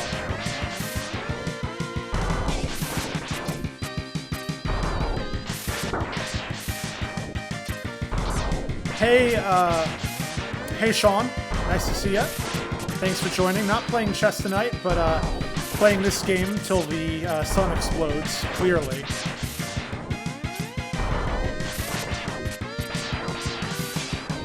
Oh, I can go into terminology if you want to just generically want me to mention terms. I mean, I know a lot of terms, just not really in the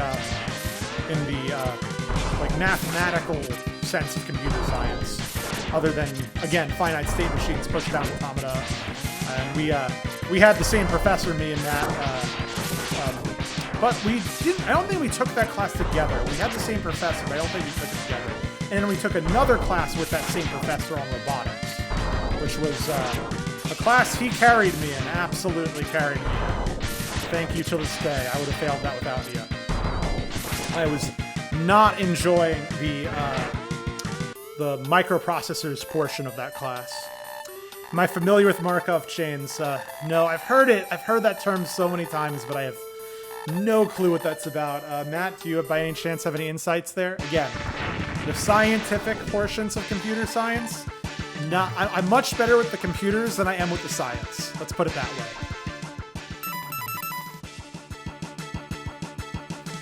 Programming finite, what's FPGAs? Something automata, right? Push, I don't know that acronym, FPGA. It may just be because it's been a while. Oh, field programming gate array. I don't know if I have a lot of experience with that, honestly. I may have learned some stuff. I didn't do a lot in college, honestly, which is, a thing that I shouldn't really say because I think my alma mater is going to retweet this later. But to be honest with you, the majority of the experience that I got in college was public speaking because I was obsessed with the debate team then, and classes were definitely not in the foreground of my mind in comparison.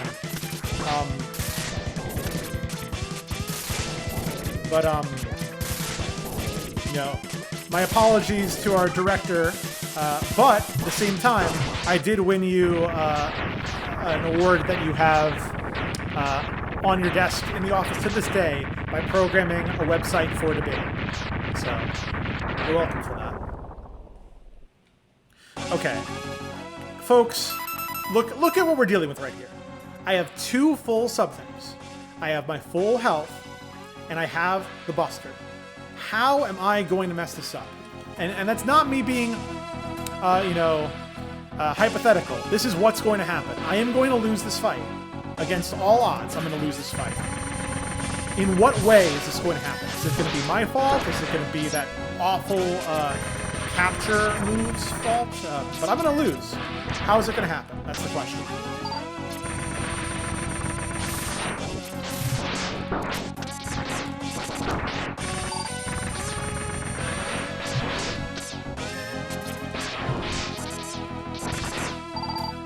I really wish I got those 2 things in the opposite order.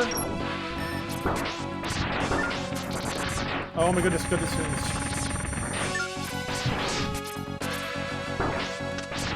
Wait, but someone in the audience said that if I use the charged thing, it'll actually force drops. So let's see.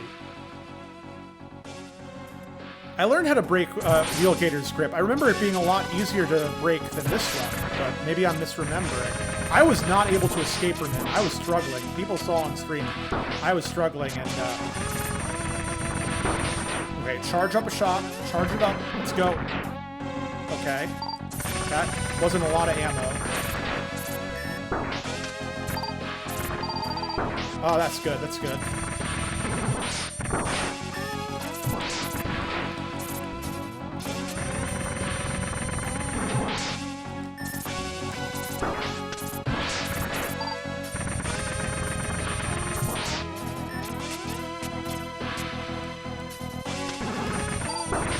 That almost killed me.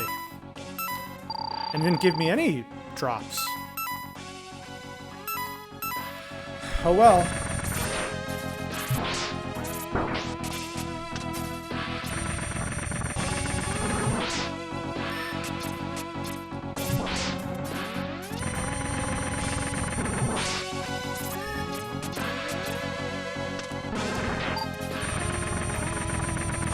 Yeah, I mean, you're seeing here, I'm doing the charge shots, and they're not giving me...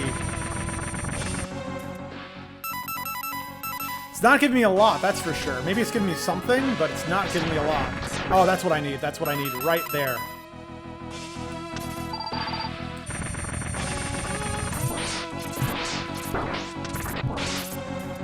I'm gonna...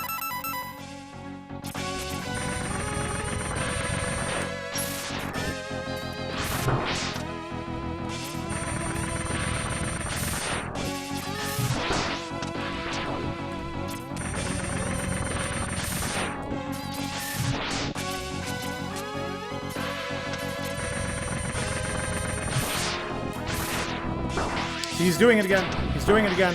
Okay.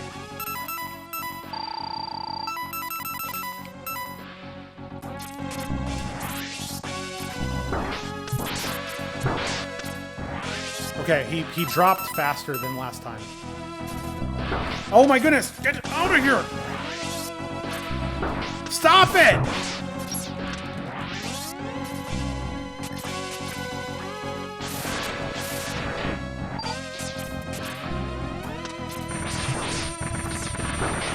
You monster!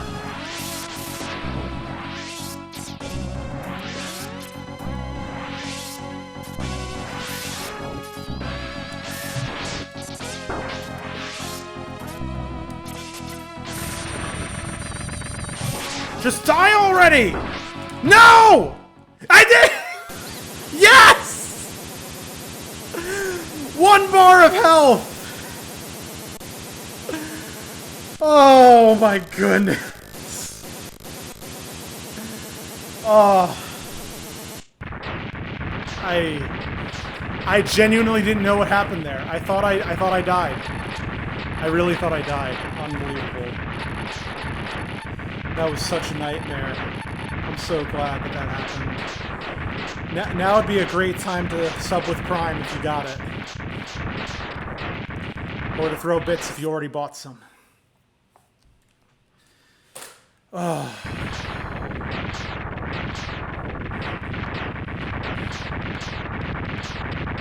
That was absolutely ridiculous. I'm very happy that that worked out. All right, so let me pull up the things that I said I was going to go over after I finish this. I was going to mention 3 things. And I'm going to pull up on the side.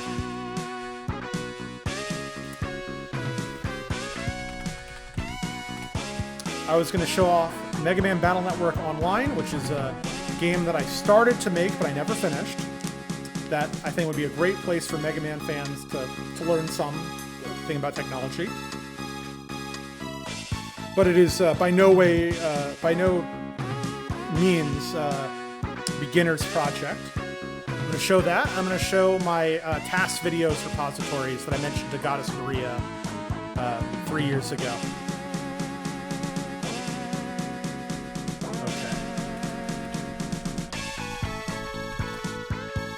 And then I think I was going to show a little bit of the speed run that I made with it. Okay, that sounds good.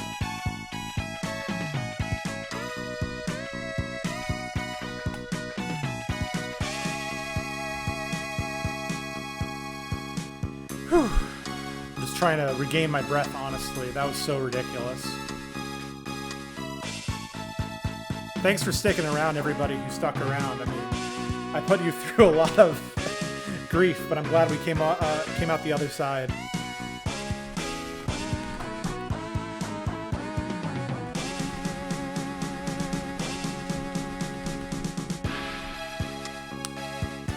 Definitely going on the YouTube.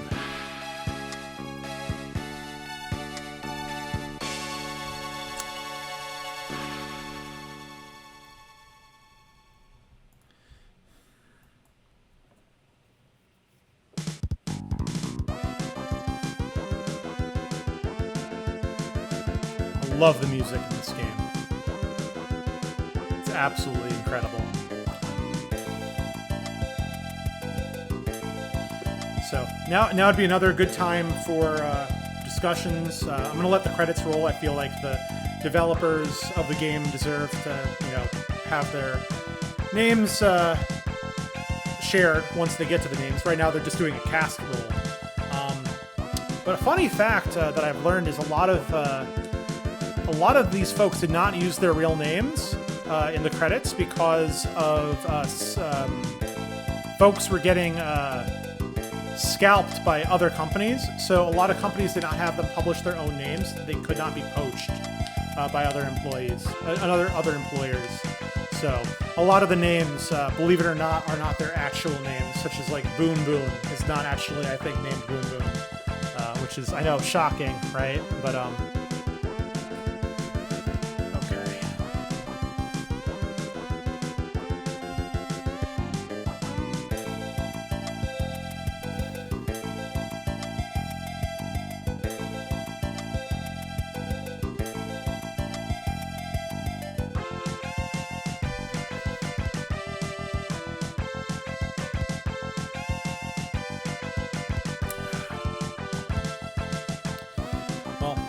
I think that was the most pain I've ever put myself through in front of audience. So, thanks.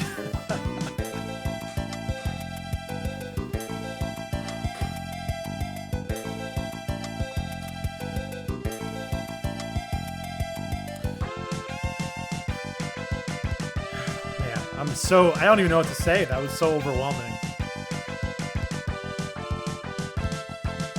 Ghosts and Goblins. I haven't. I don't even think I've ever played Ghosts and Goblins. I'm familiar with the franchise, but I don't think I've ever actually played it.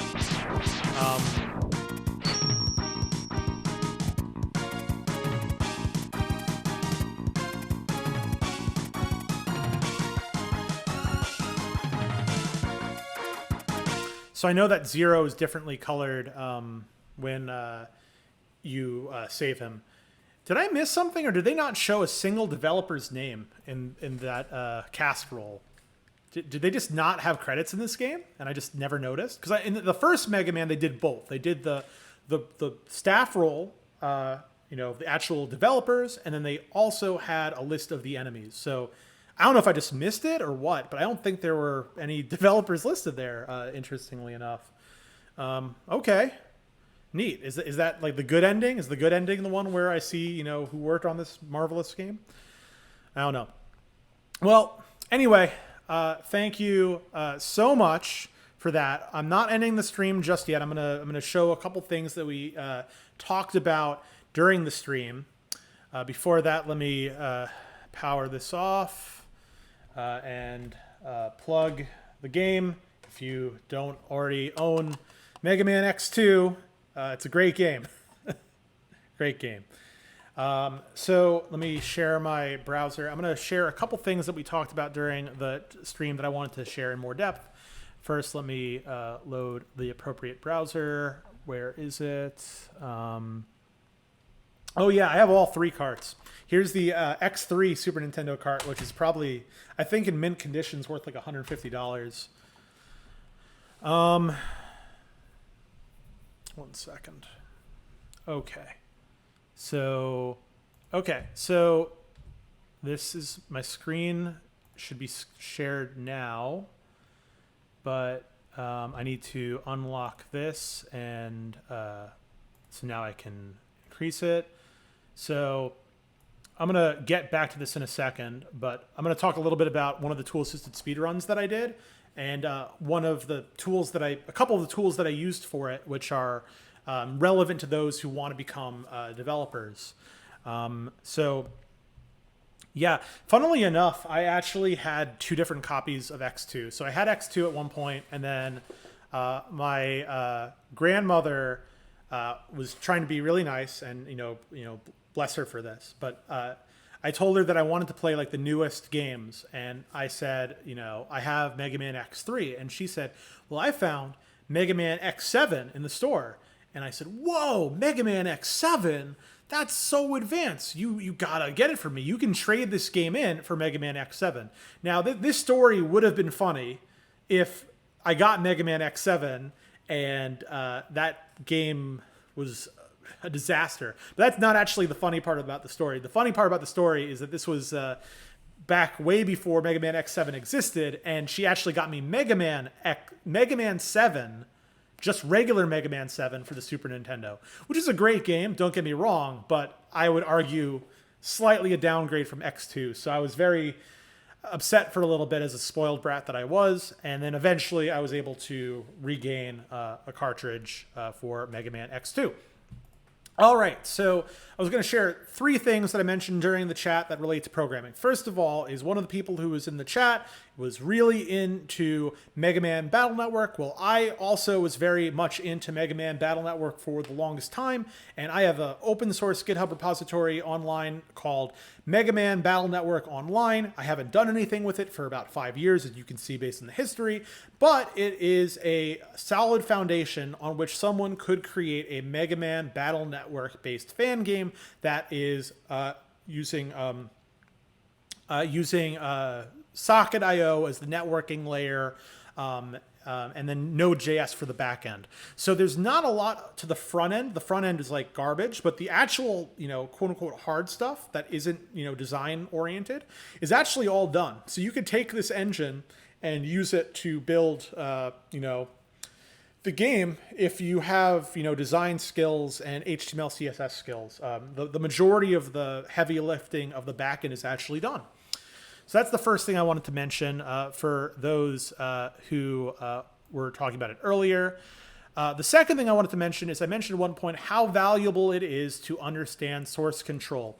And I mentioned this to Goddess Maria 15, I believe is the number, the legendary tool-assisted speedrunner who was in the chat for a while. I don't know if they are still here, but I mentioned how even if you're not getting involved in development, it would be valuable to learn about source control because it allows you to archive all of the changes that you've been making to a particular file, even if that file is not code. So the reason that I brought this up is because I was doing a variety of tool-assisted speedruns, and for those who are not aware of what they are, I mentioned how it's basically like when you create a script. Hey, Goddess Maria, I'm glad you're still here. This section is just for you. So it's basically where you have a robot play the game for you in the most advanced way possible. But a more accurate way of stating that is it's a file that you generate that has a sequential set of input that when played back on the system results in the best possible play of the game. You can generate this file using scripting. You can use a variety of tools to come to that file, but the final deliverable is this file containing user input. And I believe, yeah, the FM2 file format is actually text-based. So here is the entirety of my speedrun for Bugs Bunny Crazy Castle 1. And as you can see, we have a frame of input for, each frame we have some combination of the buttons for a Nintendo controller. So here, right, left, down, up, start, select, BA. So here I'm just playing around with the input for entertainment purposes. If you looked at the input, you'd see I'd be doing some really fast-paced animations that are not realistic. But eventually, you have all of this actual user input that plays the game. So there's 100,000 frames of gameplay in here. I mean, that's actually how long this game is. But when you think about it, it's 60 frames per second. It's a half an hour run that makes kind of sense. The reason that I mention this is the beautiful thing about this is you can actually see the progress that I have taken in this game. And if I want to go to an older version of the speedrun, I can, just by going through source control. Here are all of the commits that I made, which have differences in the code. So let me look at a different view. Let me see if I can get into commits view so I can show you the logs. So here I'm literally saying, how many frames I have. I logged how many frames I either saved or added to the file. Sometimes you have to add, frames because if you're not done with the game, obviously you need more frames to finish the game. And then here are some comments to the changes that I made. So I have some from Bugs Bunny Crazy Castle 3, from the original Bugs Bunny Crazy Castle, from Star Tropics 2, and from Spider-Man X-Men Arcade's Revenge, which is the main one I'm going to be showing you in a short bit. But just to show you an example, here's the level of, I guess you can't show this in this user interface because I guess it's saying that this is too much of a difference. Let me try to find a smaller difference. So let's see.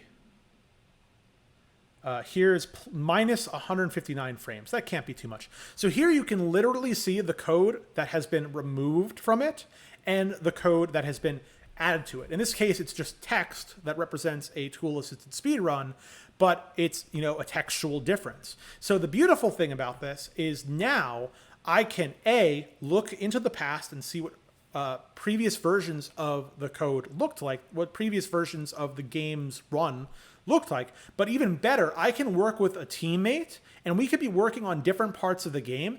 And theoretically, I can merge these files together and combine our runs, combine our enhancements. So this has been an incredible tool for collaborating with tool-assisted speedruns. So how does this relate to computer programming? Well, it has everything to do with computer programming. Because if you look at one of my open source repositories, for example, maybe we can do Mega Man Battle Network Online. We could go back to that. You can see that the same concept is done with each of these commits. So in each of these commits, I have a log message saying, what I changed, and then you see the actual code that was changed. So I can go to any version of this code, and if I break something, I can go back in the past and examine why it is broken in comparison to what I have today. So this is a great way of organizing your thoughts. It's a great way of understanding why you did something in the past by looking at these messages. But it also allows you to revert changes and have a lot more confidence that when you make a change, it's not the end of the world, because if you made a mistake, you can always go back to a previous commit, or you can cherry pick a portion of a previous commit. So that was, that's helpful in coding. It's helpful in tool-assisted speedruns. We can combine that into this section right here, where I actually have scripts that I developed that helped me play those games. Oh, one more thing before I forget. If we go back to the Bugs Bunny Crazy Castle, you'll notice that there's actually subtitles here. So this format allows you to program in subtitles. So for any of the tool-assisted speedruns that I've done in the past, and there's not many of them, but if you watch any of them, you can turn on the subtitles and it explains exactly why I made the decisions that I made in the game. So, this talks about the luck manipulation that I did, for example, by pressing certain buttons in order to make the Sylvester go in a particular direction, even after I died in the game, interestingly enough. So that's that here. So back to the scripts. Here are some scripts that I developed that helped me, do a variety of different speedruns. Let me start with one that, probably my most, let me really quickly read this question. How do you update those if you add or remove a section? When you say update those, what is those in this context? How do you update the files? So basically what happens is you make changes to a file and then you do what's called a commit. And the commit is tracking all of the changes that you've made. With regard to subtitles, that's actually kind of annoying. You have to really update the subtitles anytime that you update sections. And that's not really that big a problem for most speedrunners, because most speedrunners run the game sequentially. They don't go back and splice parts together. That was something that I was really into because, I was working in a team for one of the speedruns I'm going to show you in a second. But generally speaking, folks either subtitle or at the end, or they are sadistic and they do it up front and they change it all the time due to the modifications that you mentioned, because the subtitles are specific to a frame. Let me show that really quickly again, and let me increase my the size of the screen here for those folks where the resolution is not that great. Whoa, that's too much.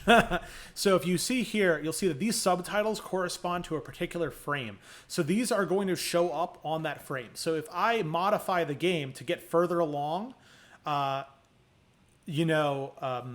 earlier on, that would desync the subtitles. You ask, why not have inline subtitles? Like have the subtitles connected to the input? That's a great idea, and probably something worth investigating, and possibly has already been investigated with the BizHawk file format. I'm not positive, because BizHawk is like one of the most modern emulators for doing all sorts of speedruns for all sorts of platforms. I was a contributor. The main things that I did for BizHawk is I made it so that you could do conversions between various movie formats into the BizHawk format. So I basically had a conversion tool that would allow you transition from FCEUX to BizHawk, from whatever the format was for Game Boy, all the different formats. I created a tool that lets you convert them. That's one of the things I did for BizHawk. I did a couple minor changes to the interface for the Memory Explorer, if I remember correctly. And the main thing that I did was I made the original version of the Intellivision core. So if you do a speed run of a game with Intellivision on BizHawk, that entire core was based off of the code that I originally created. I got, let's say 40% the way there, and then someone took it over and they were great with it. They did, I think, the heavy lifting, but I reached out to them and they said that the foundation was good. So I appreciated that positive comment. And that was the hardest thing I've ever done from a programming perspective, by the way, because you have to emulate hardware. And if you're not a hardware professional, which I wasn't at the time, there's a lot of code involved.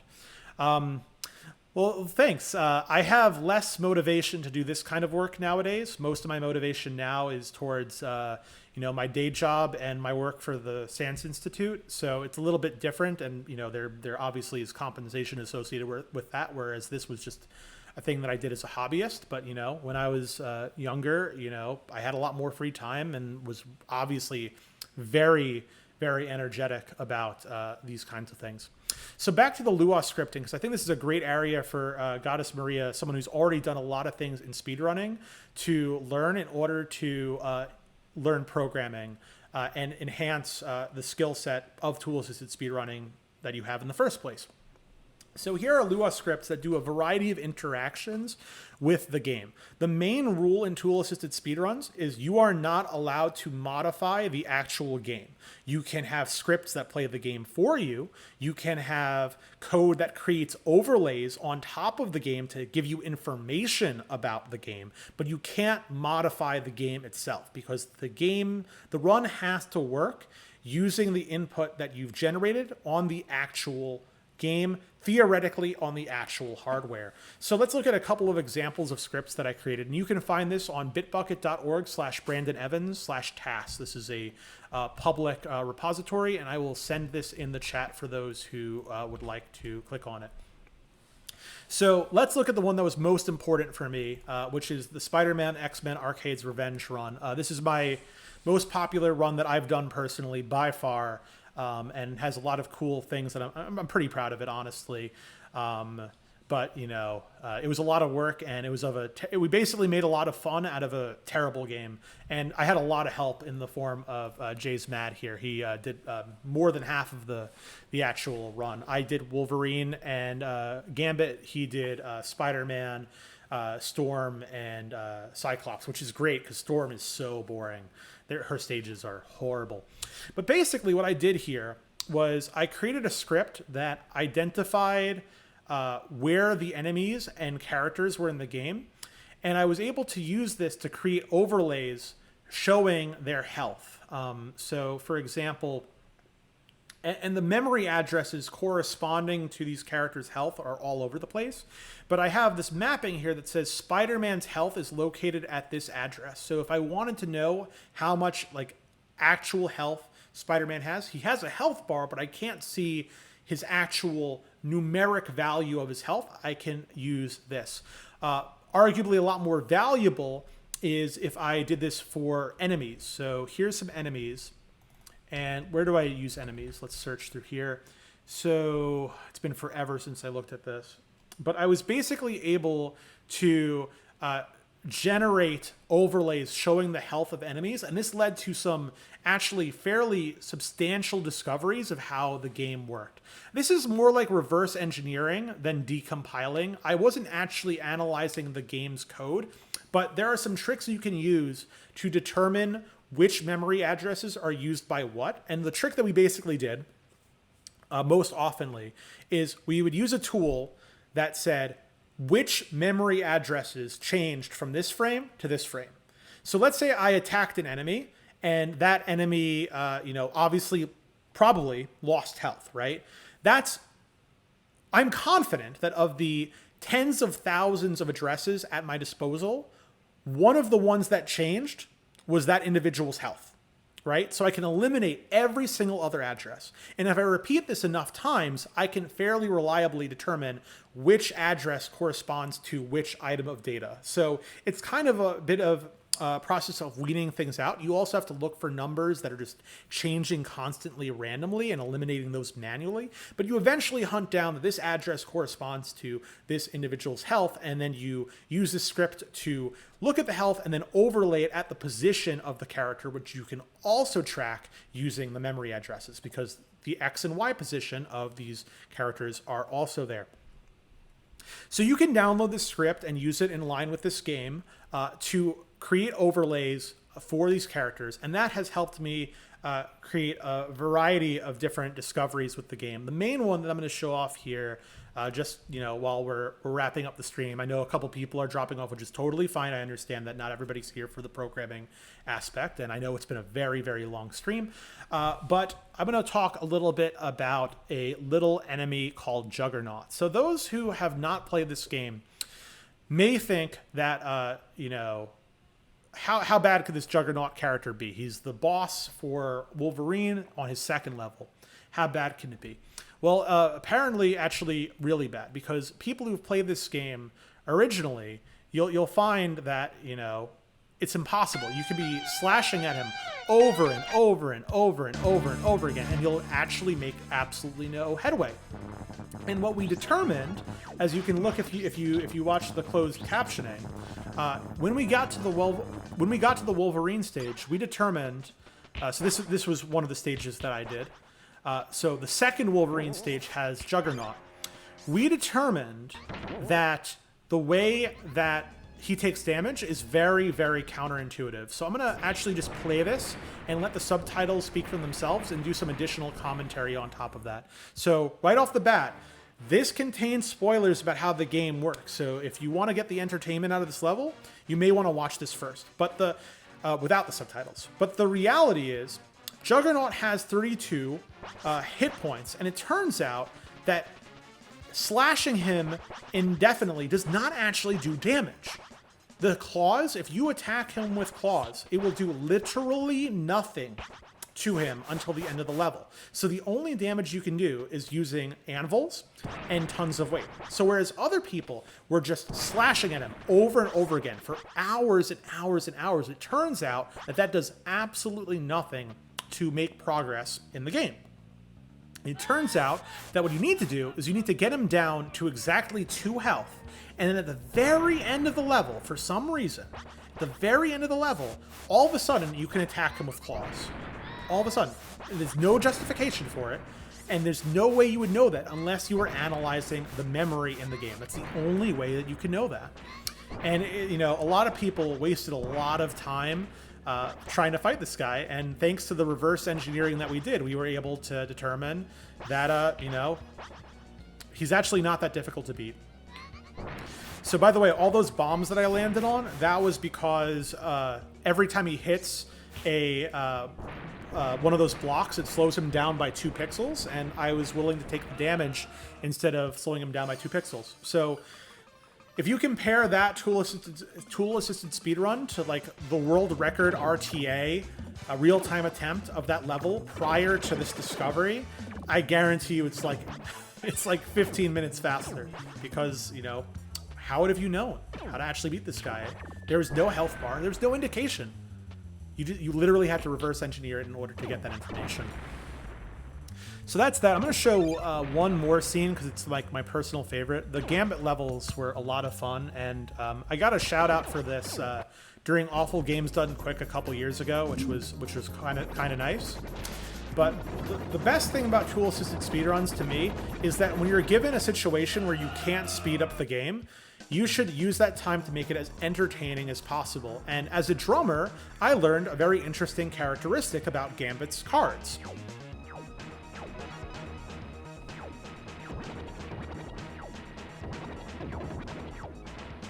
It turns out that you can make noises that sound a lot like a drum kit using Gambit's cards. And, you know, this was a lot of work, a lot of blood, sweat, and tears that I put into it, but people seem to like it, so I appreciate those who watched it.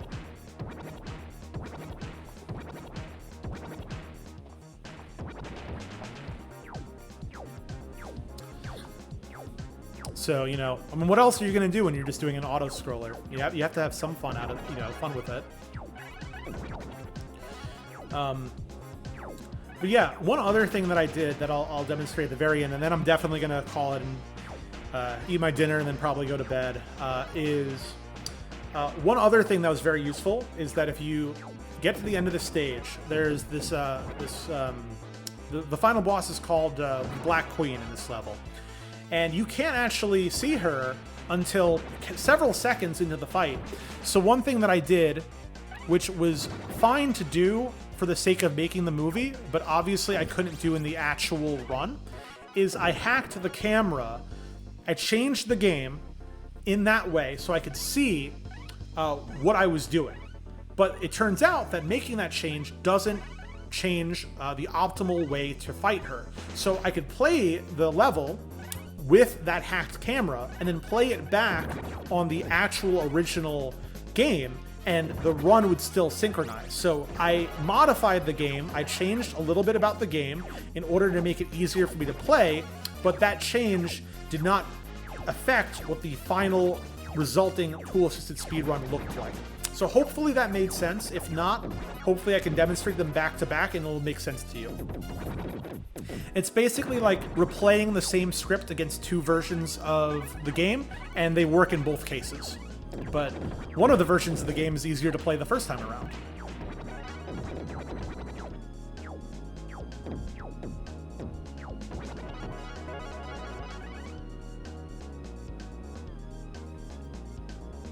gonna do one more thing because one more thing I'm gonna do after this, and then I'm gonna call it.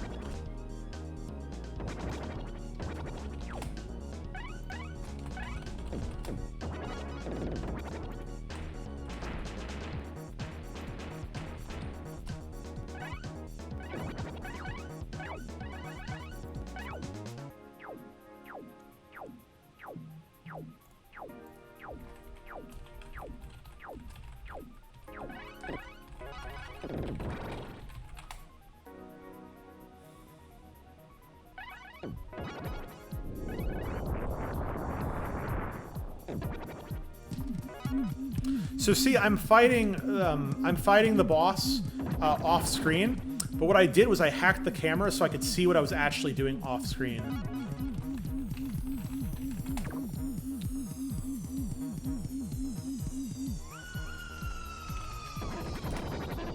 So let me find that in 1 second. So if I look up Spider-Man, X-Men, Arcade's Revenge, camera hack.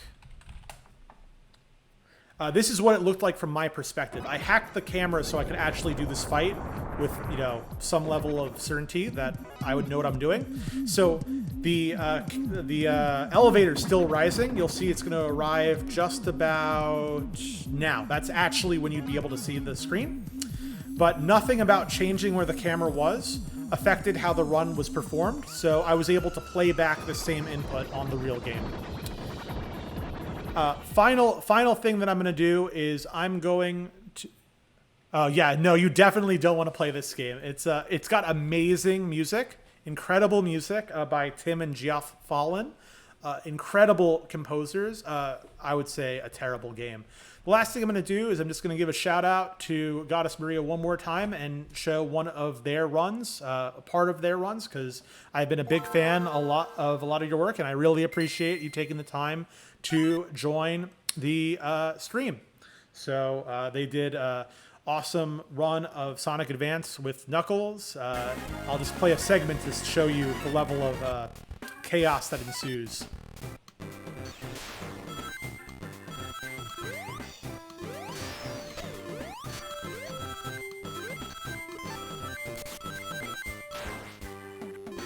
Look at this madness.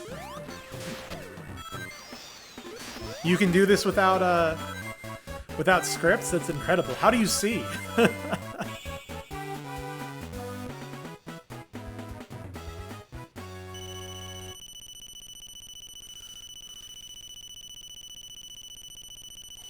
Well, all right. I think it's about time to call it. But once again, thank you all for making it out. It's been a great conversation. I've been loving playing Mega Man X2.